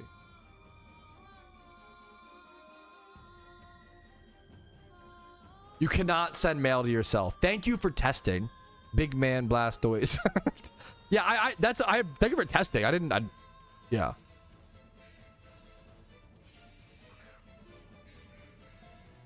Blame the moon. Oh, true. We should be doing that more. So, okay. This is like a hilariously funny question. Is Payday still a viable solution? How's that changed over the years? In my opinion, Payday's kind of become more viable again, which is a crazy thing to witness. Back in like 2021 to 2023, maybe up until Johto's release, Payday pickupping was like a lazy way to make some fine Pokeyen. Like, you wouldn't do it if you were trying to like make money efficiently, but it was a fine, like really brain dead AFK thing to do, and you could do it over at Dragon Spiral Tower and also Shiny Hunt for Dratini at the same time, right? You would make like 100 to 120,000 Pokeyen per hour if you sold the drops, like the Comet Shards and the Dragon Fangs and other things you have to sell. The pickup items are a lot of the profit, okay? Make sure you sell those items. So like Payday pickup back in like 2020 to 2021 would make about 100 to 120k an hour. And that was like fine. But then like 2023 to 2025, Payday pickup kind of got power crept, and it wasn't as good anymore, and it was like it didn't make enough Pokeyen to be really worth it, and we got Dragon's Den, which was a better way to farm Dratini, Shiny Dratini, so it kind of fell out of favor. But now, due to certain market changes and economy problems, money making, there's less methods, and the money making is less good. You make less Pokeyen per hour nowadays. Payday pickup is kind of back on the menu, boys. Like, it's funny to see it loop around, but Payday pickup is kind of like, it's not an amazing method, but it's like a viable, in my opinion. I think if you were Payday picking between like 2023 and 2025, it was like not worth it. Like almost as other brain dead methods and other, just almost never worth it. But like nowadays, like if I saw someone Payday picking, I'd be like, I get it. It's not the best money, but it's like it's viable in my opinion. It's like understandable to be doing nowadays because pure yen is hard to come by. Yeah, Yeah, same with trainer reruns. Trainer reruns are kind of back on the menu. They were a little, they were not worth doing. I think as an endgame player, like instead you would rather breed for profit or flip or whatever. But now I think trainer reruns are kind of back on the menu. Absolutely. That is like, there are some money making methods that because catching for profit and breeding for profit is not as good. Like 2 other smaller ones have come back in, but that's at the cost of like hundreds of money making methods from breeding for profit and catching and blah blah blah. So yeah, that it's for sure woodchuck. Yeah,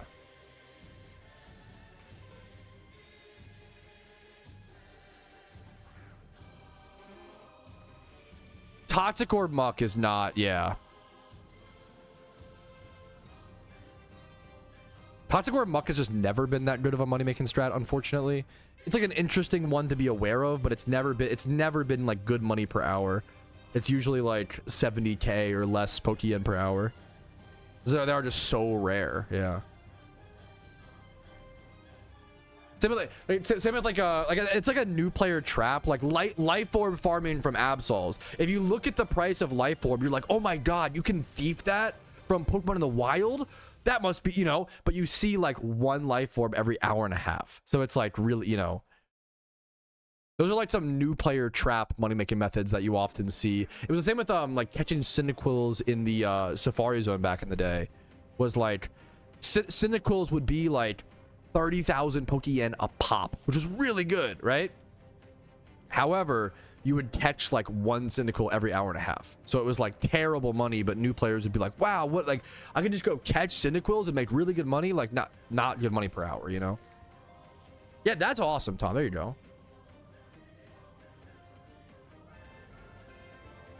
Jimmy Run's always on the menu. Absolutely, absolutely. Yeah, dude. Yeah. Kuroshi, yeah. 2 hours for one, yeah. On the first one. That sucked. I'm sorry to hear it, man. Hopefully you enjoy. Hey, hopefully you enjoy the iron. Hey, yeah, I get. It's cool that you love Trader Run but hate the. I respect that. I get that. You know, I get it, Tom.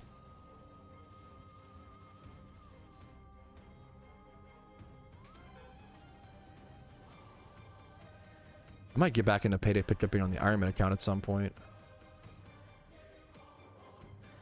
Like this spot is not a bad payday pickup spot,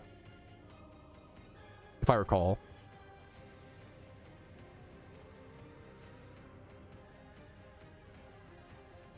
Good for you, Tom. Hell yeah.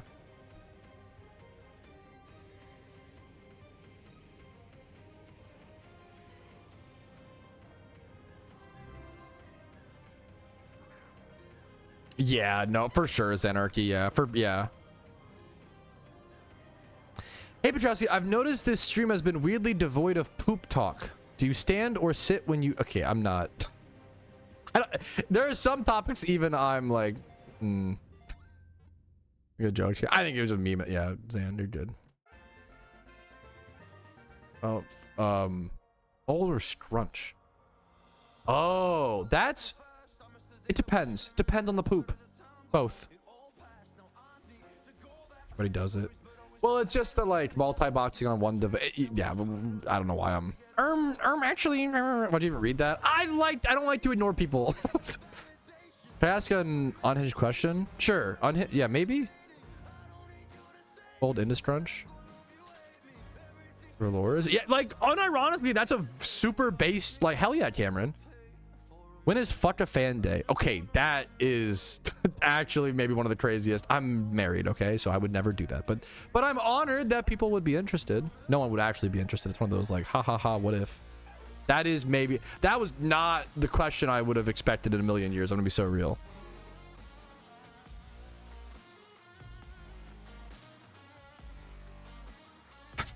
Okay, I did choose to not read that chat. What's up, by the way, Sweetgetsu? How you doing? When shiny only run, I don't know what that run. My most cringe take.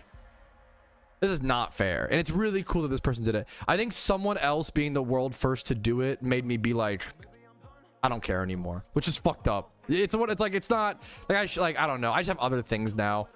It's my fault. I should have kept it. If I really wanted to be the world first, I either should have, number one, locked in and done it, or number two, fucking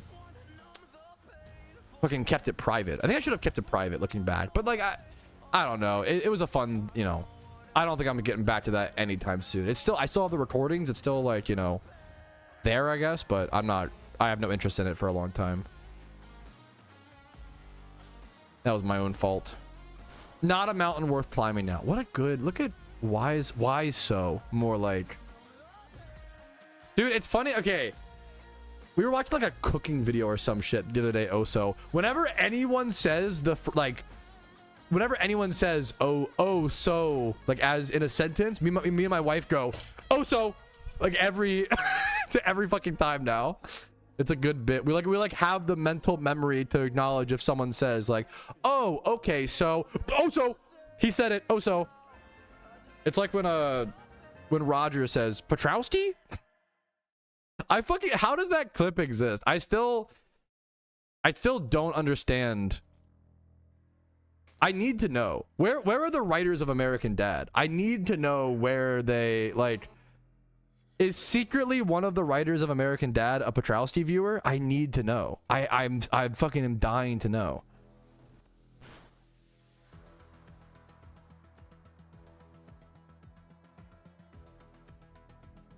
Do people even know what I'm talking about? I'll have to, I don't know. Which Pokemon, would you cook with it? I find that this is like so condescending. I'm so sorry. I find that question so... you know what? I'm gonna lean into it. I find that question to be so droll. For a while there, that was like a common like, what Pokemon would you eat and why? And I think it was a question that was asked because often people have attachments to Pokemon. Pokemon are like fucking animals. I think it's stupid to think anything different. I would probably eat like sashimi out of Magikarp. It's a really boring, like, yeah, I don't know. It's really boring to me. I don't really care. I don't have much interest in the depth of that discussion. Remember that clip? That clip is okay. Let me go find it. American Dad. Roger Patrouski.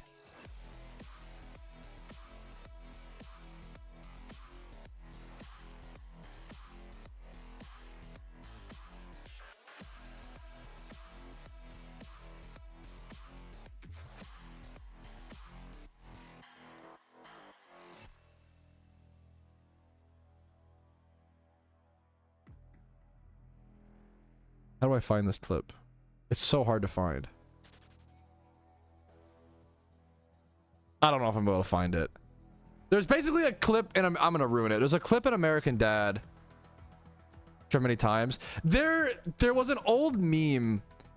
Someone once made a meme about it, but it had some like really good music over it. It was a really good meme.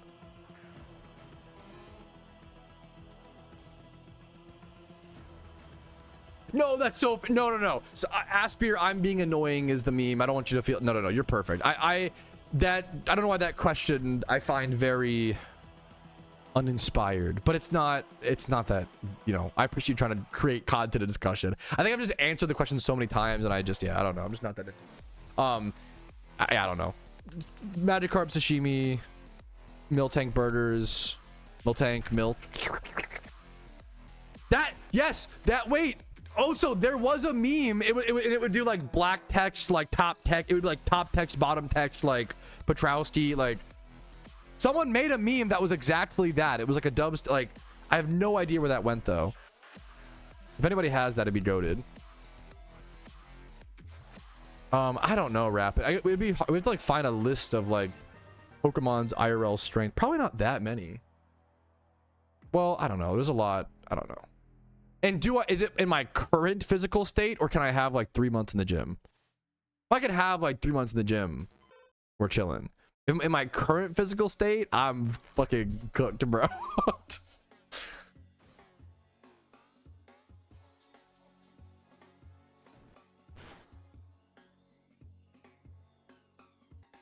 Miltank bacon would be good. Am I being trolled? Miltank's a cow. What do you mean Miltank bacon? It's not a pig, bro. Maybe it's like a combo. It's literally not a pig. It's a cow. What do you mean Miltank bacon? What you mean? It'd be like Miltank burgers, Miltank. Beef bacon's a thing? No shot. Beef bacon. I'm so interested. Beef bacon is a cured. I've never seen beef bacon. Now I want some. What? I've never seen beef bacon my whole life. Why don't they serve? This would be a great, like, could you at a brunch, like a restaurant brunch? Is this just like beef jerky kind of? It looks like that to me. Beef bacon. I've never seen beef bacon. Thank you for educating me today, chat. I fucking can't wait, dude. I've had turkey bacon.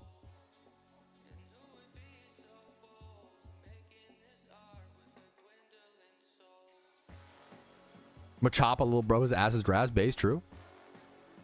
I earnestly did not know there was beef bacon. Does Wolf Glick have a Discord server? I can't remember. Also, hi Patrouski. Hi, what's up? I have no idea. What's up though, by the way? Oh, could you beat him a chop? Dude, I could beat him a chop probably in my current. Maybe I'm under. No, Machop. I could beat him a chop in my current state. Come on. Let's not be like. Come on. Let's not kid ourselves. He's 2'7", bro. What? Okay. Maybe it's my inner American and I overestimate my physical ability. All you gamer motherfuckers also like super underestimate your physical ability. You are strong. You're humans. Believe in yourselves. Like yeah, this fucker's strong, but he's 4'11". Like 155. I'm breaking him like a toothpick. Like there's no shot. Even like there's only so much muscle. Like dude, I might have more muscle on my body than this guy because he's only 155 pounds. Like he's so small. Now this, I'm getting cooked. 286 of lean muscle. He is 5'3", so he's pretty. No, I think I can take Machamp too. Cool, but seismic toss. You haven't seen my fucking grip, bro. My seismic fucking like. I don't know. Dude, I don't know, man. People like super underestimate their own strength. Don't Rapid, you're baiting me into the what animals could I fight. We've done I could fight 3 chimps with swords. It's not even, come on. Don't bait me into the, I have a video called pure muscle. It's not pure muscle. You literally can't be 0% body fat. The lowest would be like what, 2%? Lowest body fat 3% is like the lowest humanly possible. 2 to 5% for men is the lowest possible. Maybe for Machamps it's different, to be fair. Maybe for Pokemon. We're talking theoreticals, okay? That dude, I should just rage bait chat. Like, we're literally talking theoreticals. Yeah, chat, I could beat Wailord in a fight. Fuck it, who cares? Like, Conkeldurr, I would crush him. I would beat him with one hand tied behind my back. Like, it's fucking theoreticals. You literally can't argue. That's just really funny rage bait. To be fair, Conkeldurr is 4'7". He's literally a short king. Beyond the short king. He's like Pico King. Yeah, come on, be serious. If we're gonna have a discussion, be serious. Come on. Now, Scolipede. Everyone's always like Machamp this, Conkeldurr that. Scolipede, 8'2", 442 pounds, giant bug. I'm dead. I'm cooked. I'm a man of reality. I'll acknowledge that. Like, people, oh, you couldn't fight Machamp, blah, blah, blah. Bro, Machamp is not the problem. I'm not worried about Machamp or Conkeldurr. I'm worried about this fucker. 442 pounds, 8'2". God damn, dude.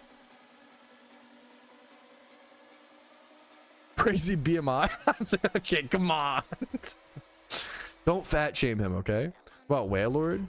Probably not. Probably not beating, you know, like do you count their abilities? Do you count like, oh, Macargo's hot as the sun or whatever, like blah blah blah, like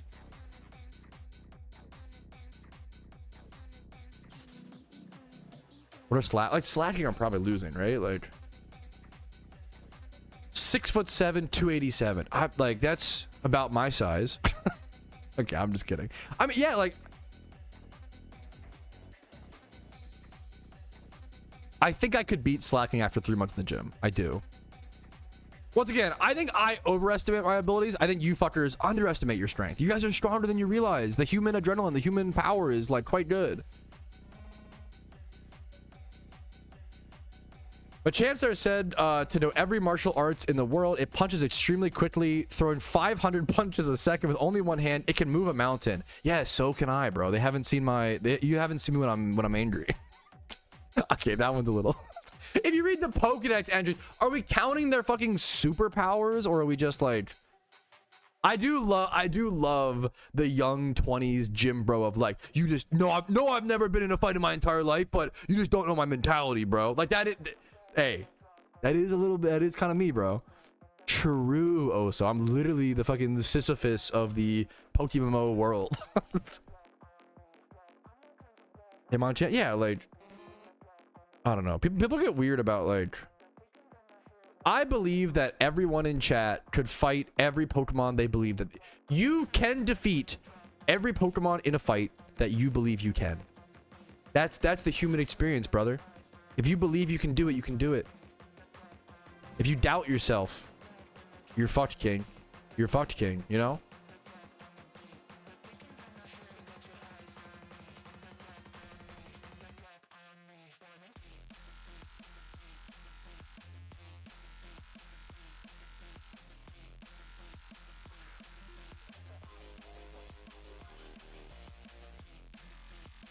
serious business. I've been serious the whole time, bro. Universe. My base stat total? Oh, I don't know. That's a good... Will my base stat total be... I don't know my BST. I do know that my stats would be like... I would be like Chuckle. Where like...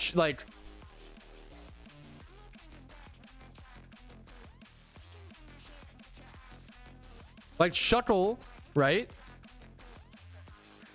I would be not defense wise. I would probably be the opposite of Shuckle. I'd probably be like 5 speed, maybe 10 speed, 10 speed, 0 attack,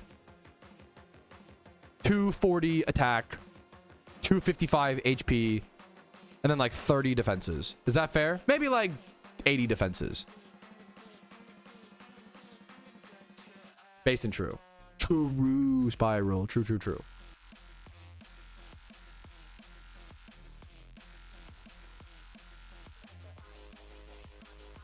I'm just it's just a dumb bit, you know? Like, I don't know. It's just a fun... It is funny how riled up people get over theoretical brawls. It's a good meme. Anyways, okay.